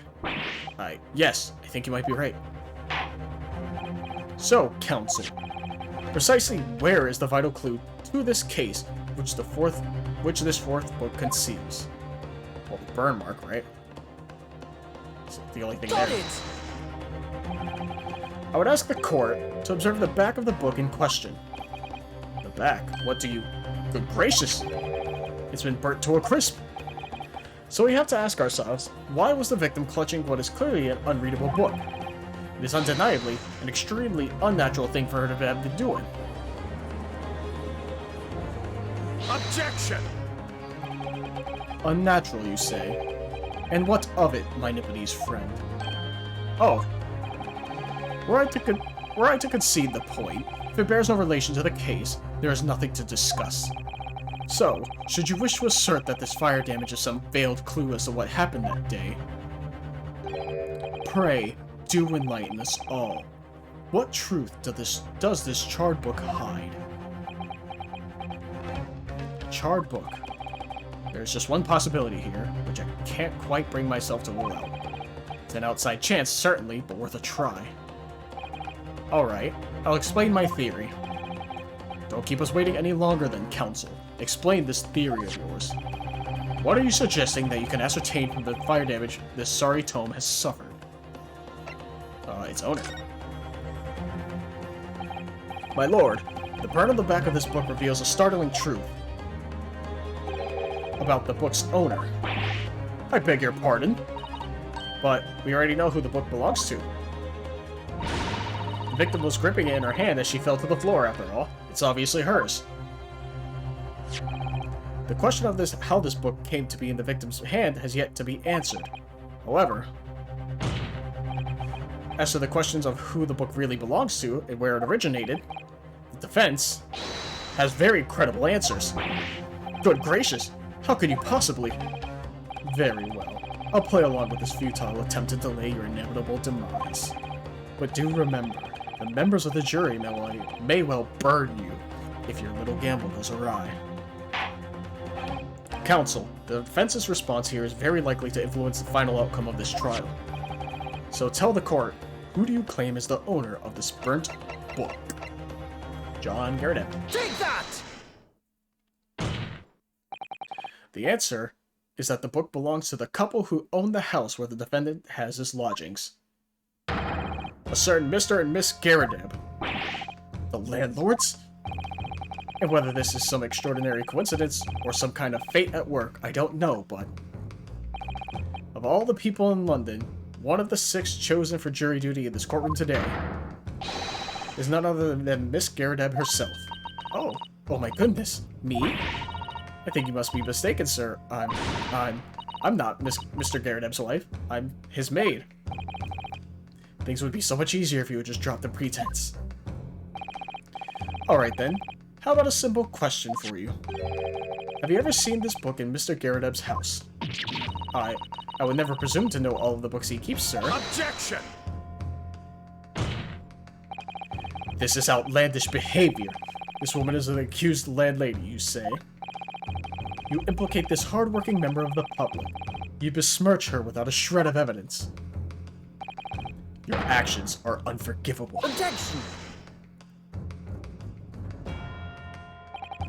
This is not mere conjecture. The defense happens to know that on the day in question, at almost exactly the same time as the victim was stabbed on the pavement below. Another incident was taking place in the room on the top floor of Mr. and Mrs. Garadeb's house. Good lord! What sort of incident, counsel? A fire, my lord. Fair to say it was. Happened in the blink of an eye, you know. Whole place filled with smoke. Couldn't see a bally thing. Didn't take long for the fire to spread, of course. The bally furniture started going up as well. Excuse me. Worst of it is, I lost my favorite book called The Lion's Pride. The Lion's Pride. By Jove, the very same title that's the subject of this debate. Oh dear me. Objection! This is risible. All you've told the court is that a book by the same name was involved in a fire. In which case, it would be reasonable to assume that it was burnt to ashes. And entirely unreasonable to infer that it magically removed itself to the scene of the crime. Perhaps it would make more sense if I told you that the cause of the fire was marital discord. Without going into details, it appeared that Miss Garadev was considerably enraged. Apparently, she continued to attack Mr. Garadev even amid the flames. Oh, how awful. I can't imagine being so horrid to the one you love. Can you, Rolly? Absolutely not, sir. My Patricia would never raise a finger against me, sir.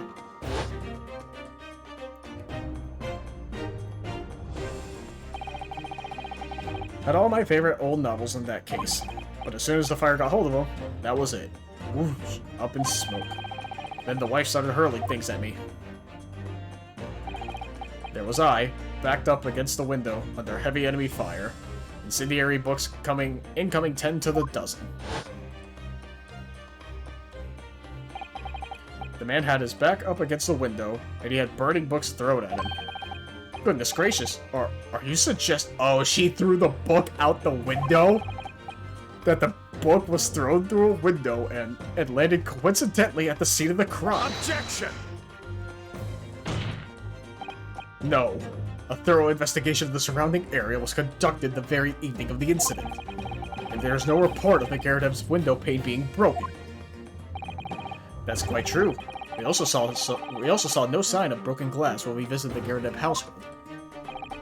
But it is not is it not conceivable that the window was open at the time and not even remotely? Let us not forget the season and the chilling weather that accompanies it. No Londoner would ever leave a window open in the middle of winter. Does the defense postulate this scenario in all seriousness, counsel? Do you earnestly claim that the book found at the scene was a flaming projectile thrown by Mr. Garadeb's wife? I believe it's a possibility, my lord. That's quite enough.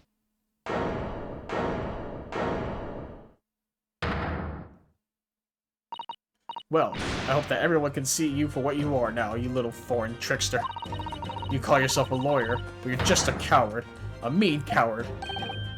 Really? Claiming that our little tips set the whole neighborhood alight. Honestly. Implying that I'm merely posing as a maid for appearance's sake. How could you? There's nothing to do with this beastly case. Not any of it. All you've done is sully our family's name. No, I assure you, that was never my intention. Dragging an upstanding citizen's name through the mud simply to divert attention from your failing defense. I should box your ears, that's what I should do. It's utterly unforgivable. Too right. Here we go. How long have we sat here now, listening to this Nippony spouting out his fancy foreign theories? But think about it. At the end of the day, the only person who could possibly have stabbed that victim is that little hunchback with the mustache. And he ran away from the scene, too. I do declare you're right. It's true. Yes, what did I tell you? Makes sense to me. Sorry, what's that? Well, it would appear that the ladies and gentlemen of the jury are once again in full agreement. What is your position, Lord Van Zykes? In truth, my lord, I feel these have been unnecessarily protracted proceedings. But then, one must always exercise patience in order to savor the best vintage. No, wait! The mystery of the fourth book? If books are your predilection, my learned friend, study them on your own time.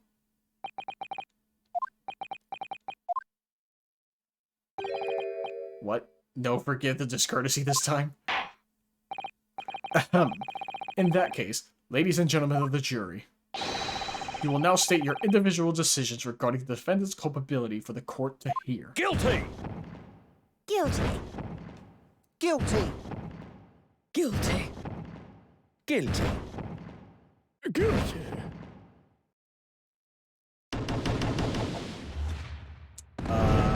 Do we get a second summation examination? I hope so, because, we're about to lose. Thank you for that unambiguous response. That's twice now. It's over.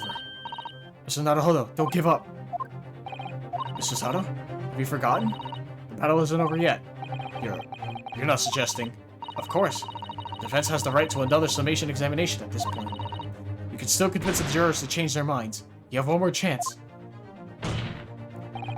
My lord, the defense asks to exercise its right to a summation examination. You believe you still have tricks up your sleeve. I don't intend to trick anybody. I intend to uncover the truth. There's no time to be downcast. As long as there's a chance, I have to stay strong and determined. Oh, are you serious?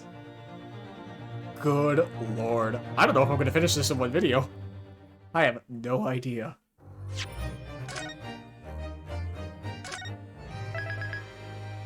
But I'm going to finish this.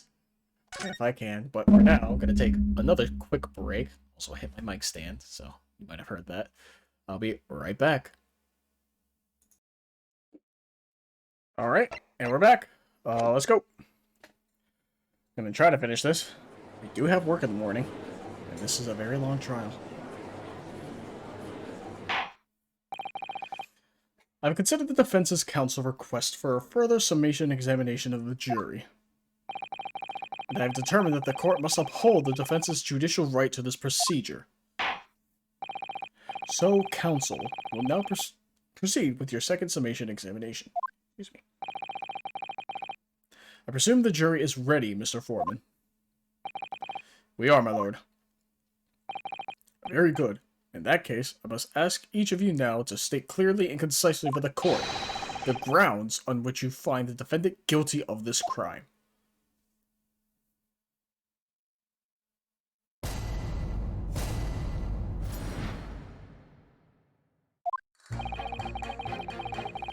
The accused left behind evidence at the scene, didn't he? Those 3 books of his.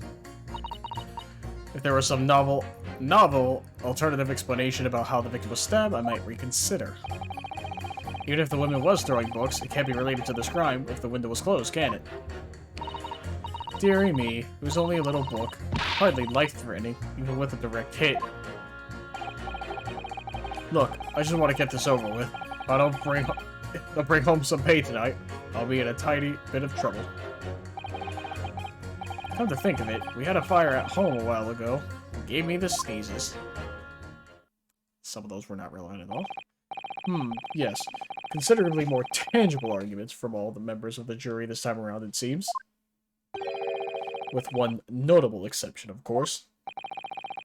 My learned student friend was unable to find fault in the previous witness testimony.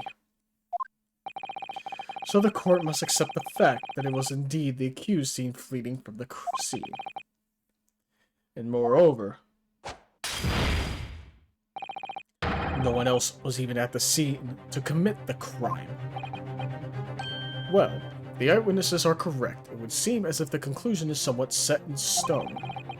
I fail to see how it can be argued any other way. That means, I'm afraid, that during the summation examination, it's essential that you establish some other tangible explanation for the facts. But how?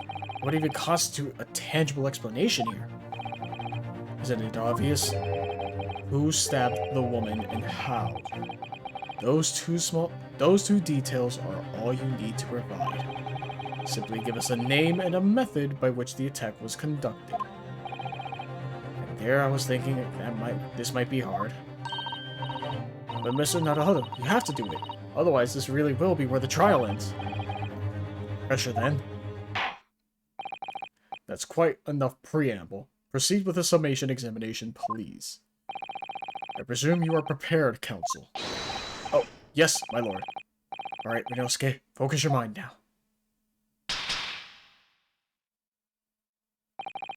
Clearly, the key to the summation examination is going to be juror number 4, the maid. Or should I say, Miss Garrideb. We have a book that disappeared from the Garrideb's house on the evening of the incident. The 4th book found in the victim's hand. There must be a way to link the two. Yes, that's what we have to find. Using every technique I've learned in my short career so far. Whatever it takes. Don't forget to keep an eye on Miss Garrideb and how she reacts. Even to the things other people say.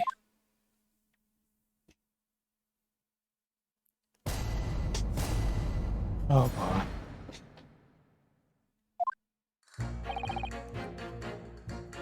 Alrighty. I feel like right here, because of Miss Garrideb's reactions. Save issue of starting books can be related. But what about the possibility that the window was open? Oh, we really do have to see the reactions, huh? What about it? I mean, there's just no way it could have been. How can you be so sure? The prosecutor fellow over there said it earlier, didn't he? Winters in London are no joke. You'd want to invite that sort of cold indoors. So no, that window wasn't open. Us Londoners like sitting by the fire, staying warm, you see. But you couldn't categorically state that the window wasn't open, could you? It just wasn't. They wouldn't have opened it. Then what's the point of even having windows, huh? Counsel, you will kindly refrain from childish bickering. Oh, sorry. Somehow, I need to show there's an undeniable possibility that the window was open. Because this young man isn't going to budge otherwise. Hold it! Alright. But the little book was on fire at the time, was it not? With flames of love, I'll have you know.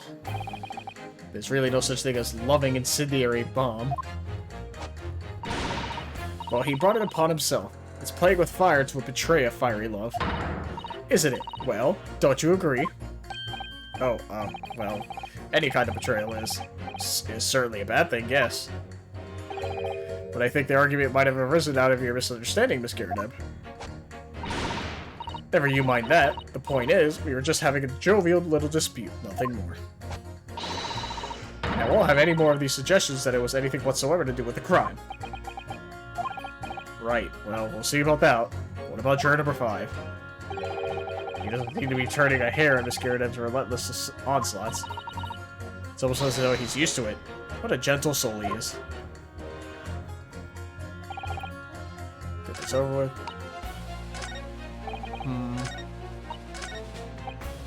I mean, might as well just start left to right, like I said before. I don't know why I don't. But as we know now, there were 4 books, not 3. Well, what difference does it make? There's every possibility that the 4th book, in fact, belongs to the defendant's landlord. Yes, that's the part I have a problem with. Sorry. Well, at the point the woman was stabbed, this landlord fellow was at home, wasn't he? Enjoying a fiery scrap with his wife or something, you said. That's not exactly how I put it, no. Well, anyway, the point is, the fellow and his wife were somewhere else when it happened. I think that's what you call a strong alibi. So it couldn't have been the landlord who did it, which only leaves the Nipponese fellow. Honestly, I can't see what all this palaver's about. It's a done deal, isn't it? I suppose it is, since I have nothing witty left to say. Some novel alternative for being stabbed. So, you might be willing to change your decision, you mean? Oh my, such delight on your face, but I'm afraid I shan't be swayed by emotion.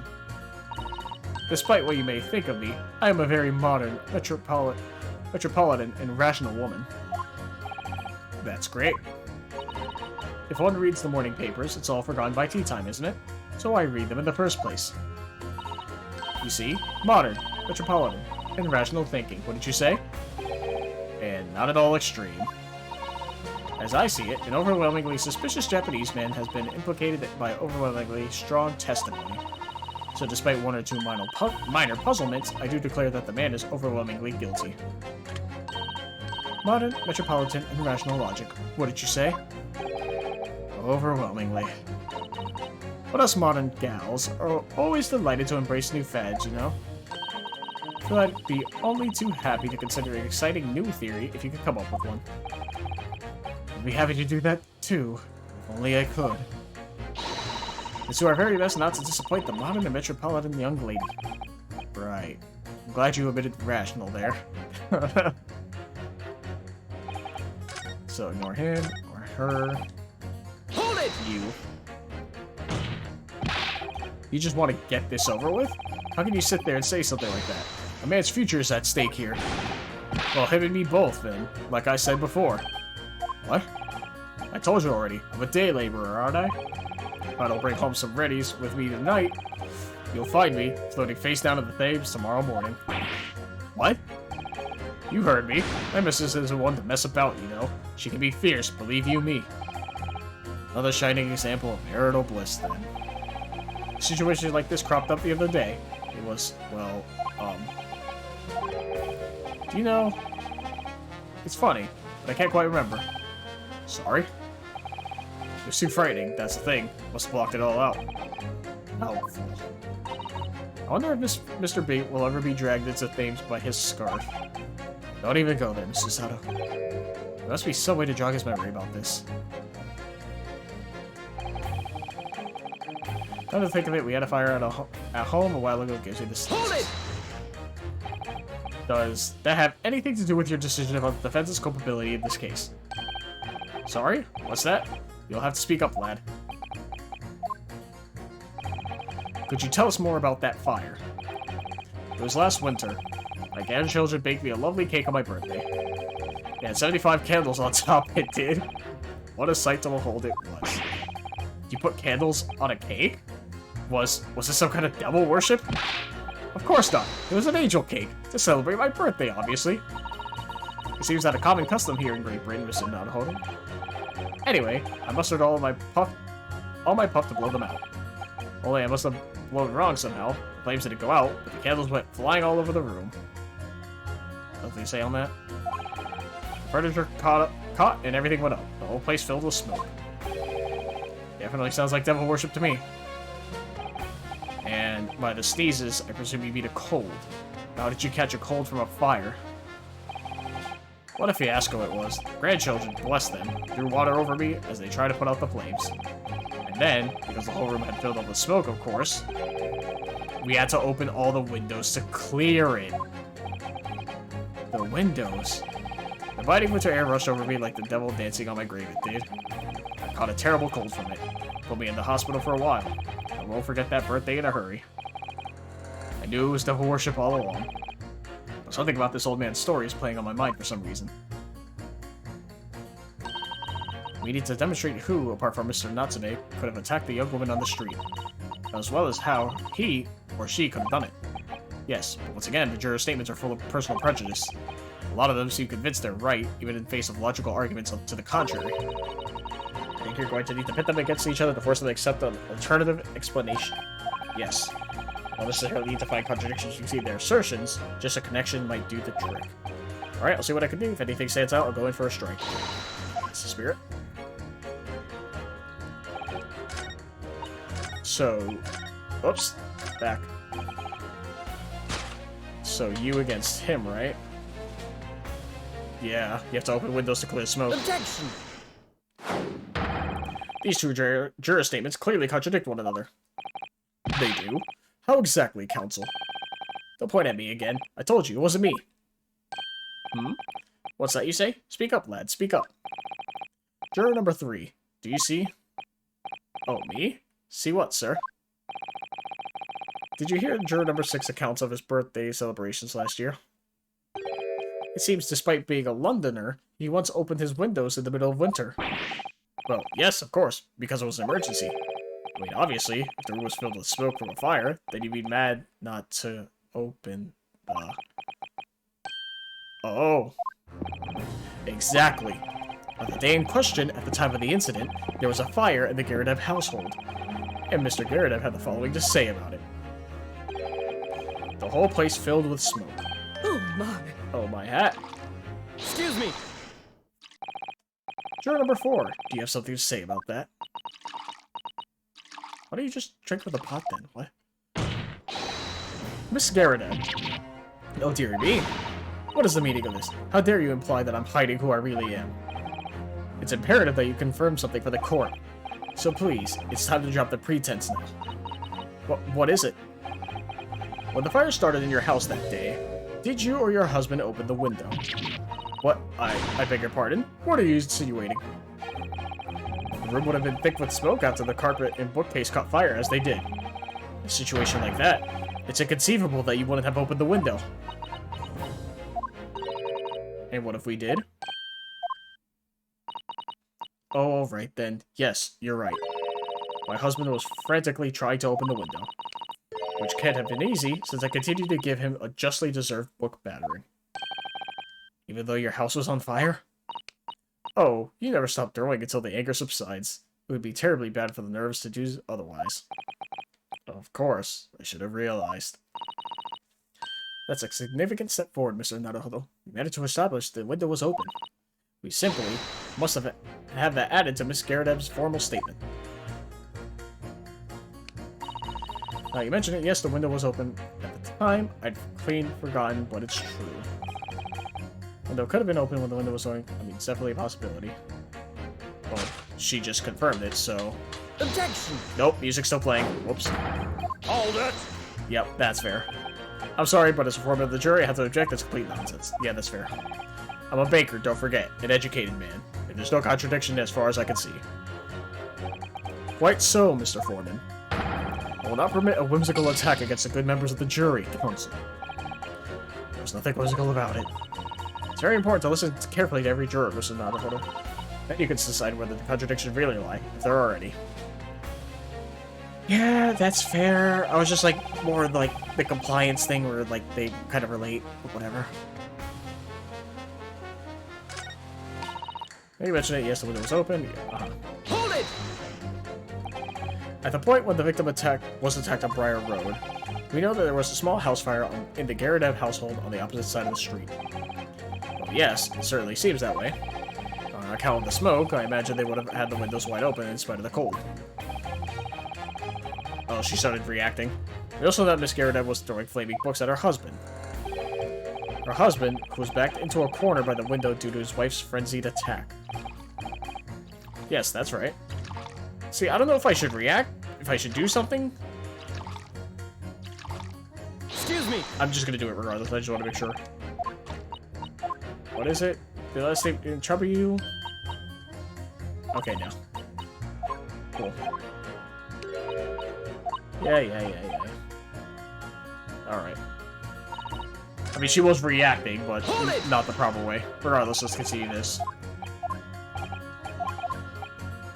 Looks at her husband, backed into a corner.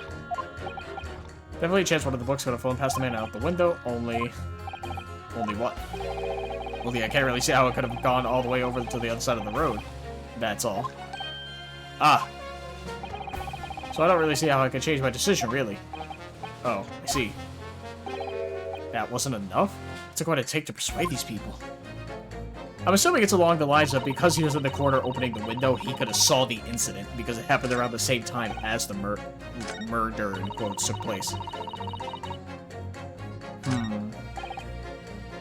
Right into the scene of the crime.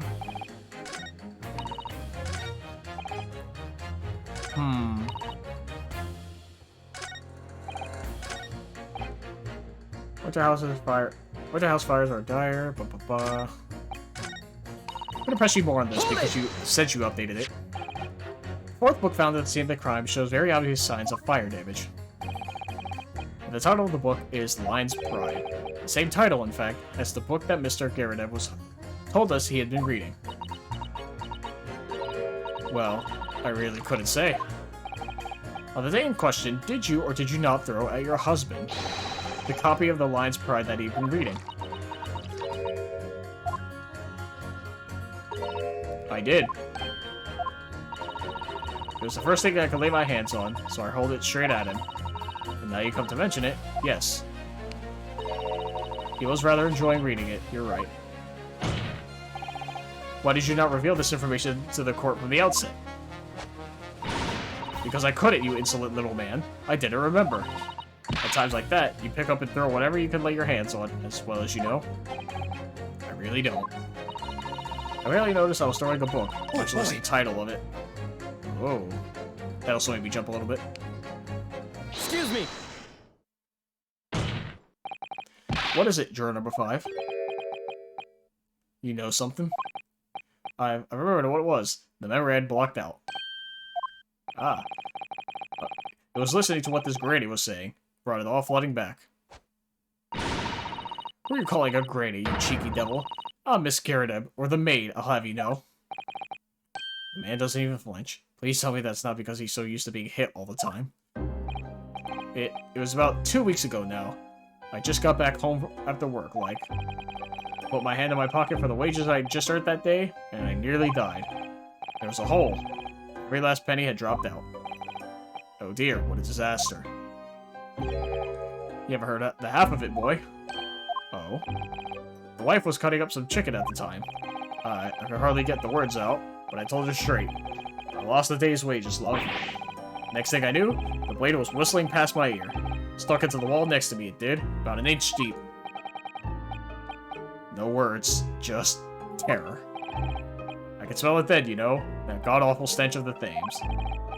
I was sure I was going to end up face down in the muddy banks that night, I can tell you.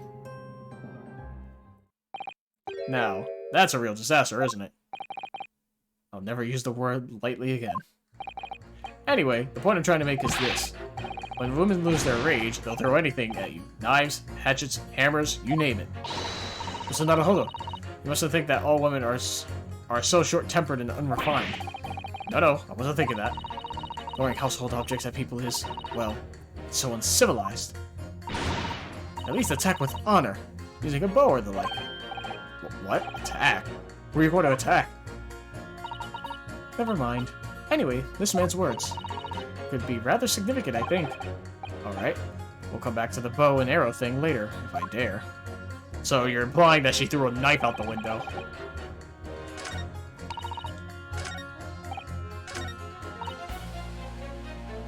So, are you saying right here that the knife was thrown at her? Objection! Yep. Holy shit. Those two statements clearly have a deeply significant connection. Good grief. You mean they don't contradict each other? Explain, counsel, at once. Juror number 2, do you think, perhaps, that this could be one such novel alternative? Oh my, whatever do you mean?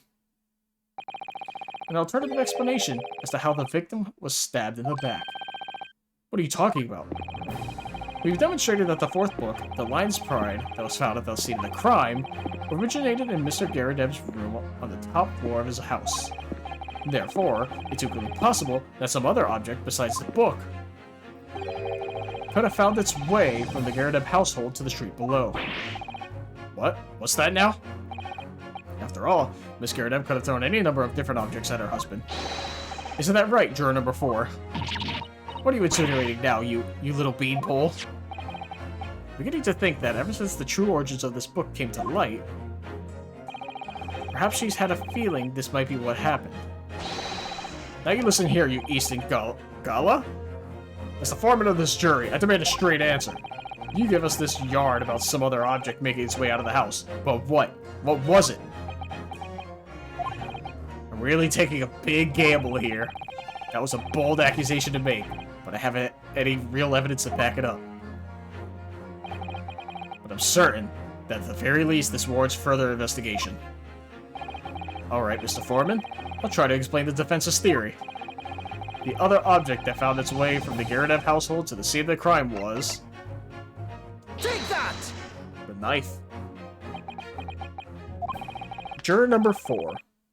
Miss Garadeb. What now? I must apologize in advance for this. But I need you to confirm something else for the court. This knife. Have you ever seen this knife before? Ah, Good lord, Counsel, what on earth are you doing? That's the weapon that was launched into the victim's back, man. My lord, remember that when the victim was attacked, Mr. and Miss Garrett were in the throes of an argument. Miss Garrett was hurling anything she could at her husband, who'd been backed up against the window. A window that had been opened to clear the smoke, and through which a book sailed to land at the crime scene. You can't seriously believe that. The book was found in the victim's grasp. Are you saying that it flew out of the window across the street to land neatly in her hand? Huh. Even my missus hasn't gotten anything like that. Yes, I admit, there are many details we don't yet understand. But that's the point. That's precisely why. We must not allow this trial to end. Not right now. Oh my. Ah. Miss Garrett, your answer, please. Have you seen this knife before or not? Oh. Uh-oh. Holy shit. Did she actually throw the knife? My lord. I wish to change my decision. I'm a woman of my word, after all. Thank you, madam. Yes, I agree. I certainly didn't see this coming, but I just don't think it would be right for this trial to come to an end now with so many unanswered questions. Mr. Foreman. I'd have to agree. Not that I think the granny didn't mind. Yes, you know what? I'm not quite happy about this at the moment either. All together now, ladies and gents. Holy shit, what the fuck is this trial, dude? We did it! Oh, congratulations, Mr. Naruhodo. So, as a result of the defense's summation examination, a number of jurors' leanings have changed. 2 jurors called guilty, against 4 now calling innocent. Accordingly, the opinion of this court is divided, and this trial will continue.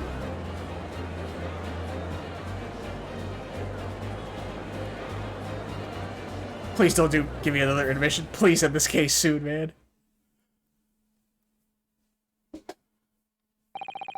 Now then, Lord Van Sykes, how does the prosecution wish to proceed?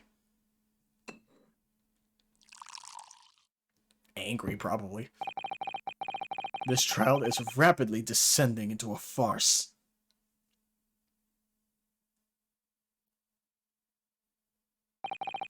Like a corked wine, the first few sips are bitter enough. But what follows is so repugnant, it's good for nothing save the gutter. If I may, Lord Van Sykes, the defense has just put forward a credible alternative explanation for what happened. Credible? Is that your considered opinion, Mr. Foreman? The defense's argument is a joke to which I barely know how to respond. Let me start by insisting that you must all familiarize yourselves better with the relative positions of those places being discussed. What do you mean by that? What does Angle this time? It should already be more than apparent that between the crime scene and the Garadeb household runs a rather wide street, Briar Road. Which means that the distance from the Garadeb's house to the scene is some, yes, 15 yards. Let me see, 15 yards. It's around 14 meters. Yeah, 15 yards is easy to throw. What? 14 meters? Oh, it's a little farther than I imagined. And, as you ladies and gentlemen of the jury rightly noted as having portentous significance, the 4th book was found in the victim's clutches. In other words, the smoldering book, wantonly hurled by the lady of the house, traveled some 15 yards to land on the opposite side of the road, neatly between the collapsed victim's fingers and thumbs.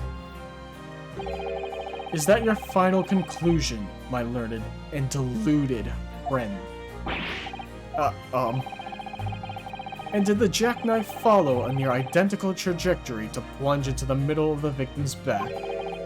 This fantasy is somewhat stretching the notion of having a bad day for the victim, I think. Even those pathetic serialized detective stories have more believable plots.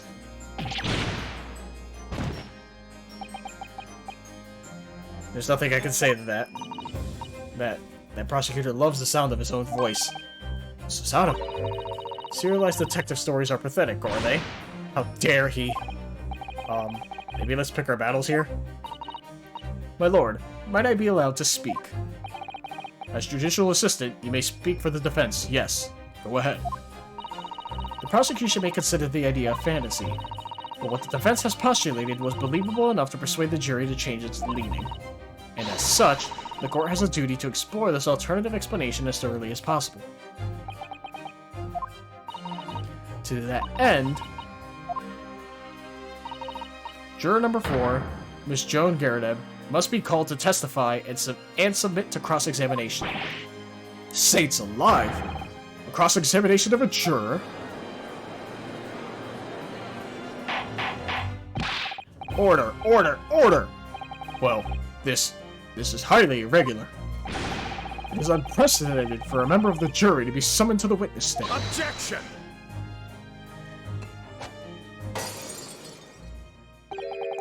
And unnecessary. Lord Van Zykes? There are already witnesses in the stand whose testimony the defense may further cross-examine. If my learned friend's farcical theory has any truth in it, both a burning book and a jackknife must have flown through the sky before this couple's eyes. And we must assume they would be able to testify accordingly. What say you, witnesses?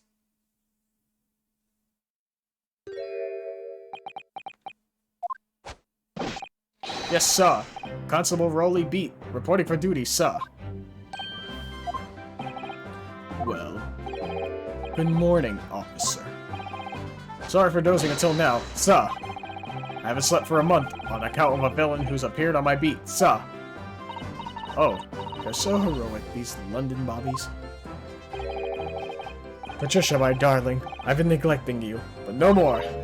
Oh, Rowley, my hero, you make me swoon. Very well. I hereby reject the defense's request. Uh-oh. And order the witnesses in the stand to testify again. State forthwith before the court any details pertaining to the defense's alternative explanation of events. Yes, sir. Oh boy. Christ. This case has nothing to do with Mr. or Mrs. Garadeb. Believe me, a London Bobby is good as for his word. You see, sir, the windows on the top floor of the Garadeb house are top-hinged casements. Obviously, if anything had been thrown out of the window, we would have seen it. I did leave the scene to go and fetch help, but my trusty Rowley was there to make sure nothing was disturbed. I didn't take my eye off the crime scene for one moment, sir. Nothing strange to report on that front, sir. Okay. Well, this is quite startling. Top-hinged casement windows. That detail was not in the police report, Constable. Yes, sorry about that. I must have been a little drowsy. You cannot excuse your sins with drowsiness every time, Constable. No, sir. Sorry, but... What exactly is a top-hinged casement window? Yeah, I know, but can you explain it to the rest of the jury? And you. You cannot excuse your ignorance with such trite remarks, my learned friend. Of course, sorry. I found it, Mrs. Naruhodo. Cast your mind back to the windows in Mr. and Mrs. Garadeb's room. Alright, I'll try.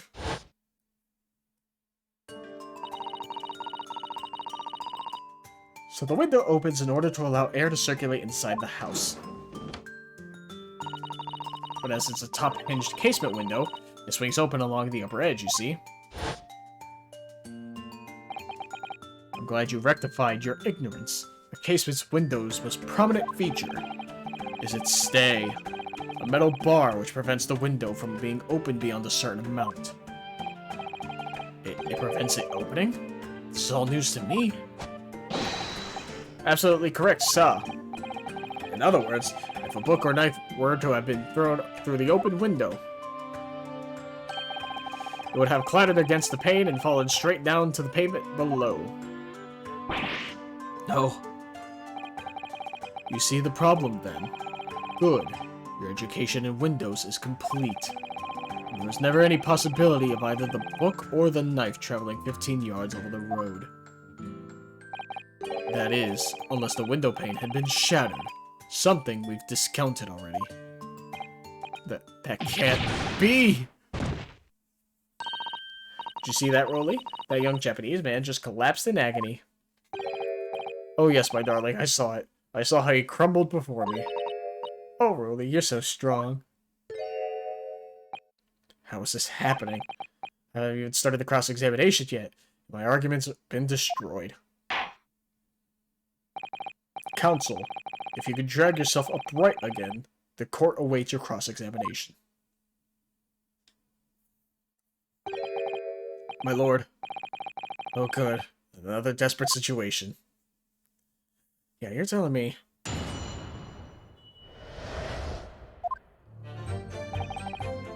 This case has nothing to do with them, believe me.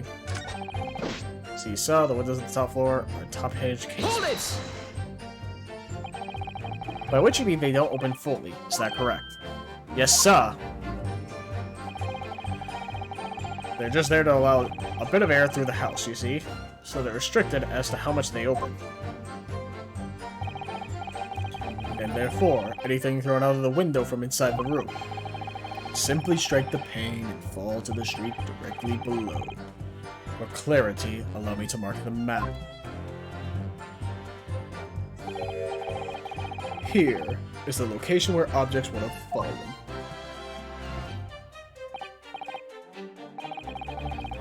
Yes, directly opposite the scene of the crime, on the other side of the rather wide road. Would it have been so hard for somebody to mention this top-hinged casement thing before? Well, I have another question for you, Constable. And what would that be, sir? How do you even know? Why would you have any idea what sort of windows Mr. and Mrs. Garadeb's house is furnished with? Ah, well, sir, it's very simple. You see, I helped with the investigation yesterday. Excuse me!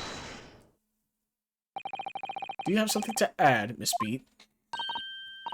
Sorry? You look, well, delighted. Is there some particular reason for that? Oh, I was just remembering, that's all. We really were so lucky. Lucky? What do you mean? Well, of course I feel terrible for the poor woman who was attacked. Don't misunderstand me, please. But we were just so lucky it didn't happen on Rolly's beat. It was so close, you see. Oh, I hadn't realized. Oh yes, that street, Briar Road. That's the boundary between Rolly's beat and the next one. Isn't that right, my love?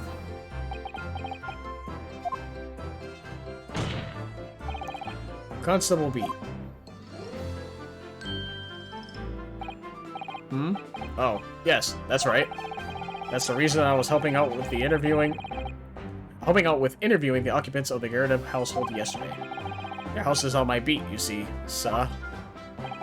It really was cutting it close then. Constable, I wonder if you could clarify something. If the Garadeb household is on your beat, does that mean that the pavement next to it is as well? Outside Mr. Garadeb's house? Yes, ma'am. The pavement on that side of the road is part of my beat. I see. I was unaware of that. Just think, if the woman had been attacked just on the other side of Briar Road, we would never have been able to go for that meal to celebrate our wedding anniversary. But that's the life of a Bobby, after all. Extraordinary people are Bobbies, tirelessly working for the benefit of all Londoners. Do you know what I think? I think it was the good Lord's way of rewarding my Rolly for all his hard work. Don't you think so, my darling? That must be it, Pat, my love. That must be it. I think perhaps we should make sure we have that information officially on record. Leave it to me, Mr. Nuttahola. I'll take care of it immediately. And now it's my turn, I think. Obviously, if anything happened through the window, we would have seen it. Yeah, because we just added... Please, Santa was running away. Wait, I thought it said this was updated, wasn't it? Am I crazy?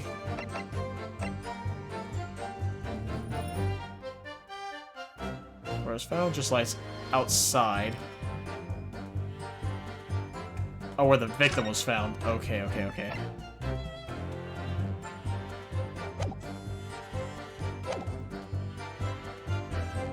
Hold it!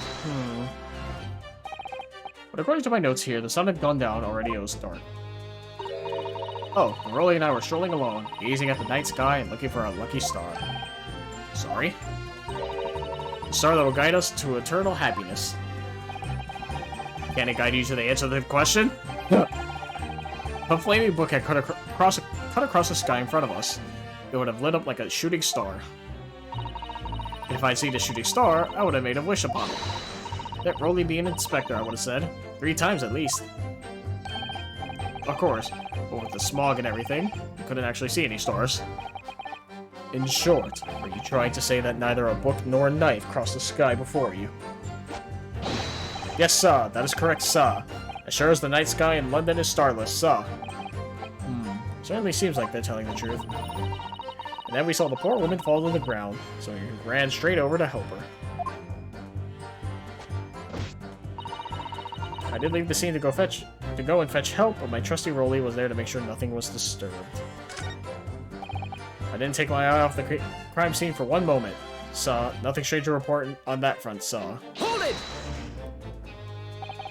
Nothing to report. That's correct, saw. I had my eyes wide open the entire time. Never looked away for a second. No one else approached the scene, and nothing was removed from it. I can swear to that on the yard's honor, saw. Really? That seems a little strange. Beg your pardon, saw. Strange, saw. Seems altogether regular to me. This burnt copy of the Lion's Pride was originally in the Garrett household. So the question remains, how did it find its way into the hand of the victim? Can you shed any light on that, seeing as you were there at the scene of the crime the entire time? Aha! Could it be a different copy, saw? One that just happened to be burnt as well? Even if that were possible, why would the victim have been gripping a book like that in her hand? As we can see from this photographic print, she had a bag over her shoulder. Well, so? That book was in the lady's hand from the moment we arrived at the scene. Is that so? There's something about this statement that's not sitting right with me. The 2 mysteries of how that knife ended up in her back, and how that book ended up in her hand. There must be some common thread between them. I'm so sorry, Mr. Naruhodo. I had no right to speak out. What do you mean? I requested the cross-examination of Miss Garrett without consulting you. Even if the judge did deny me. Oh, I see. Well, I agree with you. We do need testimony from Miss Garrett if we're ever going to get the truth of this matter. Do you really think so? Well, think about it. No matter how far it is across the road or how that window opens, Mr. Garrett's book found its way to the scene of the crime somehow, didn't it? You're right. And then there was Miss Garrett's reaction to me showing her the knife. The woman's hiding something, I'm sure of it. You're right again. We need to use this cross-examination to cover more clues. We'll get to the bottom of this one way or another, I swear. So I don't have to use the case file. The question is at which point. Which also reminds me I should probably save.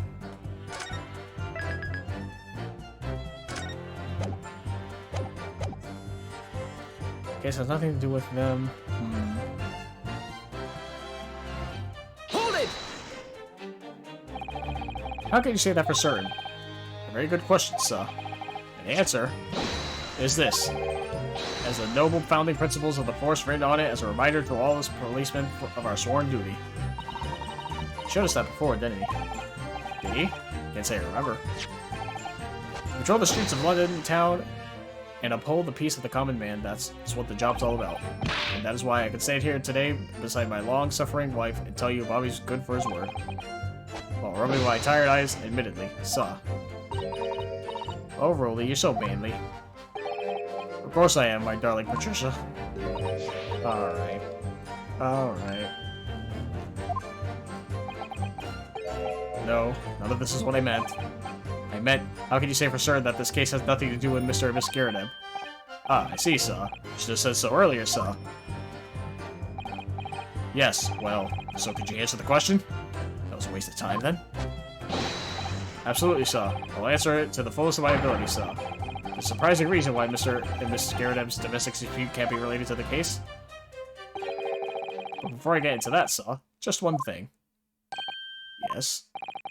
I'd very much like you and all your countrymen to understand the great British institution of Scotland Yard. So I hope you'll take back some tales of us London bobbies and how we uphold our guiding principles. I wasn't planning on going back just yet. I've only just arrived here. So to that end, sir, I'd be happy to lend you my personal warrant card for your perusal. But I must warn you, you won't be able to get through it without shedding a few tears. Thank you. I'll try. Ah. Can I ask you something? Please, Mr. Lawyer, sir. Yeah, before you do, I need to read the thing you just gave me. Small folding wallet that identifies London bobbies and contains the rules of conduct to which they must adhere. Policeman was strapped to preserve the peace within his allotted beat. Patrolling officer is expected to walk 20 miles. Item number 1. Any crimes fall under jurisdiction of the beat in which they are discovered. When a crime is discovered on his beat, a policeman must assist with initial investigations and help detectives. So the question, I guess the question becomes, like, why did he do it? Because it wasn't in his beat, as they keep saying. Can I ask you something? Please, Mr. Lawyer, sir. Oh, yes, of course. What is it? You're doubting us, aren't you? I can tell. What? I wasn't really... I mean, what's she doing? Please, just because I'm a woman, it doesn't make my testimony any less valuable. No, I didn't say that. You might just see me as the wife of a policeman, but I'm a woman of my word, I am. I really don't remember ever suggesting that I doubted you. No excuses. I don't want to hear it. My voice will be heard. My lord, you'll let me speak, won't you?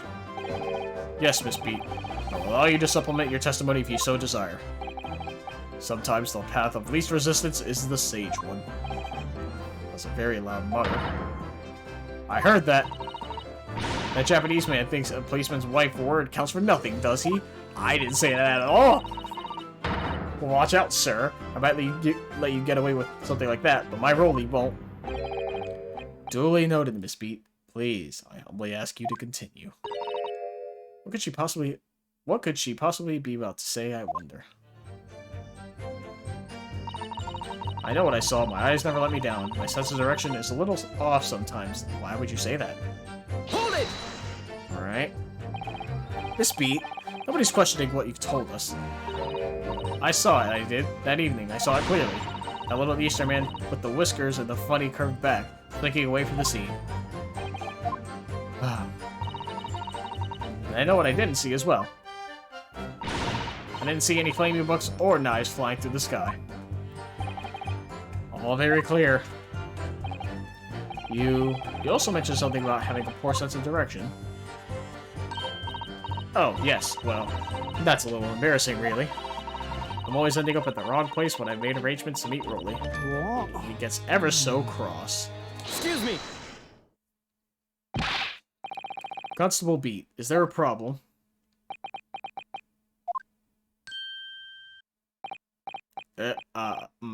No, sir. No problem, sir. Did your wife's remark just now bring something to mind, perhaps? Oh, well, in a way, sir. Yes, sir. I was just remembering that the same thing happened that evening is all. You mean Miss Beat lost her way on the night of the incident? Well, you see, I sent her off to find a police box at the next beat over from mine. But she was gone a fair bit longer than I was expecting. I thought she'd be back inside in 10 minutes. But my darling was gone a good 15.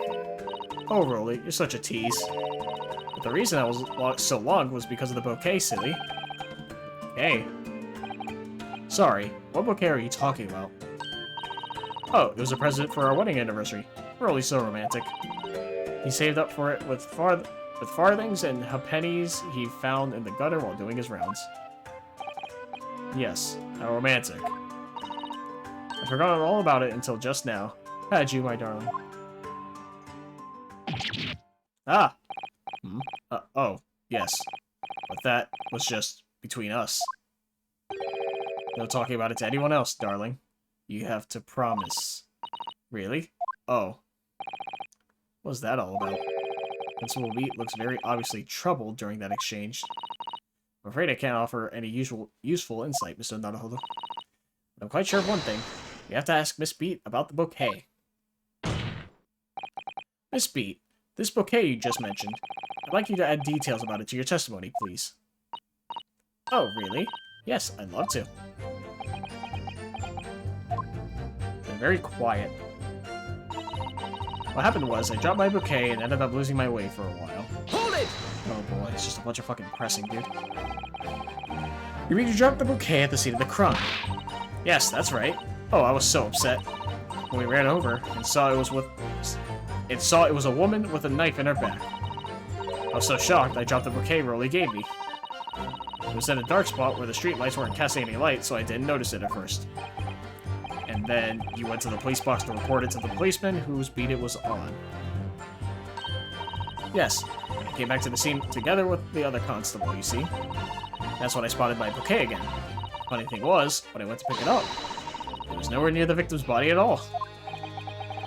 In case you need reminding, Miss Beat, the victim is not deceased. I was all flustered for a moment before I heard a voice calling me from the other side of the road. Your husband, presumably. That's right. Silly me. I'd have gone over to the wrong side of the street. Although, I'm going to blame the bouquet this time. I can't think how it got there. I really can't.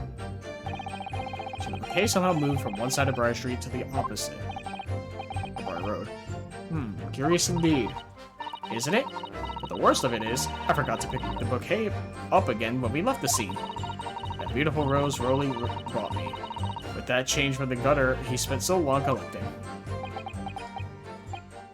By bouquet, do you perhaps mean this sorry solitary rose?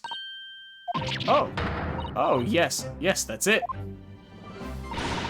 That's the bouquet Rolly bought me for our anniversary, with old bits of change he found in the gutter. Maybe just call it a rose. Tell us, Sort of Van Zykes, where did you come by that flower? According to the report by the police officer in charge of the crime scene investigation, it was found on the edge of the pavement in front of the Garadeb household. Or the Garadeb's house. Although it wasn't noticed until the morning, as it lay where the street lamps cast no light. It was believed to be of no relevance to the case, since it was found on the opposite side of the thoroughfare. Oh, thank you, sir, thank you. Can I have it back now, please? No. I think for good measure, this road should be added to the court record as evidence. Oh. But it's a symbol of our love. I want it back after the trial, do you hear me? I want it back. Good grief. Rest assured that I will do my very best not to forget Miss Beat.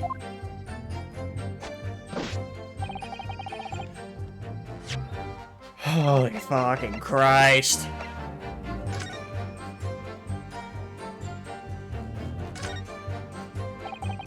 It's very stylish paper the flower's wrapped in, isn't it? It's just an old newspaper written out of hood. Oh. I suppose it's because I'm not used to seeing English print. It looks so exotic to me. Ah, I see. Nothing wrong. Oh, no. I was just thinking that if you wrapped a stone-baked sweet potato in English newspaper, it might look like some sort of fancy cake. Ah, Sasato-san, do you love your cakes? Is there anything else? An English rose. Such a beautiful flower. Ah, I think this is a rose, is it? I've never seen one before. Do you not take an interest in flowers, Mr. Naruhodo? I wouldn't say that exactly, but I do know 3 types at least. Gosh, 3? Yes, plum blossom, peach blossom, and cherry blossom. Perhaps you should consider branching out? Learning some that aren't fruit tree based, perhaps? Is there anything else to this? Guess not. Literally just a rose, huh? Hold it!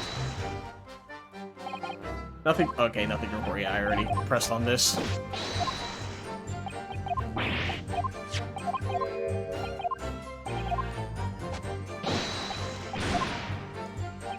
More stuff in the book, blah, blah, blah.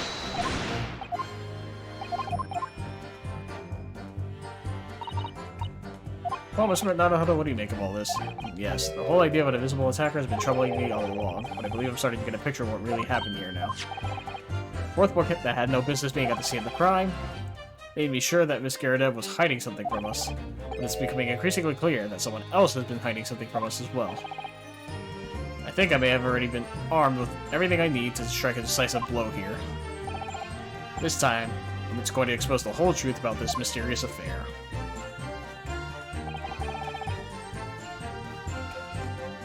I'm assuming, if I had to guess, I'm not 100% positive, I obviously fucking Ryunosuke is that the incident took place in front of the house, but because that's on his beat, it would be work.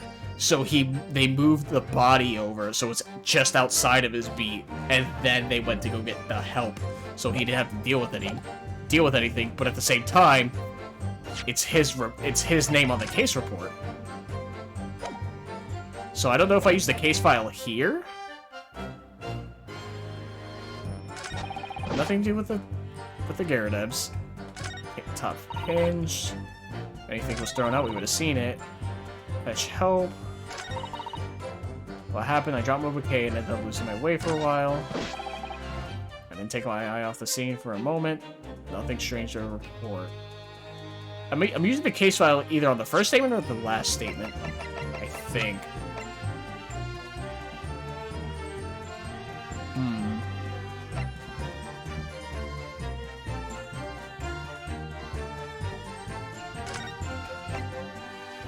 Any crimes fall under the jurisdiction of the beat in which they are discovered. I don't think it's a warrant card yet, is the thing. I'm pretty sure it's the case file. The question is which statement.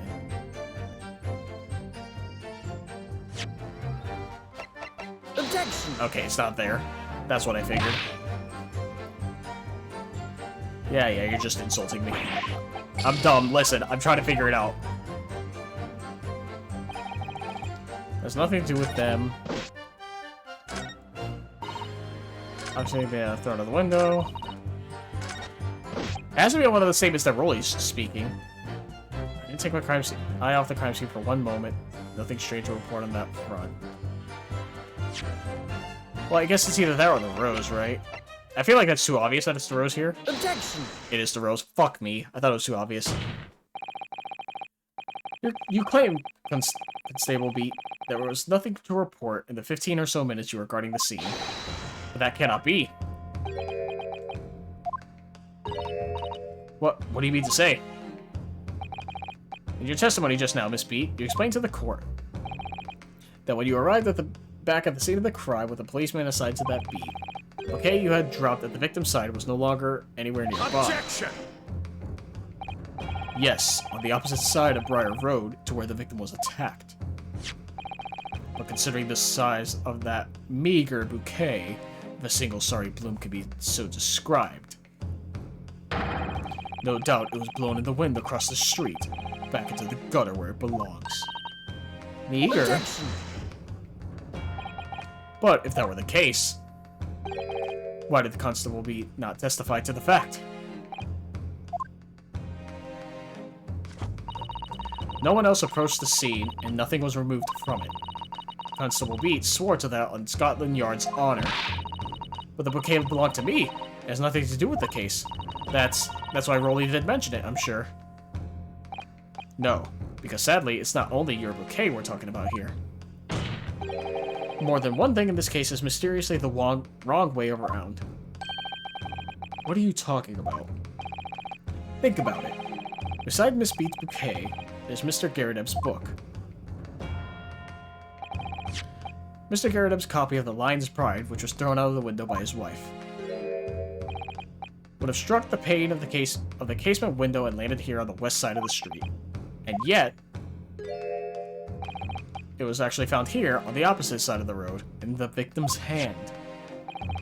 Meanwhile, according to the testimony we've heard, Miss Beat's bouquet should have been dropped here at the scene of the crime on the east side of the street. But in fact,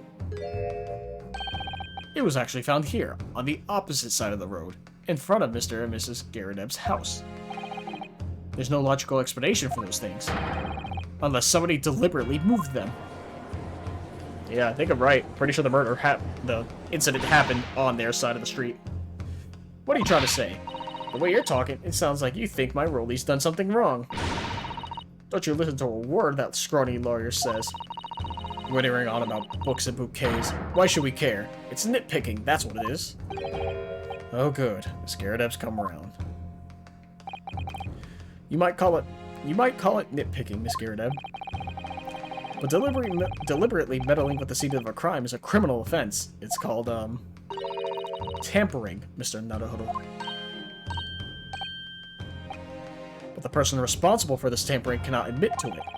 For a very subtle but compelling reason. Objection! Tampering? You've barely heard the term before. Tell us, my learned friend, who would possibly have had cause to carry out such an elaborate deception? Yes, there is someone who tampered with the scene of the crime that evening. All the evidence and all the testimony points to that one particular person. Counsel, I must demand that you substantiate this conjecture. Who are you saying is responsible for tampering with the scene of the crime? None other than Rolly. Take that! Obviously, there's only one person it could have been. Constable Rolly Beat. It was you! What? A policeman? A member of Scotland Yard? What nonsense. Why would my Rolly do something like that? There's no one straighter than my husband. No Bobby works more tirelessly for the people of London. Miss B, you said in your testimony that your husband asked you to go to a nearby police box to fetch the officer on duty. The 15 minutes that you were absent from the scene is the only opportunity anyone had to tamper with it. You're making it up. It's all nonsense. It's all lies. What about the Japanese man with the whiskers? I bet it was him. He did it. Objection! If that was true, Constable Beat would have seen him do it. Oh. And forgive me for pointing it out, but when you dropped your bouquet, Miss Beat, it was after the defendant had fled the scene. Well... Objection! First, you make accusations about the landlord and his wife, and now you incriminate the policeman as well. But your accusations lack one very important thing. You claim the crime scene was tampered with. But there's only one reason anyone would commit such a reckless crime. To hide something. That's right. He's right. But my husband and I just happened to be there. That's all. So why would we have anything to hide? It doesn't make sense. You've offered no motive for this alleged tampering. And until you do, your accusations are nothing but empty threats. Constable B had a very good reason for wanting to tamper with the scene of the crime. That's the key to this entire affair. Mr. Naruhodo, have you managed to solve this mystery? Counsel, you have made a very serious accusation against a London police officer. If you are mistaken, I'm sure I need not point out that your reputation as a lawyer will be irrevocably damaged. Fuck, it's been a watch video. With that stark warning in mind, you will now explain to the court the motive for this alleged tampering. Yes, my lord.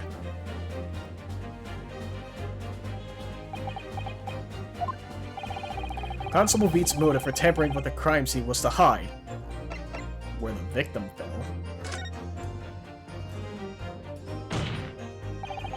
Where the victim fell to the ground.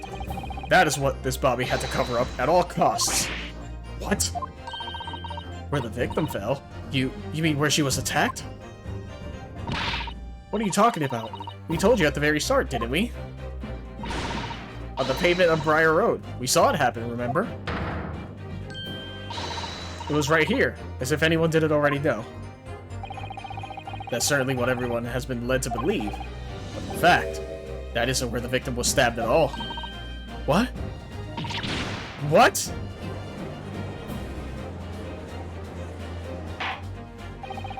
I'm beginning to wonder where this tumultuous trial will end, Counsel. If that's your assertion, then the court is dying to know, my Nipponese friend. Where are you proposing the crime actually took place that evening? Obviously right here. Take that! But that's on the opposite side of the road. I don't understand. On the evening in question, Mr. Garadeb's book fell directly down from the open window above. And your bouquet, Miss Beat, never moved at all. What did move was the scene of the crime itself. Good gracious! Objection! Perhaps you haven't been listening to the ample testimony the court has heard. But these witnesses both saw the moment the attack took place. That's right, I saw it, with my own eyes. It was 5 o'clock in the evening and already dark. There was the typical London fog on the ground. When you saw the incident unfold and ran to the victim's aid, that was actually on the west side of Briar Road. No, that's not true. It can't have been. Constable Beat then arranged for you to be absent for a while by sending you for help. And during the 15 minutes you were away, he transplanted the crime scene. He moved all the things shown in this print. The victim herself, the 4 books. He moved everything, in fact, to the pavement on the east side of Briar Road. Extraordinary. But the constable overlooked one thing. What? What did he overlook? The bouquet, I presume. Exactly. The prosecution told the court just a few minutes ago about the discovery of the rose bouquet. Lord Van Zyke said it wasn't noticed until the morning, as it lay where the street lamps cast no light. Yes, it couldn't be seen in the dark, obviously. Which is why it was only the bouquet that was found in its original position on the pavement on the west side of Briar Road. And that is the defense's theory about what really happened that evening. How do you respond? Constable Rolly Beat.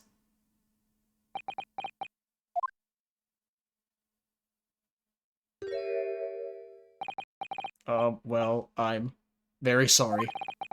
I didn't mean to nod off again, but I haven't slept properly in a month. Did I miss anything important? Oh, Rolly. It isn't true, is it? What that lawyer said is all lies, isn't it? I know it is, because you're the most upstanding, righteous man I know. I had a dream. A terrible dream. All the things I did that night. Everything come out. Everything exposed. Only, it seems, it wasn't a dream at all. Good golly! Order! Order! Order! What on earth is the meaning of all this? Oh, Rolly, why? Why would you do something like this? Moving a corpse is a criminal offense, isn't it? Wishing the victim dead should be one too. Constable, explain yourself. Why would you do this? As a respected member of Scotland Yard, your duty is to protect the good people of London town. I can't say, sir. What? I really am ever so sorry about all this. For damaging the Yard's reputation. For everything. I have a possible explanation. For why, on that particular evening, Constable Beat felt compelled to move the scene of the crime. I can think of one reason. What? How could you possibly know? You, a foreigner, presuming to understand the mind of a Scotland Yard policeman. And yet, Lord Van Zyke, it is this foreigner who has uncovered the startling truth of the matter thus far. I believe it would be beneficial to the court to hear this extraordinary young lawyer's theory.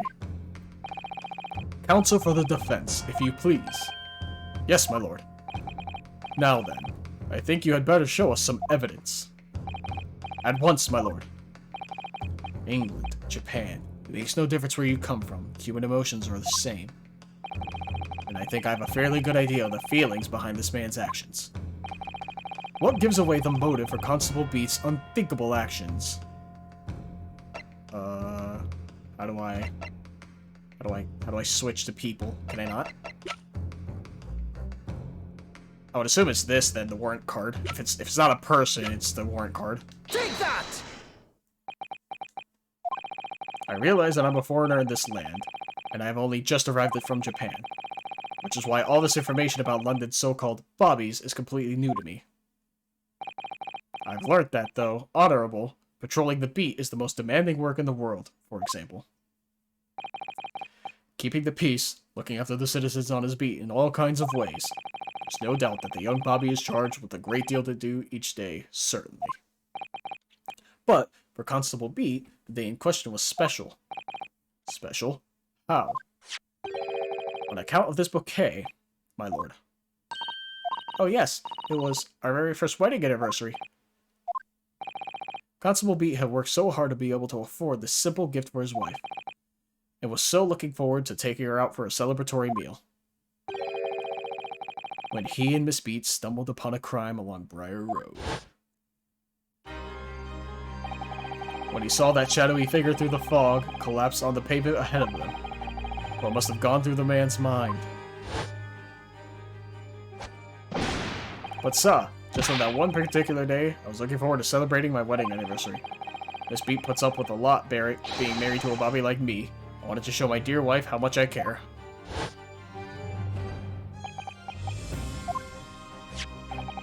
This is the warrant card that Constable Beat offered to lend me earlier. Inside, among the rules for a patrolling policeman, it says, when a crime is discovered on his beat, a policeman must assist with initial investigations and help detectives. Uh-huh. Constable Beat. Is that, or is that not, the reason why you moved the whole scene of the crime that day? Yes. Everything you said, it's all right. So that's it. It was all to do with the boundary of your beat. Oh. Exactly. To summarize, the incident actually occurred on Constable Beat's beat. Good gracious! Constable, do you realize the gravity of what you've done? It was the first time since I became a copper that I'd ever cursed God. Stay close to me, Pat. The criminal could still be lurking somewhere. As we ran over to the scene, I had every intention of doing my duty as a police officer. We've got to report this to the station as quickly as possible. But then it dawned on me. I realized where we were, where the victim was lying, and what that meant for me. If a crime is discovered on his beat, policemen must assist with initial investigations and help detectives. Why here? Why did this have to happen here? And why tonight of all nights? Why?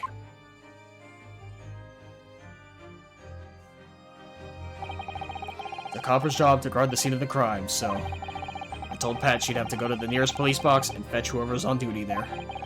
It was then, when I opened my mouth to speak. It just came out.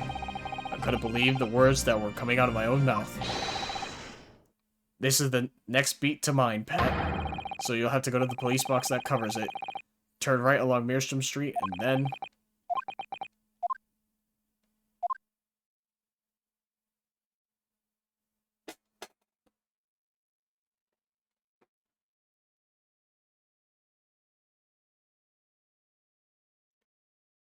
Okay, but, like, none of this actually tells us who the murderer is, or, like, who the actual accused is.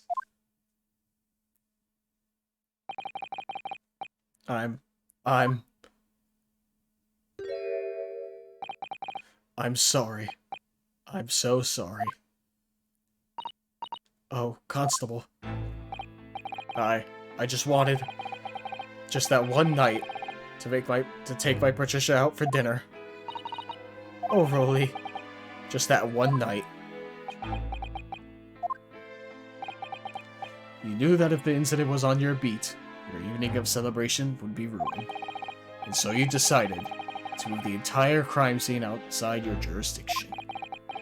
Just across the street to the east pavement of Briar Road, which falls under the neighboring beat's care. You see, I thought... well, I was sure the victim was dead, you see. I beg your pardon? Oh, of course he did. Otherwise, my Rolly would never have left the poor woman on the freezing cold pavement. Ah, I see your meaning now. But God got me back for my sins, didn't he? That's why. That's why I missed the rose I bought for Pat. Oh no, Rolly, that was all my fault. I should never have dropped in such a dark place. I'm so sorry, Rolly. And can you tell us, Constable, how many books did you move from the one side of the road to the other in total? Hmm? Oh, 4 it was. Yes, sir. Definitely. 4. 3 of them dropped by Mr. Natsume, and the 4th being the one that fell from the window upstairs in the Guradev household, of course. But, what made you place that book in the victim's hand? When all the others were scattered haphazardly around, I mean. Oh, well, sir, that's because that's how I found it. How you found it? What do you mean? When we first ran over to the scene, the victim was already holding the book. So, when I moved everything, I made sure it was still in her hand. You're sure it was this book, The Lion's Pride, that the victim was holding? Oh yes, sir. No doubt about it, sir. Interesting.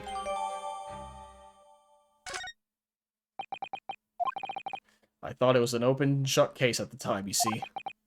There were only the 2 people at the scene, and Pat and me both saw it happen. However which way you looked at it, it had to be the fellow who ran off who'd done it, I thought. I couldn't see the harm, really. I didn't think moving it all over the road would make a jot of difference. I suppose this is it for me now. I had it. My lord. Yes, Lord Van Zykes. I believe that concludes the cross-examination of the witnesses. Constable, you may withdraw. Yes, sir. Mr. Prosecutor, sir, what will become of my Rolly? What will happen to him? For now, you are free to go home. The police will contact you in due course. Please, don't punish my husband. This was all my fault. It's because I'm always moaning at him for coming home late. Leave it now, Pat. Let's go home. I'm tired. Alright then, my love. One last thing, Constable. Sir? Let this be a lesson to you. In a criminal investigation, every detail matters, however insignificant it may seem to you. Yes, sir. Carve that lesson into your mind. And never again make the mistake of tampering with the scene of a crime. Huh? Never again, sir? You mean to say... Leave. Now. This trial is not over yet. Sir!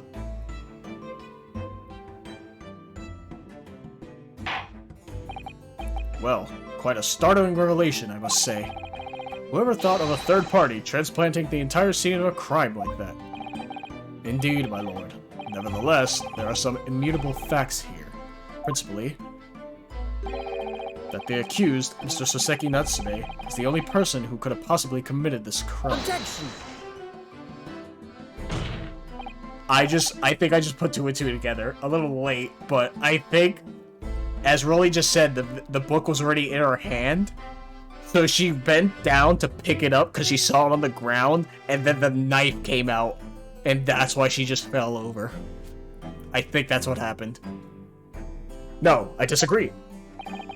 Now that we know the true scene of the incident, there is someone else. Another person who could be responsible for the knife in the victim's back. Forgive me for being presumptuous, but I believe the prosecution is probably well aware of this possibility already. Lord Van Zykes, is this true? Very well. Name the person if you will, and if further investigation is warranted, the prosecution has no objection to the trial continuing. You will name this other person who could have perpetrated the crime. Yeah, I'm pretty sure it's, Miss Garadeb. She threw out the book, the victim saw it, bent over to pick it up, the knife came next, boom. Take that! The defense would once again like to request the cross-examination of a new witness, my lord. Once again? My assistant made the same request earlier. In order to finally reveal the truth about this case, it's imperative that we cross-examine juror number 4, Miss Joan Garadeb. Me? Oh dear me. Objection! That request has already been denied. Objection! But the situation is very different now. Miss Garadeb, answer me this. What do you want now, you little toad? At the time of the incident, you were engaged in a violent argument with your husband, Mr. John Garadeb. In the course of the argument, a minor house fire was ignited. And to clear the smoke from the room, your husband opened a window that looks over the Briar Road. Well, what of it? You threw this book at your husband when he was cornered with his back against the window. Upon striking the pane of the open top-hinged casement window, the book plummeted directly down, finding its way to what we now know to be the true scene of the incident. Yes, and as I said, what of it? During the argument, you were beside yourself with rage. As such, you threw not just books, but anything you could lay your hands on. So, let me ask you one more time, Miss Garadeb. This knife, the one removed from the victim's back, have you really never laid eyes on it before? Huh?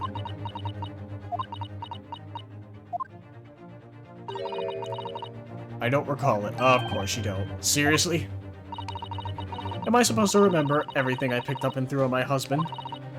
And anyway, the man over there in all that regalia said members of the jury needed to testify, didn't he?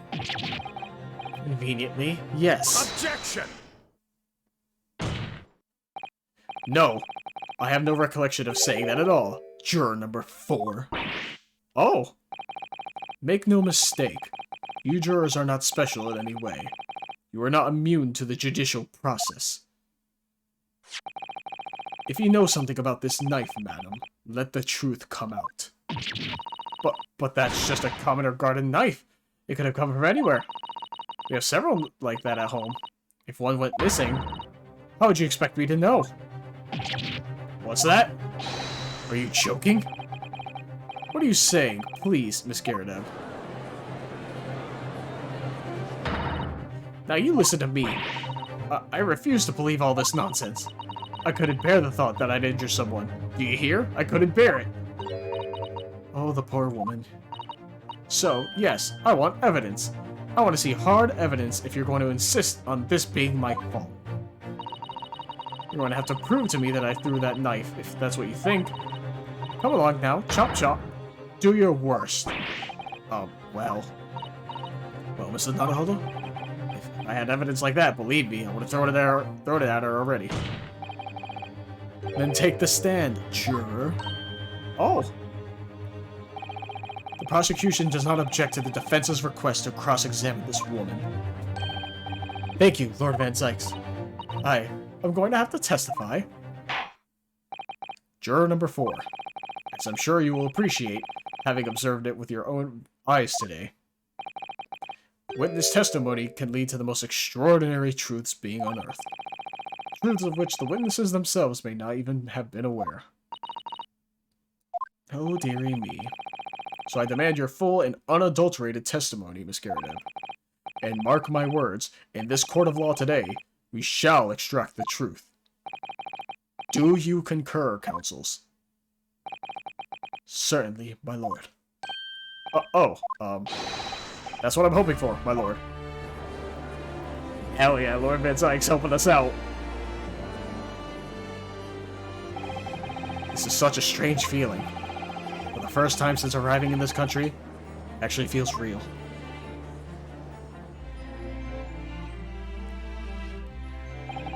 I'm here, in the Old Bailey, and I'm a lawyer. Now, like 5 hours, 6 hours into this fucking case, now you feel like that? Witness, state your name and occupation. Yes, my name is Joan Garadev. And I'm, well, I'm a juror, and such like. Sounds like she doesn't even know if doesn't know if she's a housewife or a maid or what anymore. The court has decided your testimony is required in order to clarify matters in this case. Do you understand, madam? Yes, my lord. You will tell the court everything that took place in your household on the evening in question. And I warn you, do not attempt to hide the truth. Oh dearie me. Chin up, Jody. Nothing to worry about now. How the fuck did you get here? Oh, I didn't know you were here, John. Was it only you in that room that day, old thing, was it? Rather think I ought to testify as well, don't you? But what about your knee, dear? Don't you worry about that. Hardly notice it. I'm not the sort of chap to leave a comrade to face disciplinary action alone. Oh, John. I presume you are Mr. John Garadev? Yes, sir. Former 2nd Lieutenant of the 3rd Regiment of the 4th Northumberland Fusiliers, sir. Seen my fair share of action and now living the quiet life, as it were. A quiet life? Were you not engaged in an incendiary battle with your spouse on the day in question? Well, yes, quite. I believe this may represent a first in the proud history of the British court. Calling a juror to the witness stand is unprecedented. However, the court will hear your testimony now, juror number 4, and that of your husband. You will recount clearly and concisely the events in your home at the time of the incident in question. Sir, at once. God, we're almost done with this case, I hope. Please. Yes, on the day you're referring to, the wife and I did have a bit of a skirmish. Can't recall the reason now. Yeah, okay. Knocked the candlestick over and set fire to the carpet. Soon had it out, though, and got the window open. Meanwhile, I was picking up whatever I could find to throw at him. Plenty of knives around our place. Can't say I'd noticed if one or two went missing, I'm afraid. If that bally thing in the victim's act really was one of ours, you'll have a job proving it, I think. Yeah, fucking tell me about it. It sounds as though it was quite the battlefield in your household that evening. Although, an entirely one-sided assault, it seems. The enemy caught us on the hop, sir. No choice but to dig in and take defensive measures. To be honest, if the enemy had kept shelling us for another minute, we'd have been toast. Of course, a veteran such as myself is only too aware that on every battlefield, you're just a gnat's whisker from death at any moment. Are we still talking about a marital quarrel here? Well, I must say, I'm dubious that this testimony will shed any light on the origins of this jackknife. In combat, one's focus narrows such that surroundings are rarely noticed. These witnesses may not be able to offer anything more than they have already testified already. This may be a dead end. Van Zykes may well be right. Well, whatever the chances, we only have this last cross-examination to uncover the truth, Mr. Naruhodo. Yes, I'm afraid so. Very well, counsel. Begin your cross-examination.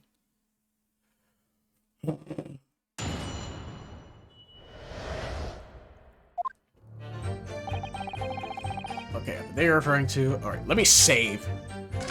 That's what I want to do. Let me fucking save, man. Had a bit of skirmish, can't recall the reason now. Knocked up the candlestick. Okay, whatever I find I can throw at him. I wonder if we can examine this more now, because of the broken tip.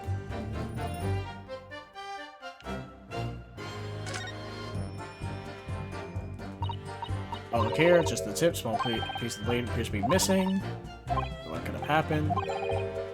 Still lodged in the victim. Okay, no, that looks all the same. There's like no obvious distinct markings on it. That's the book. I'm just trying to think if there's like anything else possibly could show. Hold it!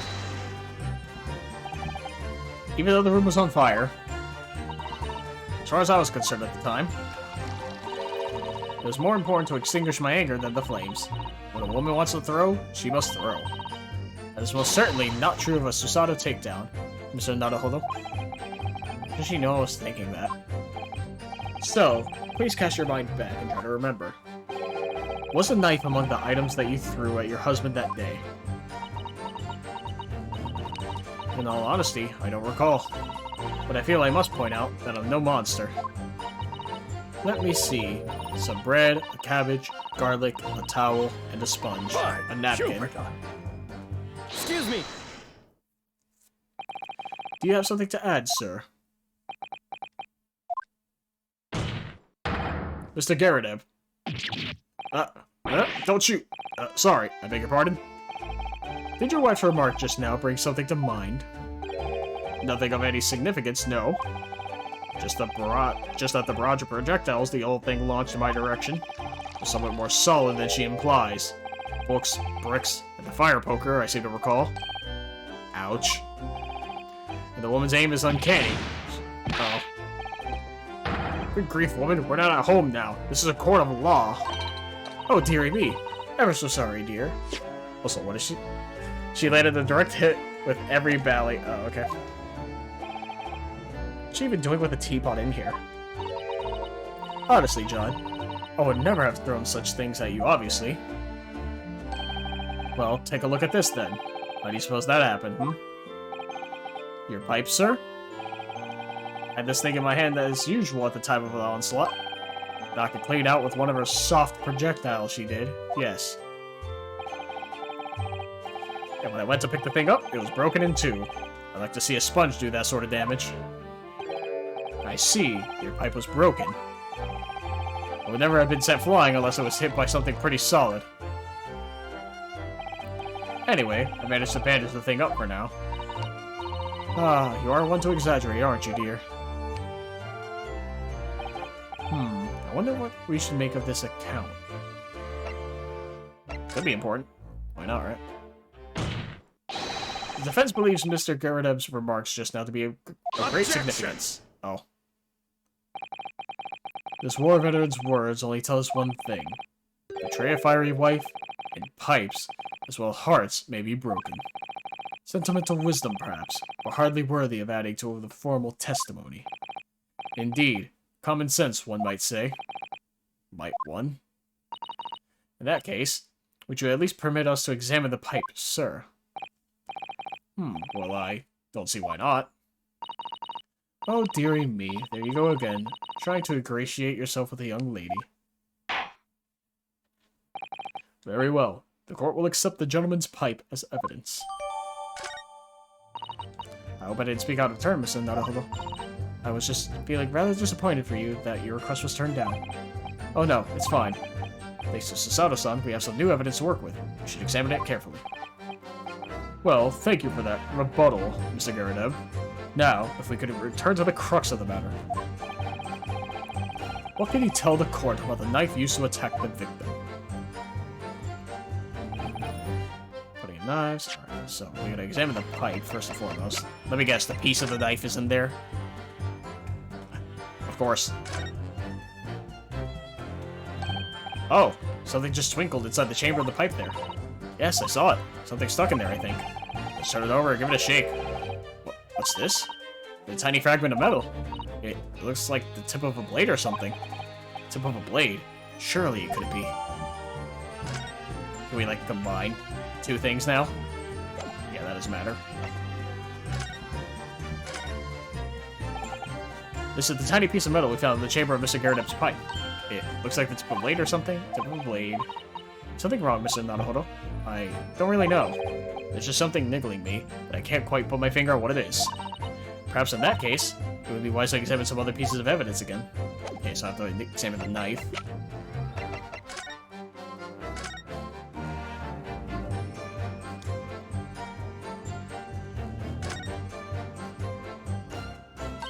Oh, look here, Mr. Naruhodo. Just the tip. A small piece of the blade appears to be missing. Wait, part of it's missing? I could be wrong, but I've just got a feeling. You remember this? Ah, that's a tiny fragment of metal that we found inside Mr. Garadeb's pipe. Yes, just maybe. Oh mine. It's a perfect fit. Somehow I just knew it. Are we not gonna, like, update the court record about that?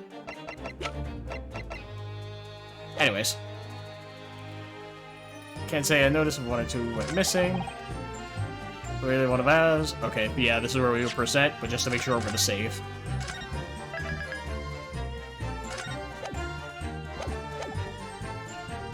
So we're gonna present the metal fragment, not the knife. Objection! There we go. Mr. Garadeb, could I ask you to take a good look at this, please? You can ask, but I can't see a bally thing. You can't? Just call me Dead-Eyed Deb back in the regiment, of course. But that was some time ago now. Even when I'm trying to enjoy a large print book by the fire these days. I struggle to tell a B from a D and a P from a Q, to be honest. Oh, he does. Dearie me is rather weary, being asked about every other letter and every other word. You must be very dizzy. What is that? A tiny scrap of metal? Yes, almost certainly from the tip of a blade. And what may appear to at first to be just a tiny scrap is in fact a crucial piece of evidence. Interesting. And where did the defense come by this evidence? It was lodged in the chamber of Mr. Garadeb's pipe.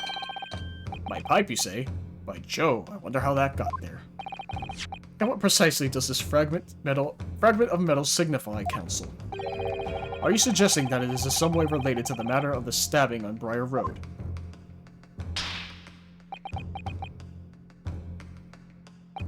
I am. What? When put together with another piece of evidence already in the court record, I believe this tiny fragment of metal will unravel the whole truth of this case, my lord. Oh, his whole backside's burnt. That's neat. You appear rather confident in that extraordinary statement, Counsel. Very well, then. Present the pertinent evidence to the court. What evidence, when paired with this fragment of metal, allegedly reveals the truth of this entire case? Take that! This is the knife that was found in the victim's back. If you look closely, you will see that there is a small piece at the tip of the blade that is missing. A common issue with the inferior blades sold at unsavory street markets. Criminals who use them regularly leave the tips lodged in their victims' bones. And what of this particular knife? No doubt its tip has suffered a similar fate, now languishing somewhere near the spine of the victim. Objection! No, that's not the case. The tip of this particular knife's blade is the very fragment of metal we discovered in the chamber of Mr. Garadeb's pipe. Oh, he actually recoiled. Good grief, Lord Van Zykes. I don't believe it. The knife from the crime scene and this fragment of metal are a perfect match. Good golly gosh. Order, order, order! Is this some sort of Eastern sorcery? This is no magic, my lord. This is a miracle. A miracle? So Van Zykes has figured it out, has he? Counsel, explain this extraordinary coincidence at once. Yes, my lord. The crucial point we have to ask ourselves here is when did the fragment of metal find its way inside Mr. Garadeb's pipe? Something that was clarified for us in the most recent witness testimony. Had this thing in my hand as usual at the time of the onslaught. Knocked it clean out with one of her soft projectiles she did, yes. It would never have been sent flying unless it was hit by something pretty solid. Excuse me.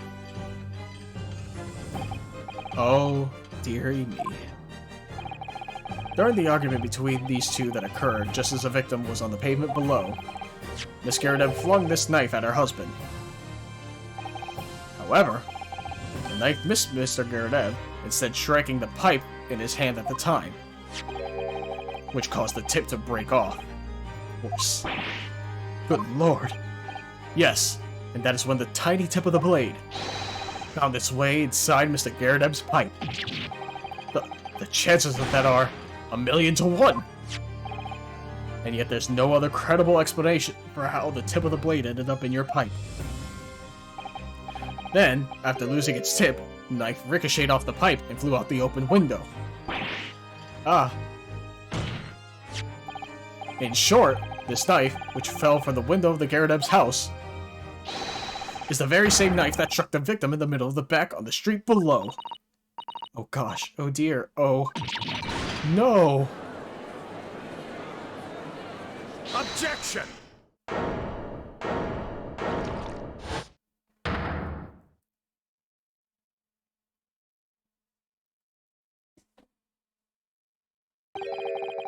A full-bodied theory, I'll give you that. A complex bouquet of seemingly trivial points plausibly arranged to create an almost passable vintage. Allow me to toast my learned friend's characteristically Nipponese approach to bottling his argument. Sorry. But after all, it is just a theory. The bottle, I fear, is corked. Because you see, it's spoiled by an insurmountable inconsistency. An insurmountable... What? Lord Van Zykes, explain yourself! What is this inconsistency you claim to have identified? An inconsistency of the simplest nature, my lord. The victim was found with a knife planted in the middle of her back. Yes, in her... Ah! That's right, you silly little man. Now, Joan, old thing, what are you getting so excited about? Let us consider the basic facts of the case once more. The victim was walking along the pavement before being stabbed in the back and falling to the ground. If the knife that struck her had fallen from above, there's no possible way it could have planted itself into the victim's back. Well, yes, I already explained it earlier, and my theory is right. Order! Order! Quite right, you see. That's exactly right. If the knife had fallen on her from above, it would have struck her on the top of her head. Well, he's lost for words. Look! I knew it. Never liked this theory in the first place. I don't know, though. What really did happen? It would appear the defense has made a spectacular blunder. If a theory has even one inconsistency, it cannot stand. Your theory, my learned friend, is history. We were so close. I could see the truth. I was so sure we were on the right track. But now the way has been blocked completely by just one simple inconsistency. Or in other words, we simply need to eliminate that one inconsistency, and the theory will stand. Susato! You mustn't worry, Mr. Naruhodo. You were just caught off guard, that's all, and your mind went blank. But if the path you were on is indeed correct, then a way will present itself. The key to this is in the court record, I'm sure. All the information you need is there. It seems you have nothing to say, my Nipponese friend. Well, your silence speaks volumes. A tacit acceptance that your theory is fatally flawed. Objection!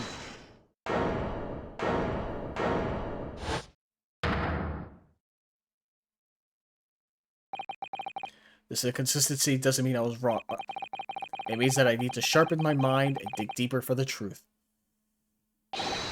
It's a test. Yes! If the knife fell on the victim from above, there's no way that it could have hit her in the middle of her back. Under normal circumstances, that is. What are you implying? Counsel. There is a piece of evidence in the court record that could explain this inconsistency. That could explain how the knife that fell from above could have pierced the victim's back. We already have the answer. Goodness. Utter madness. Surely this must be the last time. Counsel, present the evidence of which you speak. This is the last inconsistency, the final piece of the puzzle, the time where I make my save, because I might fuck this up.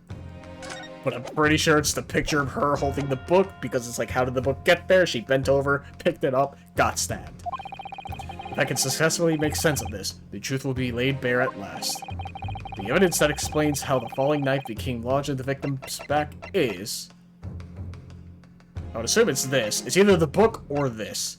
Take that! It is the picture, got it. This, the fourth book found at the scene, is the final piece of evidence the defense will present. The burnt book. Is that not Mr. Garrett's book? Yes. And to understand its significance, we have to consider how it came to be at the scene in the first place.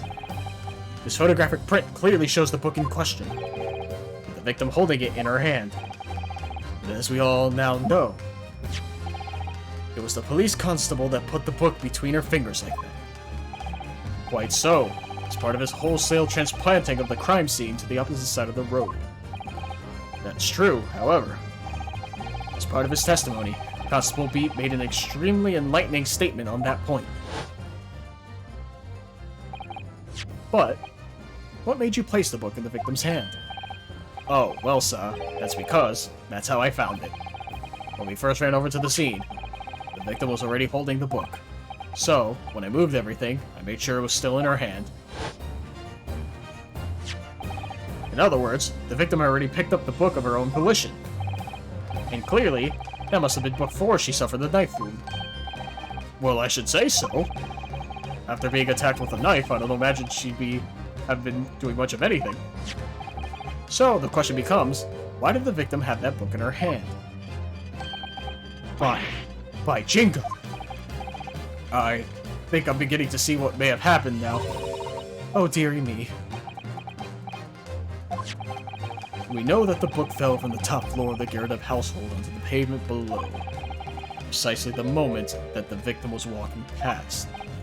Yes, at exactly that moment, the young woman was walking along the street in the light fog, when all of a sudden, a book fell right in front of her. The book I threw. Yes, Miss Garredeb. And what do you think the woman did? What would you do if you were walking along and suddenly a book landed in front of you on the pavement? Well, I really can't imagine it, but I suppose she might have reached down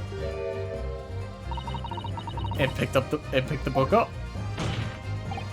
Yes, that is exactly what the woman in fact did.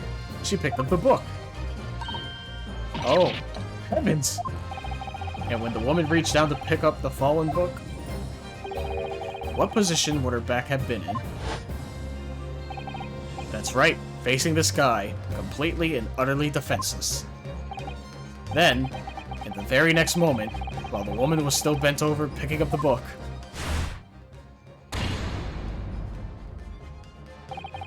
the next object fell from the room above, the jackknife, straight into the middle of her back. And at that same time, walking by chance directly behind Miss Green, was the defendant, Mr. Soseki Natsume. Well, I never! It appeared to Mr. Natsume that the woman simply collapsed on the floor. In the dark and the fog, he didn't see the knife falling on her from above. Ah! And from the other direction, the constable and his wife saw no one but the victim and her apparent attacker. So there never was a real culprit to run from the scene in the first place. No, this was nothing more than a series of unlikely events that culminated in an unfortunate accident. And that is the real truth behind this case.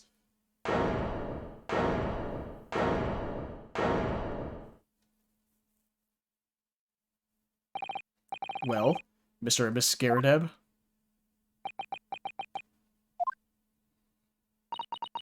The very first time you showed me that knife, I had my suspicions. I wondered if perhaps it might have been something like that. There, old bean. Poor Miss Garredeb. Of course, I never meant for anything of the sort to happen, but it was all my fault, wasn't it?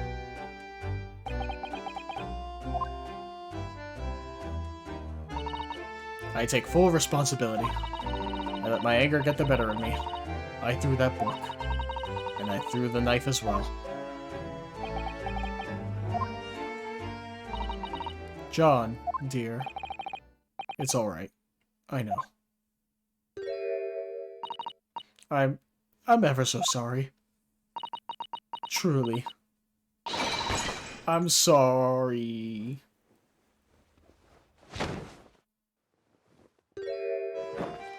Ha. Alright.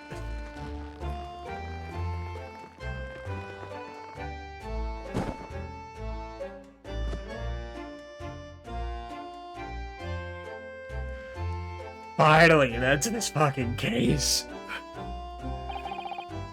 Lord Van Zykes, what news of Miss Garadeb? She's been taken to the infirmary. It would appear that today's events have left her in an especially flustered state. However, I believe she will recover in due course. There's no cause for concern. Yes, unbeknownst to themselves, they caused what could easily have been a terrible tragedy. They shall have to prepare themselves for the consequences of their actions. There is some good news, however, my lord. I have just had word from the hospital where the victim is being treated. Her condition is improving steadily. The doctor believes she will regain consciousness soon. It's strange. We've been talking about the victim all this time, but we've never once met her. How wonderful. The woman is out of danger, it seems. Yes, that is good news. So, Mr. Soseki Natsume.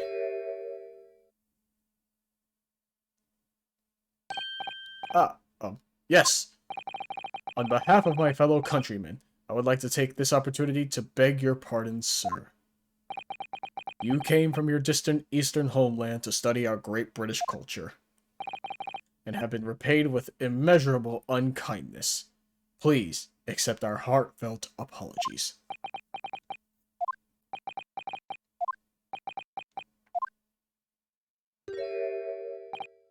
No, it is me who should be begging your pardon. Oh no, Mr. Natsume. That evening, when the young woman just collapsed on the pavement before my eyes, I jumped to the wrong conclusion again, in my confusion. What conclusion, sir? I was sure that the woman was dead. Yes, Constable Beat said the same thing, didn't he? He thought she had been killed, too. I suppose she must have looked completely lifeless.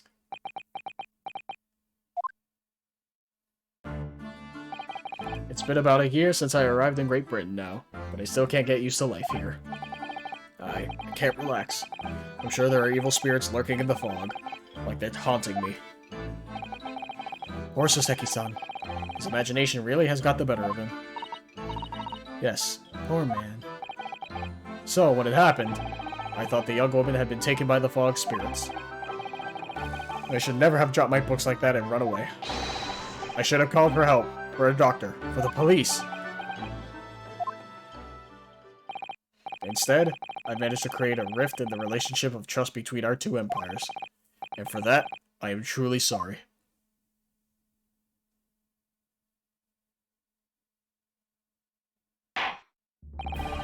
One could indeed say that some sort of mischievous spirit has been at work here, I think. One that created a chain of unfortunate mishaps. We were befooled by the spirit and led to false conclusions. But thanks to Lord Van Zykes and our young lawyer here from the east, that chain has now been broken and the spirit exorcised. I heartily commend you both. Oh. Now then, ladies and gentlemen of the jury. Yes, my lord.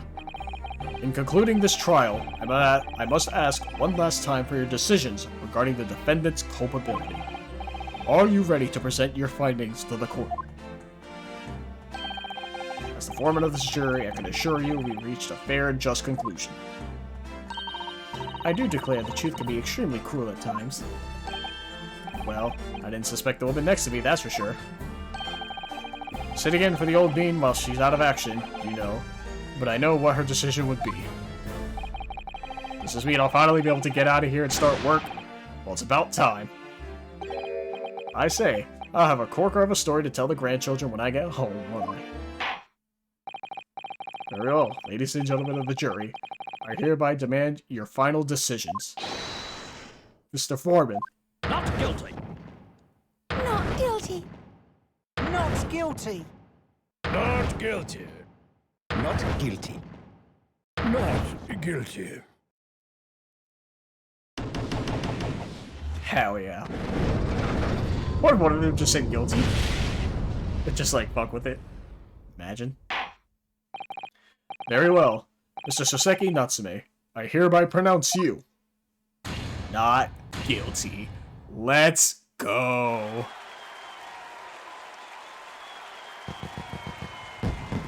It's only 4 in the morning, and I have to work in 3 hours. It's no biggie. Just a, good old 6-hour recording. And finally, Mr. Natsume. Oh, yes, Lord, sir. You are now a free man once more. It is my hope that you will continue to further your education in British culture. And may you never again be brought before me. Oh yes, sir. Of course. On my life. I swear I'll never set foot in a courtroom again. I'm transported 2 tears. Thank you, counsels. Court is adjourned.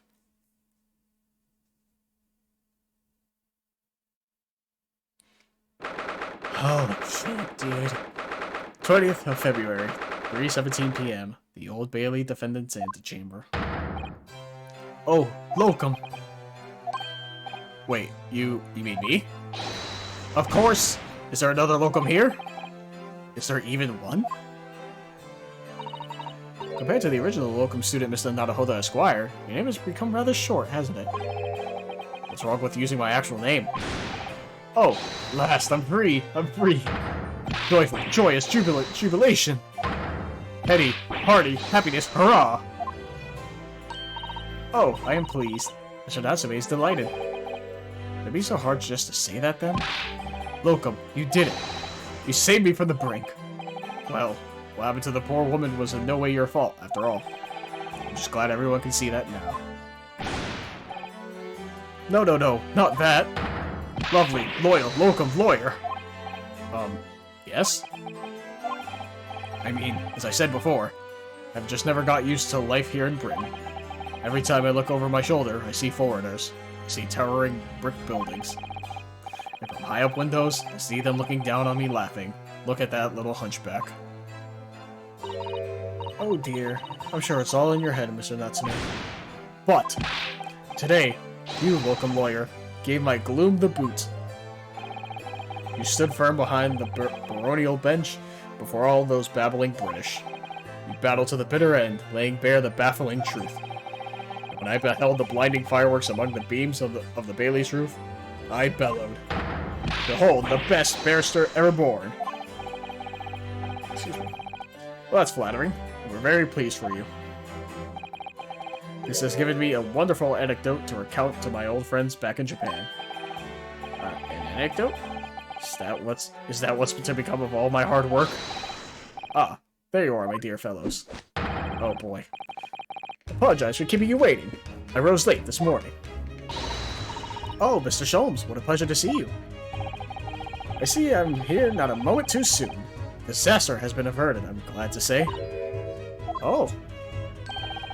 The trial shall begin presently, Mr. Naruhodo, and I wish you the very best of luck. It's just finished. What? No! Then my haste was in vain? Ah! It's you, Herlock Sholmes. Oh, have we met, sir? This is Mr. Natsume, the man you had arrested, Mr. Sholmes. Ah, I see. I failed to recognize you at first. Our previous encounters have taken place in the gloom, either of your bleak lodgings or that prison cell. I simply couldn't place that curious face in the light. Charming. This is all your fault, Herlock Sholmes. You're the reason I had to go through this terrible ordeal. I'm going to give you a piece of my mind. My apologies, sir, but I assure you, I have placed you now. You're the fellow who abandoned that poor young lady and ran off, are you not? Ah. Had she been taken to a hospital more urgently, I feel perhaps she would have regained consciousness by now. Oh. But it was unavoidable, I'm sure. You're but human after all. Anyone would have been shaken by such an experience.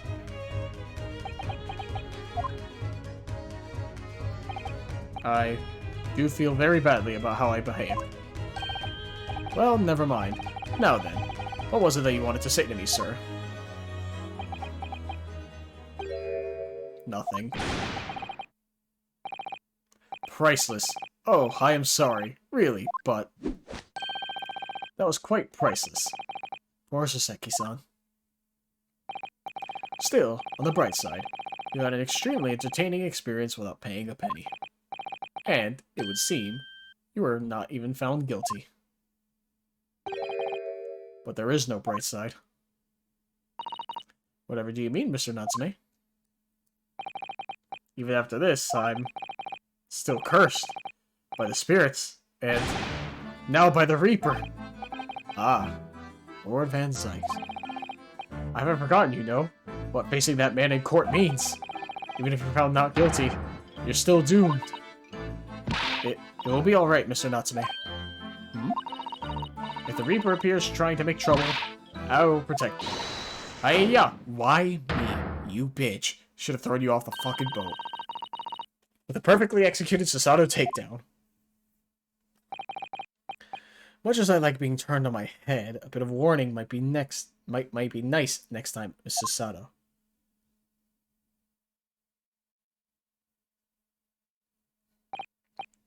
So, Mr. Natsume, what do you intend to do now?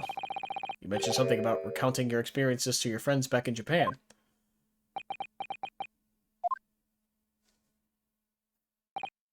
Yes, I intend to return to my homeland soon. Oh. It's already been a year since I arrived here in Great Britain. I visited universities, libraries, bookshops. I've been honored with the tutelage of professors. I've learned so much about the wealth of literature here, and the city it has shaped. And I've come to realize that it is my calling to sail home and tell my fellow countrymen about it. That's very touching, Mr. Natsume. Or, in perhaps less veiled terms, you wish to withdraw halfway around the world to escape the terror of the Reaper's curse. That's not it at all! The more I learn of literature, the more the strange feeling claws at my insides. I feel compelled to return to my roots, and attempt to pen a work of my own. Oh, I see. A work of literature by Saseki-san. Could be an interesting read. And what about Mr. Sato and yourself, Mr. Naruhodo? Sorry, what about us? Will you return to Japan alongside your mustached compatriot? Why would we? A week has not yet passed since we arrived in London. And only now does it feel as though we finally have found our feet. And you are accommodated at a hotel at present, are you not? That's right. We need to find lodgings before it bankrupts us. I've calculated we can only afford another 10 nights before our entire budget is exhausted. Well then, you can take my lodgings. Oh, the windowless room? Ah, but what it lacks in windows, it more than makes up for with a floor, a ceiling, and walls. Great. Of course, I'd be happy to leave behind the accursed evil spirit. Oh my, an evil spirit? Oh yes. It tries to suffocate you while you sleep. It's an infallible wake-up call. We'll think about it, if that's alright. Perhaps I can offer a more welcome alternative. Would you consider taking lodgings with me? Really? Well, a vacancy has conveniently presented itself. Though it is up in the attic, I might add. Are you sure it isn't just a storage loft? I spoke with the landlady this very morning on the matter of price, and Iris is cleaning the room as we speak. You must come at once. Presume you have no luggage to speak of. Oh, this is simply wonderful. What an honor to be invited to take lodgings in the great detective's office, his attic. I'm too overcome for words. So suggesting we look elsewhere is out then. Then it's settled. Iris will prepare a welcome dinner this evening. And you must come too, Mr. Natsume. I insist. I don't know what to say. But thank you. And yes. Wonderful. Then I'll go and complete the paperwork for your formal release, Mr. Natsume. It shan't take long. Somebody's happy. Locum. Hi. I knew that you wouldn't let me down. I'm truly delighted to have met you here in London. Likewise, Mr. Natsume. It's been a privilege meeting you too. It's a shame that we're going to have to say goodbye so soon.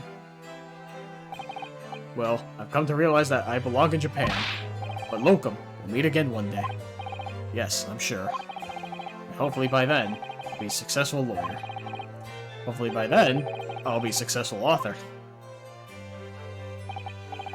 Well, my dear fellow, the carriage appears to have arrived. Shall we go, Mr. Naruhodo? Yes, Mr. Sholmes. I've little doubt Mr. Natsume will be released in time for dinner this evening. He's gonna die because we're leaving him alone. And so, with Soseki-san's innocence successfully established, we rode with Mr. Sholmes to what was to become our new home, 221B Baker Street. Please don't let Soseki-san die. Please no. 20th of February, 4:41 p.m., the attic room. Oh hey, it's the menu screen, I believe, for the save. So this is to be our new office, yes. Our office. I like the sound of that. Me too. Simply wonderful, isn't it? I hope you can see this, Kazuma. It's only a small step. I'd like to think we're getting a little closer to your dream now.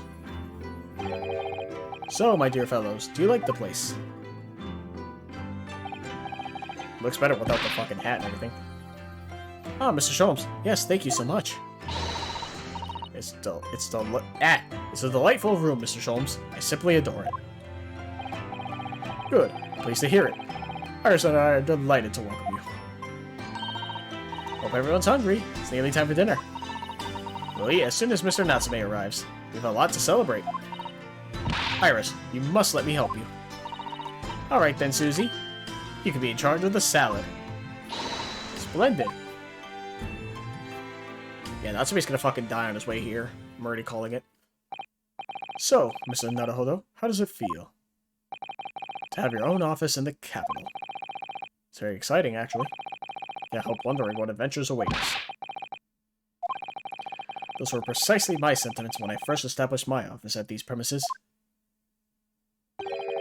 Until I discovered the dark truth about the city of London, that is. Sorry? London is a glorious place, full of wonder, opportunity, prosperity, and mirth. Brightest of lights. Casts the darkest of shadows. Shadows? What do you mean? Well, I believe you're well aware of the murkiness that lies behind London's facade already. Can't say words, man. So once again, Mr. Naruhodo. Welcome to London.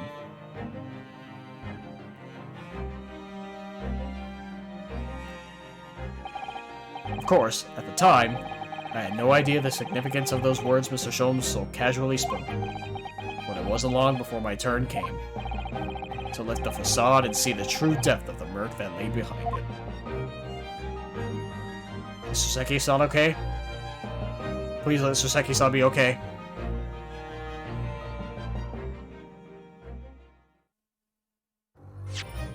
Okay, thank God. No cutscene.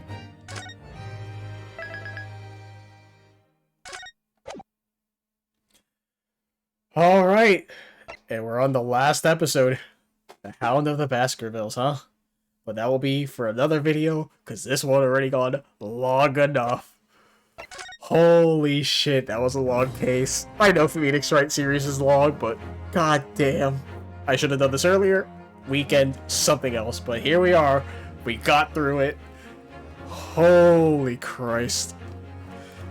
Oh, what an interesting case too, with just like, you know, unfortunate accident kind of thing, but there you have it. There was episode 4. So, until next time for episode 5, I hope you enjoyed that roller coaster as well. I'll see you guys later. Take it easy. Goodbye.